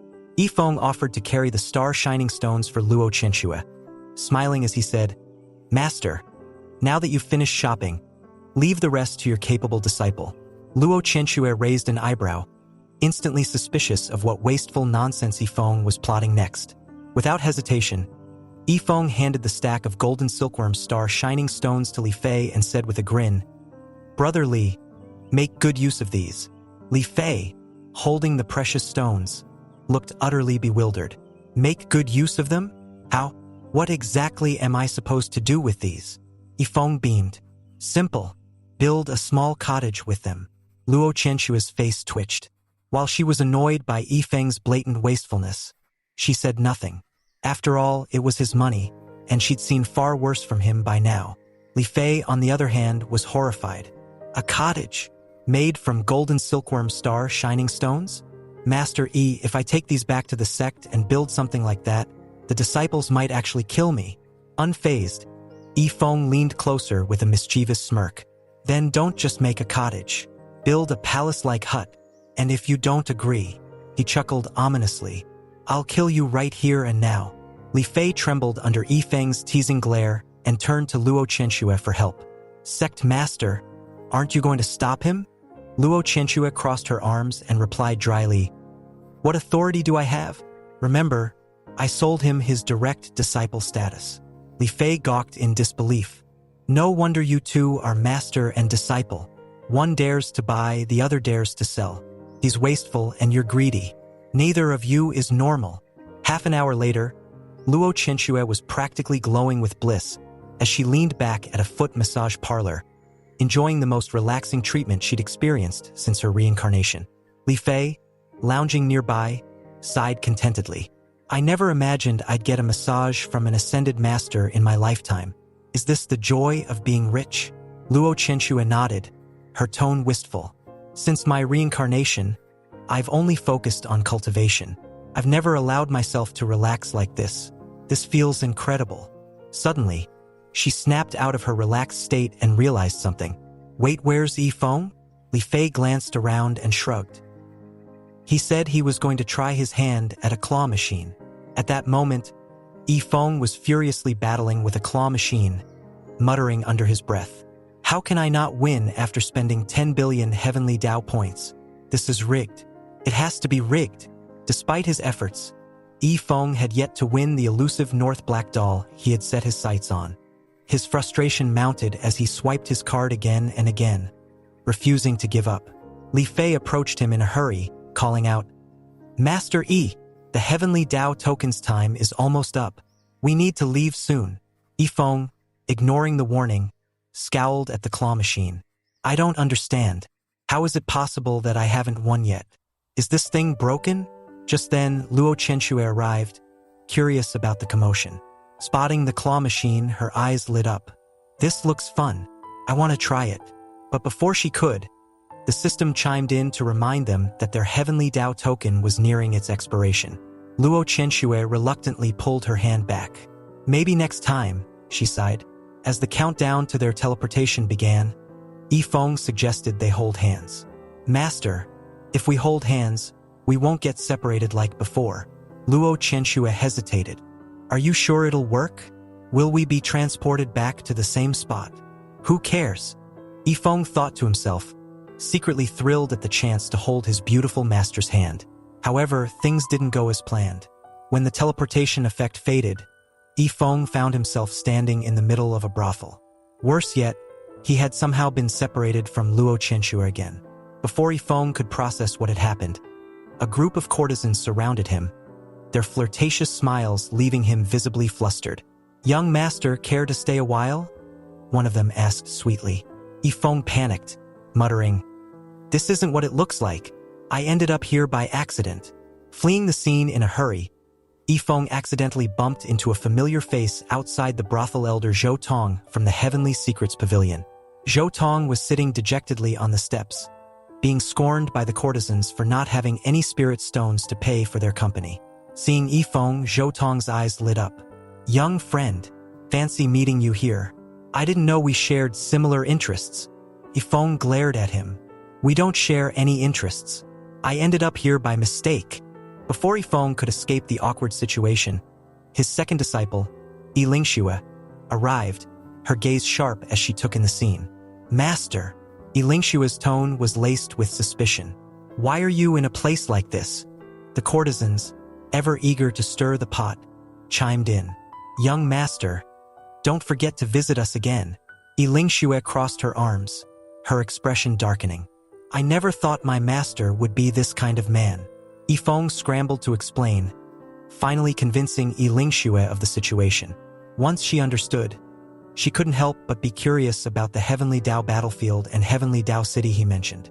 Zhou Tong, meanwhile, grew uneasy as Yi Feng's persistent questions turned toward him. Elder Zhou, Yi Feng asked, why are you here? Unable to reveal the truth, Zhou Tong thought to himself, I can't let him know I'm heading to the Star Souls sect to borrow a heavenly tier furnace cauldron. Despite Zhou Tong's reluctance, Yi Feng continued following him. Irritated, Zhou Tong finally snapped. Young friend, isn't this a bit much? Why are you following me everywhere? Yi Feng retorted. Following you? Who owns the road? You're always in front of me. Shouldn't I be the one asking why you're following me? Eventually, Zhou Tong pulled out a flying spiritual artifact, inviting Yi Lingxue to join him. But Yi Lingxue, wanting to spend more time with Yi Feng, feigned airsickness and refused. Airsick? Zhou Tong was baffled. You flew for 3 days straight last time without any issues. At that moment, Yi Feng chimed in casually. Are you passing by the Star Souls sect? So, give me a lift. That flying artifact looks big enough. Zhou Tong's expression changed. Young friend, are you a member of the Star Souls sect? Yi Feng smiled proudly. Of course, I'm the direct disciple of the sect master herself. Hearing this, Yi Lingxue's eyes lit up. Really? Then let's take him along. It might even make our mission easier. Zhou Tong muttered under his breath. Holy maiden, weren't you just airsick? Yi Lingxue smiled sweetly. If it helps us borrow the heavenly tier furnace cauldron, I can overcome a little airsickness. Yi Feng, hearing their goal, laughed lightly. Oh, you're here to borrow a heavenly tier furnace cauldron? No problem. There are plenty of those in the sect. I could even give one to Lingxue if she wants. Several hours later, they arrived at the Star Souls sect. Zhou Tong, seeing the cobweb-covered entrance, was skeptical. This is the sect you joined? But as soon as they approached, powerful auras radiated from within, leaving Zhou Tong stunned. Tribulation crossing realm experts. What kind of sect is this? Before he could process it further, the great ancestral elder flew out, shouting, Yi Feng, I need a heavenly tier furnace cauldron for a duel. Zhou Tong's jaw dropped. A duel? With a heavenly tier furnace cauldron. Yi Lingxue turned to Yi Feng, her admiration clear. Only master would use such treasures for something so ridiculous. Zhou Tong, overwhelmed, finally turned to Yi Feng. Young friend, I need some answers. What is going on in this sect? Yi Feng was momentarily confused by Zhou Tong's question. What's the situation here? Zhou Tong pressed. What situation? Yi Feng shrugged nonchalantly. The elders are just having some fun. Without a second thought, Yi Feng pulled out another heavenly tier furnace cauldron and tossed it to the great ancestral elder, whose face lit up with excitement. Great ancestral elder, take this and join the fight. If you win, the furnace is yours. The great ancestral elder, reinvigorated by the challenge, gripped the cauldron tightly and soared into the air, calling out, Yi Feng, just watch me crush them all. Zhou Tong stood frozen, jaw slack from the sheer extravagance of it all. Is everyone in this sect so wasteful? Doesn't the Star Souls sect master do anything to keep them in check? At the battlefield, the chaos was in full swing. Elder Shao was already sprawled on the ground, clearly the first to fall. When Yi Feng arrived, he grinned and teased, Elder Shao, you went down so easily. Whose heavenly tier furnace cauldron were you using? Don't tell me you borrowed it from Wu Feng. Elder Shao, still nursing his bruises, sighed. Borrow? No need. I already have my own heavenly tier furnace cauldron. Meanwhile, Luo Chenxue had entered the fray, joining the chaotic furnace-throwing melee. Zhou Tong, watching this absurdity, furrowed his brows and asked Yi Feng, That girl, she's in your sect too? Yi Feng's grin widened. Of course, she's the sect master of the Star Souls sect. Zhou Tong nearly choked on his disbelief. Your sect master? A peak original spirit realm cultivator, commanding a sect filled with so many tribulation-crossing experts. And she somehow keeps all of this under control. Yi Feng chuckled, then added casually, Elder Zhou, why don't you join in for some fun? Zhou Tong blinked. You have more heavenly tier furnace cauldrons? After a moment of thought, Yi Feng smirked. There's one that's been used as a doghouse. You can borrow that if you want.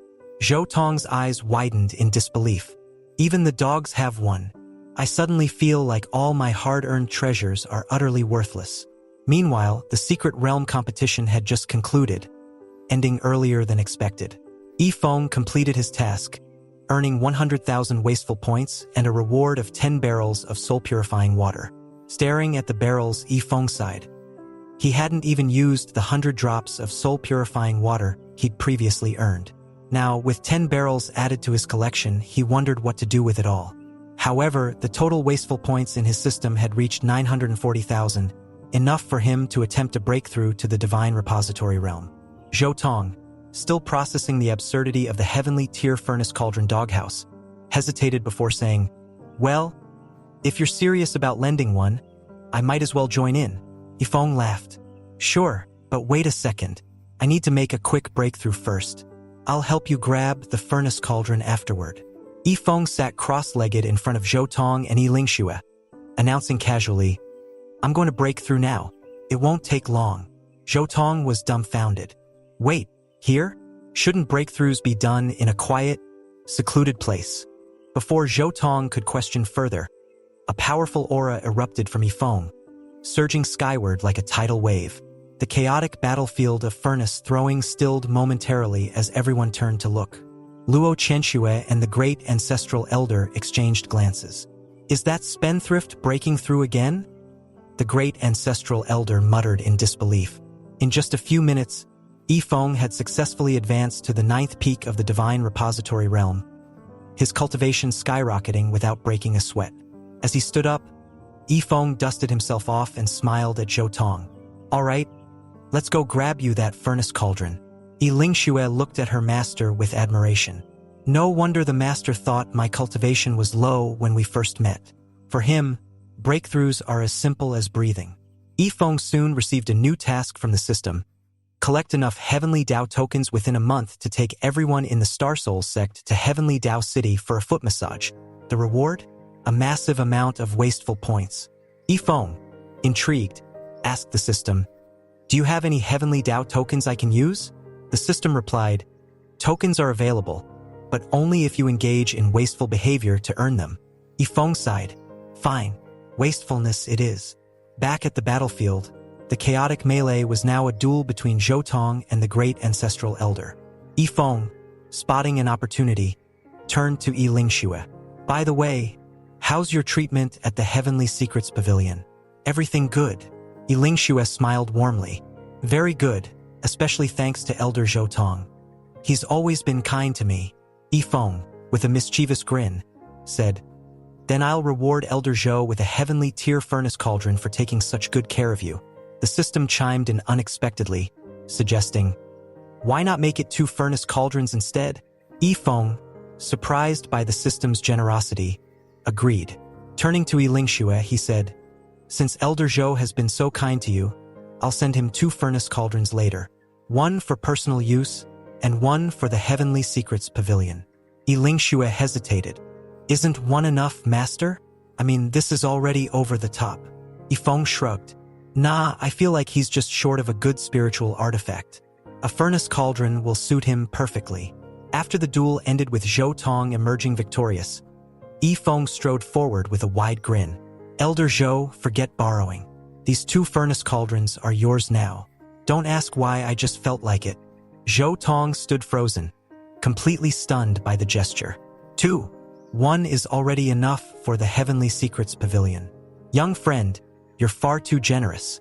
Lingxue added, "Elder Zhou, 1 is for your personal use, and the other is for the Heavenly Secrets Pavilion to use as they see fit." Deeply moved, Zhou Tong bowed deeply.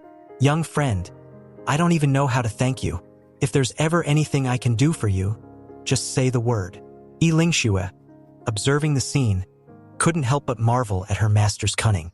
In her mind, she thought, "Master is always thinking so far ahead. This is clearly his way of winning over Elder Zhou Tong to eventually influence the Heavenly Secrets Pavilion." Yifeng, meanwhile, was thrilled to receive another 100,000 wasteful points for his generosity. He realized that even these over-the-top actions were helping him accumulate points, and he noted that the rewards after his breakthroughs seemed to be increasing. After receiving the furnace cauldrons, Zhou Tong and Lingxue departed on their flying spiritual artifact, heading back to the Heavenly Secrets Pavilion. Meanwhile, Yifeng stayed behind to watch the elders discuss the recent battle. It turned out that Zhou Tong's victory was partly because the others had gone easy on him as a guest. However, the great ancestral elder and Bai Gang had taken the brunt of the fighting, proving that friends often hit each other the hardest. The great ancestral elder, despite his bruises, suggested another round later. Watching the swollen elders limp away, Yifeng had another idea. System, they've been training so hard to protect the sect. Don't you think they deserve some healing pills? The system retorted. Was that training or just playing around? Yifeng argued. Either way, it's an effort to hone their combat skills. Eventually, the system relented, awarding Yifeng 30,000 flame blood vitalizing pills. But with one condition: they had to be used up within a day. As Yifeng distributed the pills, old Xiao couldn't resist showing off. Holding up one of the pills, he bragged loudly, "Look at this! Flame blood vitalizing pills. They used to be one of my greatest treasures. But now, they're nothing more than snacks to me." However, old Zhao's boast was cut short when Yifeng and Luo Chenxue appeared behind him. Yifeng smirked slyly. "So, old Xiao, it seems you quite enjoy watching everyone's miserable faces?" Old Xiao froze, realizing he had gone too far. "Ah, no, sect master. Master Yi, I meant no offense." Yifeng grinned wickedly. "Don't worry, old Xiao. We'll make sure you don't feel left out." Old Xiao tried to protest. "What do you mean? I can't escape." But before he could say another word, Little Blood and Luo Kai stormed in, each wielding a heavenly tear furnace cauldron as if it were a weapon. "Old Xiao," Little Blood smirked. "Master said you need pills. You asked for it, so let's give you the full experience." Old Xiao's eyes widened in panic. "What are you trying to do? Stop dash." But before he could finish, the two descended on him mercilessly. A few chaotic minutes later, Old Xiao was tossed at Yifeng's feet, bruised and battered. His face swollen to the point he resembled a pig's head. Completely bewildered, he stammered, Why is this happening? I've already recovered." Yifeng grinned mischievously. "Exactly. You recovered too quickly. Now you need to recover properly using my pills." Standing nearby, Old Bai burst into laughter. "Ha ha ha, old Xiao. You had this coming." But his amusement didn't last long. Yifeng's sly gaze landed on him. "Old Bai, don't think you're off the hook. You're next." Old Bai froze mid-laugh, his face pale. Wait, why me?" Luo Qianxue, watching from the sidelines, casually sipped her tea and quipped, "Yifeng, these pills don't taste bad. Maybe we should just save them for the dog instead." Old Bai seized the opportunity. Yes, you should give them to the dog. You're always spoiling him anyway." Yifeng sighed dramatically. "I'd love to, but this time, the system insists that the pills are only for the injured." With that, a storage ring appeared in his hand. He turned to old Xiao, his tone mockingly serious. "Master Xiao, I fear your injuries haven't fully healed yet. How could I give these precious elixirs to the dog? There are 30,000 pills in here. For the sake of your health, please finish them all before dawn." Old Xiao's jaw dropped. 30,000 pills? Are you insane? That day, the entire sect bore witness to the terror of being dominated by elixirs. Luo Qianxue was left speechless by the absurdity. "No more of this. From now on, chaotic fights are officially banned in the sect. Anyone who starts one will be expelled immediately." Yifeng scratched his head. Fair enough. But then a thought struck him. Speaking of which, where's junior brother Wu Feng? What has he been up to all day? Meanwhile, Wu Feng was quietly immersed in honing his culinary skills. The once-forgotten disciple had found unexpected joy in his new path. When Yifeng finally found him, he greeted his junior brother with a grin. "Wu Feng, you've just switched to being a chef. Are you getting used to it?" Wu Feng turned, his face glowing with enthusiasm. "Big senior brother, I have to say, I'm finding the path of cooking far more interesting than the path of alchemy. In the past, I needed someone to keep pushing me to cultivate.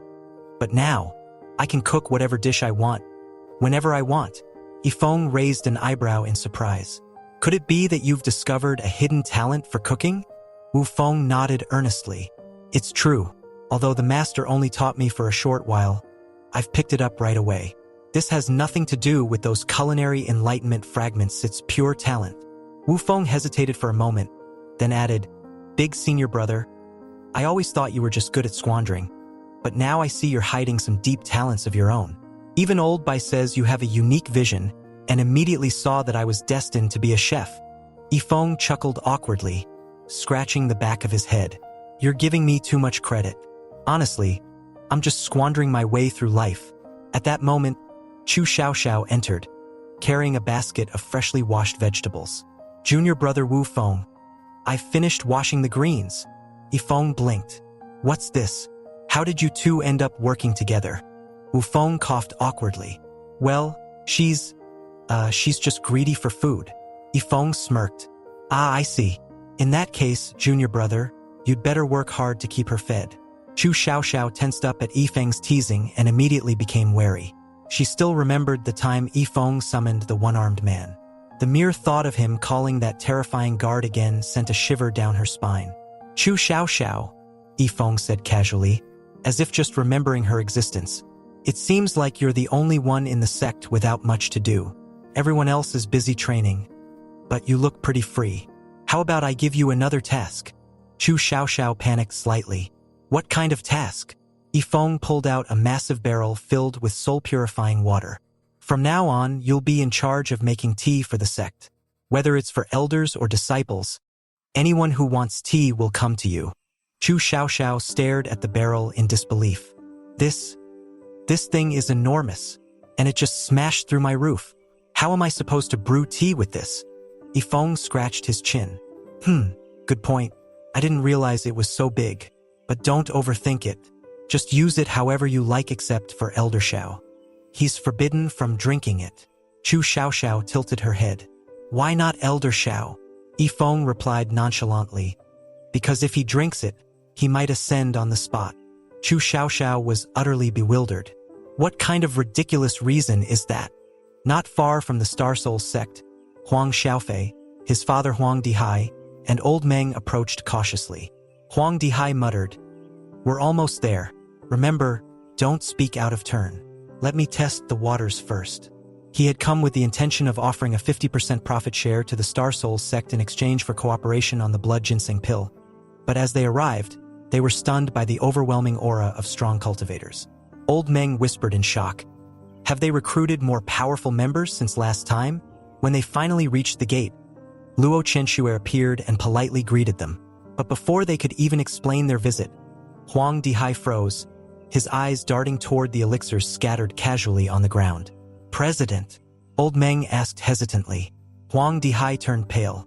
Forget the blood ginseng pill. Did you see what they're eating? Those are 9-pattern, 9th-grade flame blood vitalizing pills worth dozens of blood ginseng pills each. And they're eating them by the thousands. How can we possibly impress them with our offer? Leaving in a hurry, Huang Dihai muttered, We need to rethink our approach. The Star Souls Sex Foundation is terrifying. Even offering them 10 years' worth of profits wouldn't be enough. Meanwhile, Elder Xiao, feeling parched after consuming so many elixirs, followed the enticing aroma of tea to Chu Xiaoxiao's tea stand. Chu Xiaoxiao, he called out, That tea smells amazing. Quickly brew me a bowl. My mouth is dry and parched. Chu Xiaoxiao hesitated. Elder Xiao, I'm sorry, but you're not allowed to drink this tea. Elder Xiao frowned. Why not? Is it not ready yet? Chu Xiaoxiao awkwardly explained. Master Yi said you're forbidden from drinking it. He fears you might ascend. Elder Xiao's expression turned serious. He stared at the massive barrel behind her and muttered, I see. This tea is brewed with soul-purifying water. No wonder. But when Chu Xiaoxiao pointed to the giant barrel behind her, Elder Xiao froze. Are you sure this is rare soul-purifying water?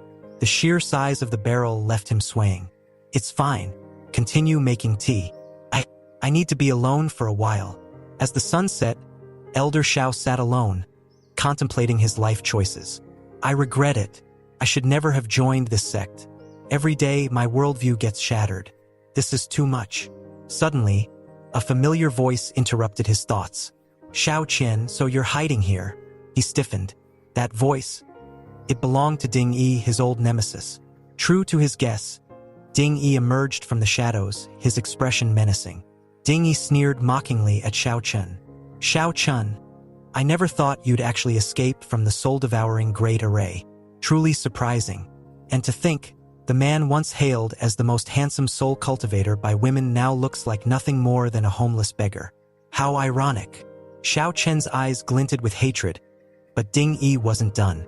I'll give you one chance to run. Go on. Flee. But don't worry, I won't come after you right away. First, I'll take care of that pitiful sect that dared to harbor you. After I'm done with them, I'll come back for you. And who knows, maybe if you're good at hiding, I'll let you live. Xiao Chen's rage exploded. The mention of the Star Soul sect was the final straw. Behind him, an enormous soul illusion began to materialize, radiating terrifying energy. Ding Yi, you've gone too far. Ding Yi, seeing this, chuckled darkly. Oh? Starting with your ultimate skill right off the bat? How bold. But do you really think I'm the same person you fought 200 years ago? In response, Ding Yi summoned his own soul energy, which manifested as a colossal figure several times larger than Xiao Chen's illusion. The sheer size of it was oppressive. Let's see how long your soul power can last, old friend, he sneered. Meanwhile, Yifeng received a notification from the system. Alert! Elder Xiao is engaged in a life-threatening battle with Ding Yi outside the sect. Elder Xiao's odds of survival 1%. Yifeng blinked in disbelief. Elder Xiao? A man on the verge of ascension? In danger? He shook his head. How is Ding Yi still alive in the mysterious heaven continent after 200 years? Hasn't he ascended yet? Turning to Little Blood, Yifeng gestured urgently. Let's go. We need to rescue Elder Xiao. Little Blood looked perplexed. Master, are you sure? Elder Xiao is practically invincible. How could he be in danger? Yifeng shrugged. The system said so, and the system is never wrong. Back at the battlefield, the clash between soul cultivators was escalating. Xiao Chen's soul power was rapidly depleting under the overwhelming might of Ding Yi's illusion. Sweat poured down his face as he gasped for breath. Ding Yi smirked arrogantly. What's wrong, Xiao Chen? Running out of steam already? Don't worry, I won't kill you just yet. I know you've been sealed for 200 years. Surely you've saved up some impressive trump cards. Go ahead, bring them out. Entertain me. In response, Xiao Chun sneered, his gaze locking onto the soul ball in Ding Yi's hand. You're proud of that tiny thing? Ding Yi frowned, sensing mockery. With a smirk, Xiao Chun pulled out a supersized soul ball gifted to him by Yifeng. The orb radiated an overwhelming aura, its size dwarfing Ding Yi's by a staggering margin. Ding Yi's jaw dropped. What is that? This can't be real. With your soul power, there's no way you could refine something of that caliber. Nothing's impossible, Xiao Chun replied coldly. 200 years ago, I beat you fair and square. Today, I'll do it again even if I have to rely on external help. For you, a soul ball is merely a tool for survival. But for me, it's a symbol of extravagance. The sight of the enormous soul ball made Ding Yi's confidence falter. Yifeng and Little Blood had arrived on the scene, observing the battle from a distance like spectators at a play. Is this how soul cultivators fight? Yifeng yawned, looking bored. All these flashy illusions. It's almost putting me to sleep. Little Blood, wide-eyed, was far more impressed. Master, you don't see the energy? Their soul illusions are battling on a level beyond comprehension. This is awe-inspiring. Yifeng tilted his head. Energy? I don't see any of that. All I see are two guys swaying around like drunkards. Unbeknownst to Yifeng, Little Blood wasn't exaggerating. From his perspective, the clash of soul illusions was nothing short of a cataclysm. Despite his earlier bravado, Xiao Chun was now on the verge of defeat. His soul power couldn't keep up with Ding Yi's overwhelming strength. As Ding Yi prepared to deliver the finishing blow, Xiao Chen's panic was palpable. Is this the end? But before Ding Yi could strike, Yifeng and Little Blood casually intervened. Streams of energy erupted around Xiao Chun as Yifeng waved his hand, pulling him to safety. Ding Yi scoffed at the interruption. Do you think you've saved him? Reinforcements won't change anything. Do you know why you're still alive, Xiao Chin? It's because my master ordered me to spare you. He's curious about how you escaped the soul-devouring Great Array.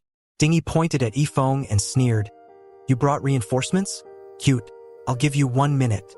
Either tell me the truth, or I'll turn your little rescuers into corpses. Yifeng chuckled, unfazed. Oh, that broken formation? I destroyed its core. I saved Xiaoqin. Got a problem with that.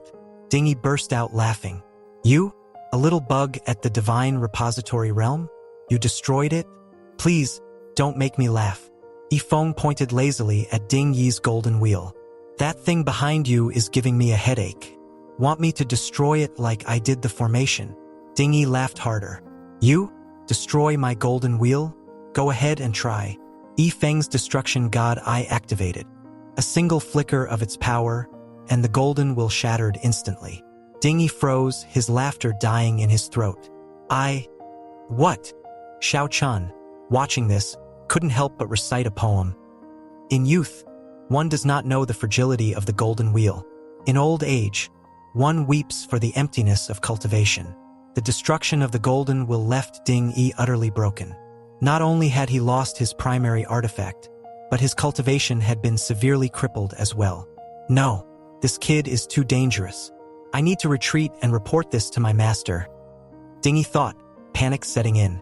Xiao Chun, seeing his enemy trying to escape, shouted, Yifeng, don't let him get away. He's going to call for reinforcements. Yifeng waved dismissively. Relax, Elder Xiao. Let him go. If he calls his master, that'll save us the trouble of finding him. Moments later, the space behind Ding Yi rippled, and a projection of the Golden Wheel Emperor appeared. Surrounded by multiple golden wheels, the projection radiated an overwhelming presence. The Emperor's voice boomed, Ding Yi, where's your golden wheel? Ding Yi, trembling, knelt. Master, I failed. It was destroyed by him. The Golden Wheel Emperor turned his gaze to Yifeng, his fury evident. You dared to destroy my disciple's golden wheel? Yifeng turned to the system. System, summon the one-armed maniac. Let's see how strong this Emperor's projection really is. The system, however, suggested a different approach. Host, I have a better candidate. This individual can pull the Emperor's true form through the projection. You can decide what to do with him after. Yifeng's interest peaked. Really? Is it one of the official Divine Tycoon's guards? As the Golden Wheel Emperor prepared to attack, Yiwan, one of the reserve guards, stepped forward. Thanks for watching, guys. Comment Flamingo and subscribe for the next part.